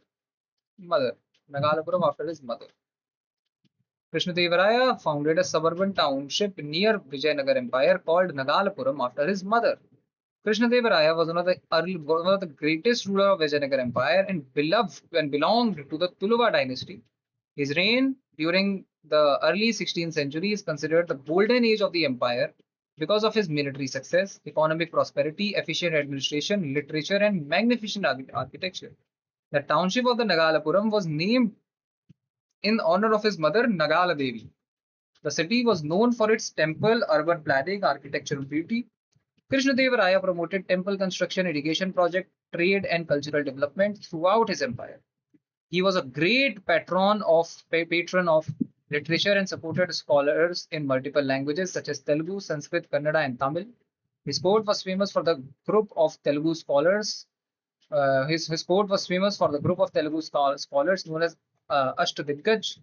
Krishnadevaraya himself wrote the famous Telugu work called Amukta Malyada. His reign is regarded as one of the most prosperous and culturally advanced period in South Indian history. So this is Krishnadevaraya, who is ruling, uh, who is ruling Vijayanagar, and he is making a suburban town near Vijayanagar, and the town is called Nagalapuram, and he is naming Nagalapuram after his mother, whose name is Nagala Devi. Nagala Devi. Next, who among the following was the first person to discuss the poverty line in independence India? Among the first person to discuss poverty line in pre-independent India, it is Dadabhai Naoroji. Dadabhai Naoroji. What did he do? Dadabhai Naoroji was the first person to discuss the concept of poverty line in pre-independent India. He is often regarded as one of the earliest Indian economic thinkers who scientifically analyzed Indian poverty under British rule. Dadabhai Naoroji was one of the greatest and most influential leaders of the Indian national movement and is often called Grand Old Man of India. He played a major role in developing early Indian nationalism and exposing the economic exploitation carried out by the British colonial rule in India. Naoroji was among the founding leaders of Indian National Congress and became its president multiple times. His greatest contribution was economic analysis of the British rule through his famous drain theory. He argued that Britain was systematically draining India's wealth through heavy taxation, unfair trade practices, salaries of British officials, and transfer of profits to England. According to him, the continuous economic drain was the main reason for India's poverty and backwardness under colonial rule. He explained these ideas in his book called Poverty and Un-British Rule in India, which became one of the earliest scientific critiques of the British economic policies in India. He also made one of the first attempts to estimate Indian national income and discuss poverty line in colonial India. Dadabhai Naoroji was also historically significant because he became the first Indian elected to the British Parliament as a member of the House of the Commons in Britain. He raised Indian issues internationally and demanded administrative reform and greater rights for Indians. His work inspired later nationalist leaders and helped transform the Indian freedom struggle from isolated protest into a broader political and economic movement against colonial exploitation. So this is Dadabhai Naoroji and this is his way of protesting against the British. The book that he wrote is Poverty and Un-British Rule in India. This is also an important book, and a lot of questions are asked in regard to this book. So we must also know about this. As a member of the House of Commons in Britain, he raised Indian issues internationally and demanded administrative reform and greater rights for Indians. What is he known as? He's known as he's known as Grand Old Man of India, and he's the first Indian in Dada Nehruji was also historically because he became the first Indian elected to the British Parliament. First Indian elected to the British Parliament. And in the British Parliament, he was there in the House of Commons in Britain. He raised Indian issues internationally and demanded administrative reform and greater right for Indians. So that is Dadabhai Naoroji. Next, under whom was C.P. Ilbert a law member of the council? Under whom was he a law member of a council? So this is under Ripon, Lord Ripon. Courtenay Ilbert, commonly known as C.P. Ilbert, was law member of the council during the administration of Lord Ripon. C.P. Ilbert became historically famous because of Ilbert Bill controversy of 1883. The Ilbert Bill was introduced during Lord Ripon's tenure and proposed that Indian judges and magistrates should be allowed to try European British subjects in criminal cases within India. At that time, under colonial legal arrangements, Indian judges were not allowed to try Europeans, which reflected racial discrimination in British judicial system. The Ilbert Bill attempted to remove this inequality and establish greater judicial equality between the Indians and Europeans. However, the proposal faced intense opposition from the European community in India, especially the British officials and businessmen who argued that the Indians were not fit to exercise legal authority over Europeans. Racist campaigns and protests were organized against the bill. Due to this opposition, the British government modified the bill and weakened its original provisions before passing it.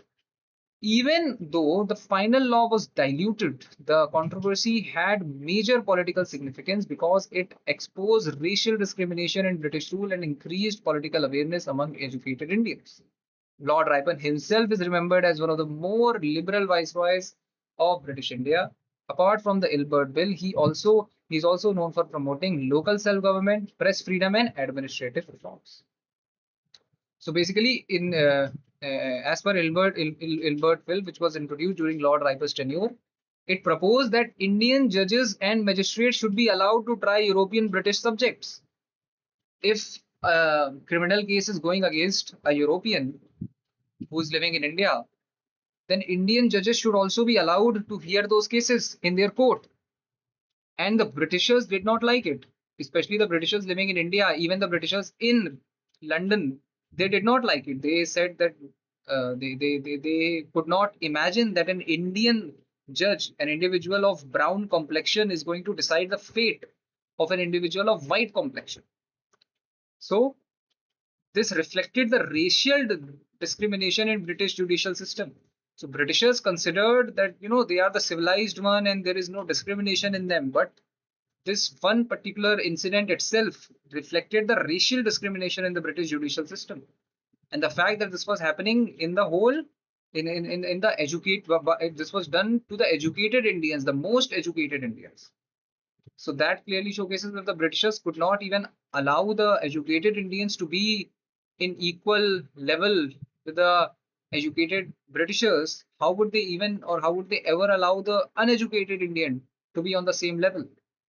The Ilbert Bill attempted to remove this inequality and establish greater judicial equality between the Indians and Europeans. The Ilbert Bill attempted to remove this inequality and establish greater judicial equality between the Indians and Europeans. However, the bill proposal faced intense opposition from European community in India, especially British officials and businessmen who argued that Indians were not fit to exercise legal authority over Europeans. Racist campaigns and protests were organized against the bill. Due to this opposition, the British government modified the bill and weakened its original provision before passing it. They had to modify it before passing it, and they did modification in a way where the whole purpose of the bill, that Indian judges can try European subjects in their court, the whole purpose of the bill was lost, was basically destroyed. Even though the final law was diluted, the controversy had major political significance because it exposed the racial discrimination in the British rule and increased the political awareness among the educated Indians. Okay, so that's the right answer. Yeah, C.B. Ilbert was a law member under Lord Ripon. Lord Ripon. And Lord Ripon is considered more liberal and more liberal towards the Indians. He's giving Indians more rights. Lord Ripon. Next, who among the following is the author of the book The Buddha and His Dhamma, which appeared in 1957 after the death of its author? The Buddha and His Dhamma is actually written by B.R. Ambedkar. B.R. Ambedkar. The Buddha and His Dhamma was written by B.R. Ambedkar and was published in 1957 after his death. The book is considered as one of the most important works in the most important modern works on Buddhism in India. In it, Ambedkar explained the life, teaching, philosophy, and the ethical principle of Gautam Buddha in a modern and rational manner. He interpreted Buddhism as a religion based on equality, morality, social justice, compassion, and rational thinking rather than its rituals or superstition. Ambedkar had become deeply dissatisfied with caste discrimination and social inequality within Hindu society. After years of study and reflection, he embraced Buddhism in 1956, along with a large number of followers in historic conversion movement at Nagpur. His interpretation of Buddhism, later known as Navayan Buddhism or the new vehicle of Buddhism, which emphasized social equality and human dignity. So the Buddhism started by B.R. Ambedkar. The line of Buddhism started by B.R. Ambedkar is known as Navayan Buddhism. Buddhism adopted by B.R. Ambedkar. And the book in which he reflects about it is The Buddha and His Dhamma. This was published in 1957 after the death of B.R. Ambedkar. A wealthy person in early Vedic period was known as Gomat. Gomat. Someone who has a lot of cows. Gomat. Gomat. In the Vedic period, a wealthy person was known as Gomat. The term Gomat literally means the one who possesses many cows. In Vedic period, Gomat means a wealthy person or a person possessing many cows. Since cattle were the main measure of the wealth in early Vedic society, a rich person was called Gomat. Duhitri referred to a daughter. The literal meaning is the one who milks the cow. So basically, Duhitri, if a daughter is born, then it was considered that she is going to be the one who's going to milk the cow. And if a person has a lot of cows, then he is Gomat. Right. This term reflects the pastoral nature of the Vedic society, where daughters often helped domestic and cattle related activities. Then there is Gaveshna. Gaveshna originally meant the search of the cows. In the Vedic period, the cattle raids or cattle discovery were common because cows represented wealth and prosperity. Over time, the word evolved to mean search or investigation. Ravi means sun and was associated with light, with sun god in Vedic literature. The sun was worshipped as an important source of light, energy. Jan means tribe or people. Early Vedic society was organized into tribal groups called Jan. Vish referred to common people or larger tribal community, while a Jan within a Jan. So Jan is the most basic one. An individual. Jan meant tribe. Jan is a tribe. Vish is referred to the common people of the larger tribe. So a lot of Jan will make one Vish. Rajan meant king or tribal chief. The Rajan was a leader of the tribe and was mainly responsible for the protection and warfare. Sabha was an assembly of the selected elders and important people who advised the king and discussed important matters. Samiti was larger. Samiti was a large assembly with that participated in important political and social decisions. Then there is Purohit. Purohit was the priest who performed religious rituals and advised the king on spiritual matters. Senani was a commander of the army and led warriors during the battles. Bali referred to the tribute or tax paid to the king or the tribal chief. Gram meant village, which formed the basic settlement unit of the Vedic society. Gramani was the head of the village or sometimes the leader of a group during the battles. Gavishti literally meant search of cows or for cows and was also used to refer to warfare because were many conflicts were fought over cattle. Arya referred to the people who identified themselves as noble or civilized in the Vedic society. So these are the important terms in relation to Vedic culture, Vedic time period. Duhitri is the daughter. Gomat is an individual who has a lot of cows, so he is very wealthy.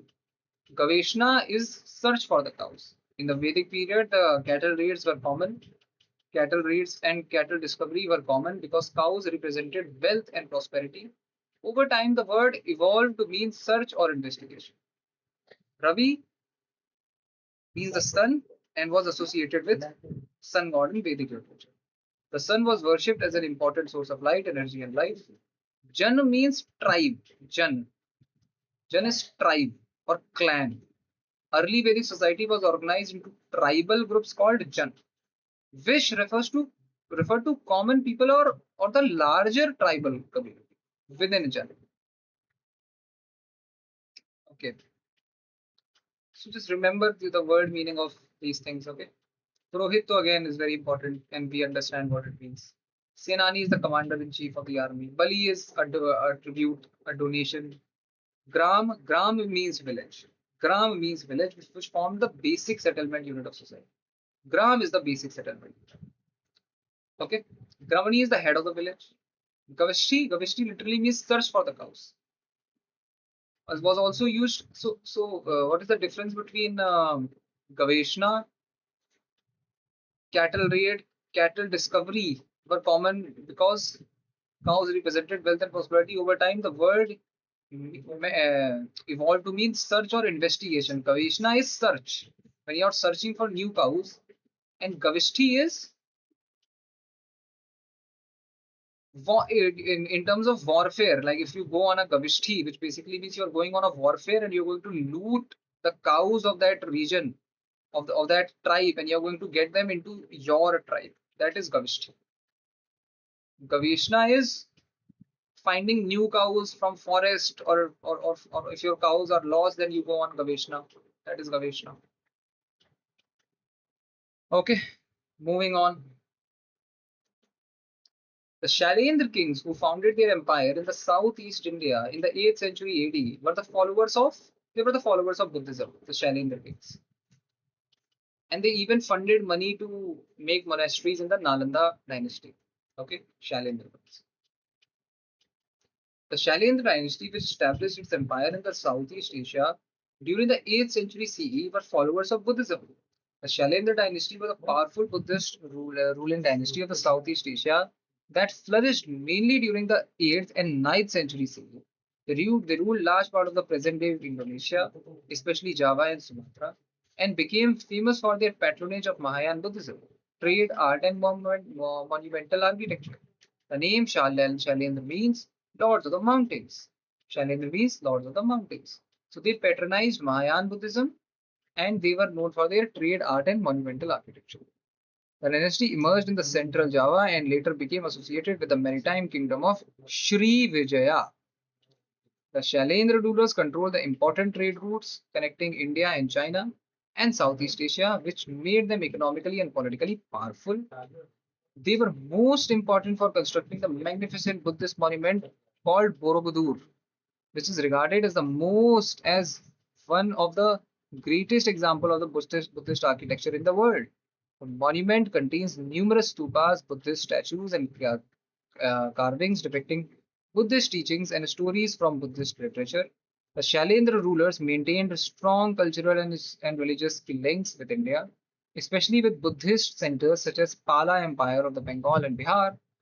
Through trade, religion, and scholarship, Indian cultural influence trade widely through trade, religion, and scholarship. Indian cultural influence spread widely in Southeast Asia during their period. Important rulers associated with Shailendra dynasty include Samartunga and Balaputradev. So let's get to know about these important rulers. Samartunga was one of the most important rulers of the Shailendra dynasty. He ruled during the early 9th century CE and is best known for supervising the construction of magnificent Buddhist monument. Borobudur became one of the greatest achievement of the Buddhist architecture in the world. It contains multiple terraces, stupas, Buddhist statues, and detailed carving showing Buddhist philosophy and stories under the Samartunga, the Shailendra kingdom became under Samartunga, the Shailendra kingdom became an important center of Mahayana Buddhism and culture of Southeast Asia. Then there is Balaputradev. Balaputradev was another important ruler of the Shailendra dynasty. After political conflict in Java, he became associated with the powerful maritime kingdom of Srivijaya in Sumatra. The Balaputradev strengthened the trade and Buddhist influence across Southeast Asia. He is historically important because of his close cultural and religious connection with India. He maintained religious relations with Pala Empire and supported Buddhist learning at Nalanda University in India. An inscription record that Balaputra Dev built a monastery at Nalanda for students and monks from his kingdom. This shows the strong educational and religious links between India and Southeast Asia during that period. Then there is Panang Karan. Panang Karan is regarded as one of the early important rulers connected with the rise of Shailendra power in Java. He supported Buddhism and temple construction and helped expand the influence of dynasty in the region. His reign marked the beginning of the large-scale Buddhist patronage in central Java, which later reached the peak during the rulers like Samartunga. So Samartunga is the greatest ruler of the Shailendra dynasty, and he ruled during the early 9th century and best known for supervising the construction of the magnificent Buddhist monument Borobudur. Okay, Borobudur. So this is the Shailendra kingdom. This is the kingdom that they are actually the one which is in dark purple is their actual is the land that they are actually ruling, and the one which is in light purple is the area of influence. So this is the area of their influence. All this area is under their influence, right? All this area is under their influence, and the dark purple one is the one which they are actually ruling. And Sri Vijaya is their capital, and there is Borobudur. This is Borobudur, and this is their Buddhist, one of the greatest Buddhist monument that they have ever built. Okay, and the Sri Vijaya is actually Sumatra now.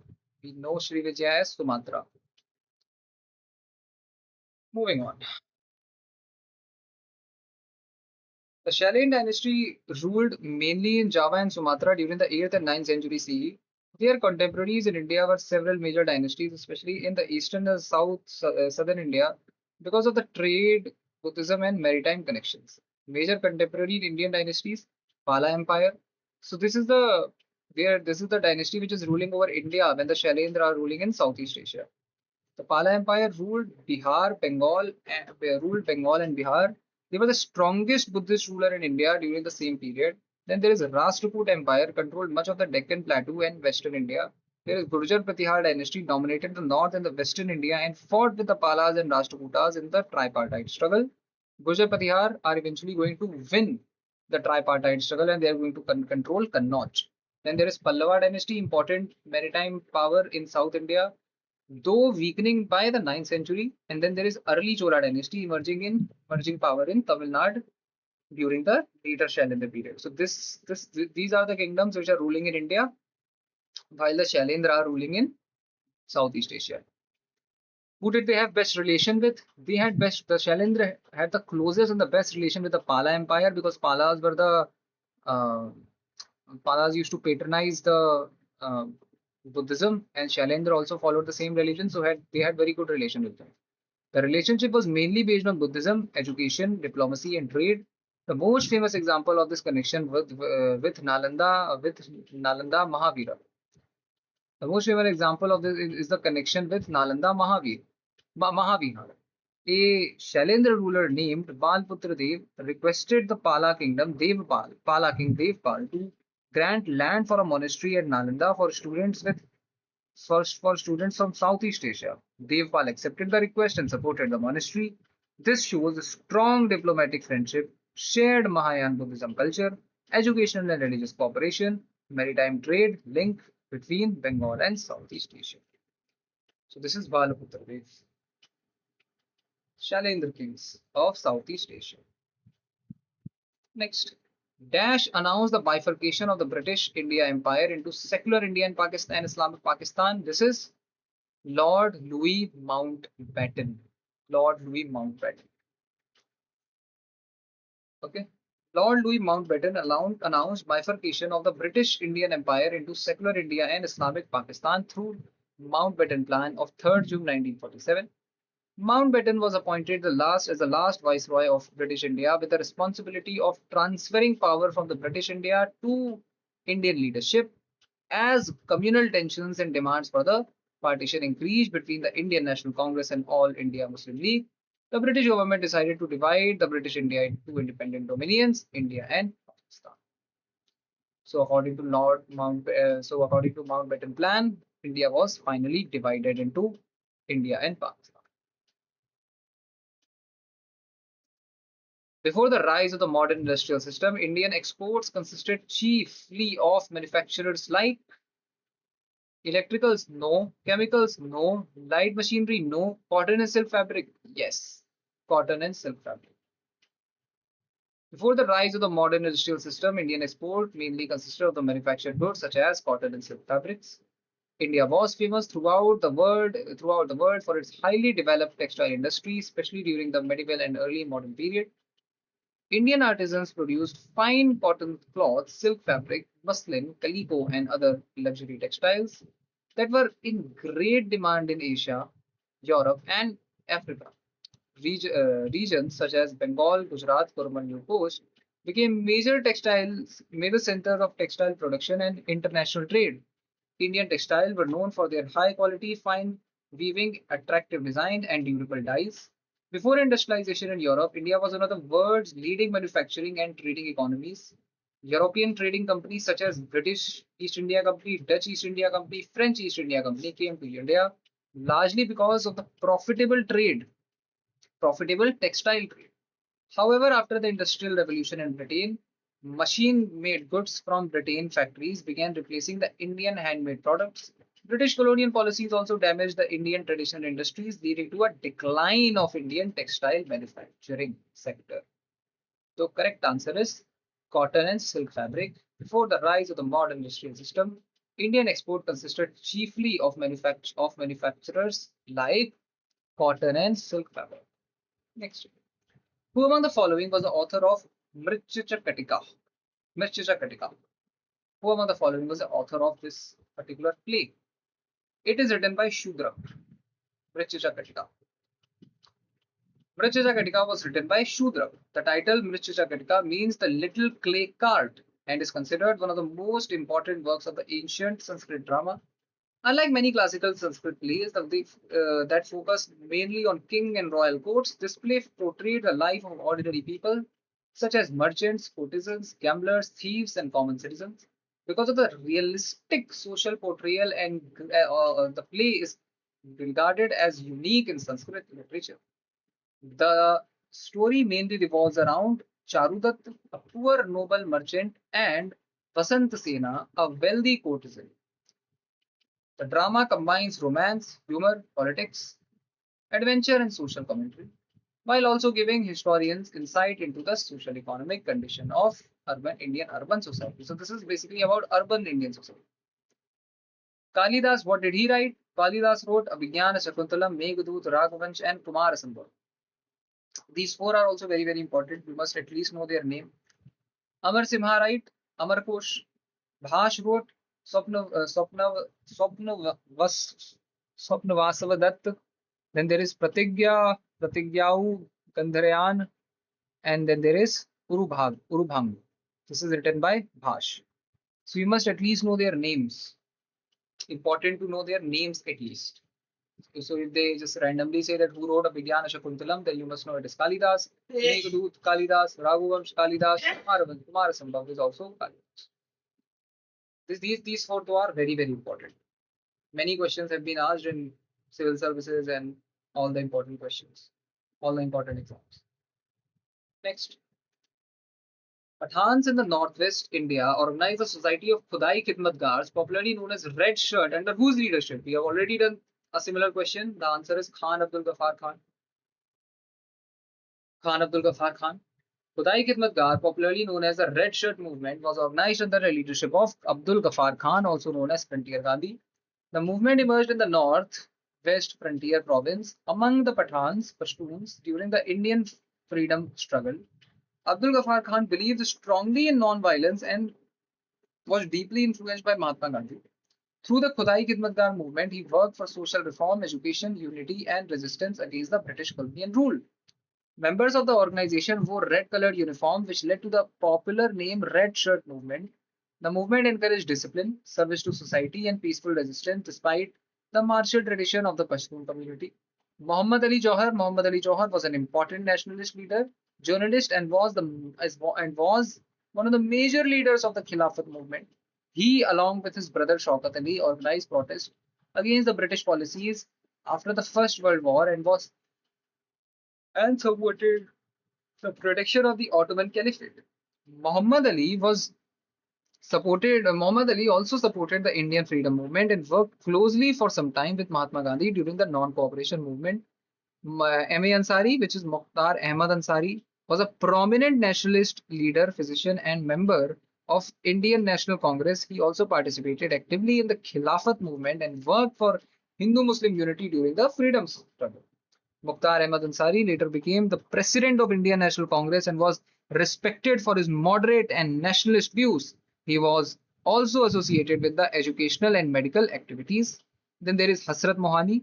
Hasrat Mohani was a nationalist leader, Urdu poet, and freedom fighter known for his revolutionary ideas. He is historically important because he was among the earliest leaders complete independence to demand complete independence from British rule. Hasrat Mohani also participated in the Khilafat and non-cooperative movement apart from the politics.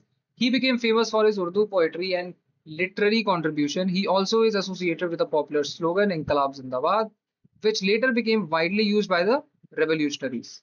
The historical slogan Inqilab Zindabad, meaning long live the revolution, was coined in 1921. One second.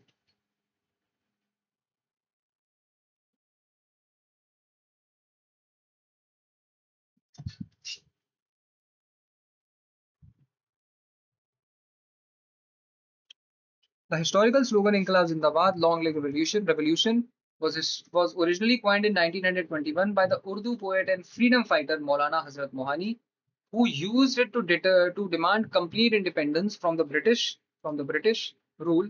However, the phrase was transformed into a powerful national war cry by the revolutionary leader Bhagat Singh and the Hindustan Socialist Republic Association (HSRA) in the late 1920s. The slogan achieved the legendary status in on April 8, 1929, when Bhagat Singh and Batukeshwar Dutt chanted it repeatedly after throwing non-lethal smoke bombs inside the Central Legislative Assembly in Delhi to protest oppressive colonial laws. For these revolutionaries, the term did not just mean a violent overthrow, but a deep systematic change aimed at ending the exploitation of labor, social inequality, and imperialist rule, demanding their definitive chant right up to the gallows. So, very simple. The question regarding this, the answer is obviously Khan Abdul Ghaffar Khan. Remember that, and we also discussed the other options. So if they are ever asked, we must know their answer. Next, Samudragupta's mother belonged to which of the following gun? Samudragupta's mother belonged to Lichvi. She was a Lichvi princess. Samudragupta's mother belonged to the Lichvi gun. Samudragupta was the son of Chandragupta I and Kumar Devi. Kumar Devi belonged to the powerful Lichvi clan. So remember, Samudragupta was the son of Chandragupta the one, who was a very, very powerful Gupta leader, and Kumar Devi, who belonged to the powerful Lichvi clan. The marriage alliance between the Gupta dynasty and the Lichvis was politically very important because it increased the prestige and the power of the early Gupta rulers. Chandragupta I even issued coins showing himself along with Kumar Devi, highlighting the significance of this alliance. The Lichvis were an ancient republican clan associated with the region of Vaishali in present day Bihar and were historically influential during ancient Indian times. The other options are also important. The other options are important, but they are incorrect because Kolia was another ancient clan associated with Buddhist tradition. Sakya was a clan of Gautam Buddha. So this is also important that which clan did Gautam Buddha belong to? He belonged to the Sakya clan. And Vajji was the larger confederacy of clans that included groups of Lichvis.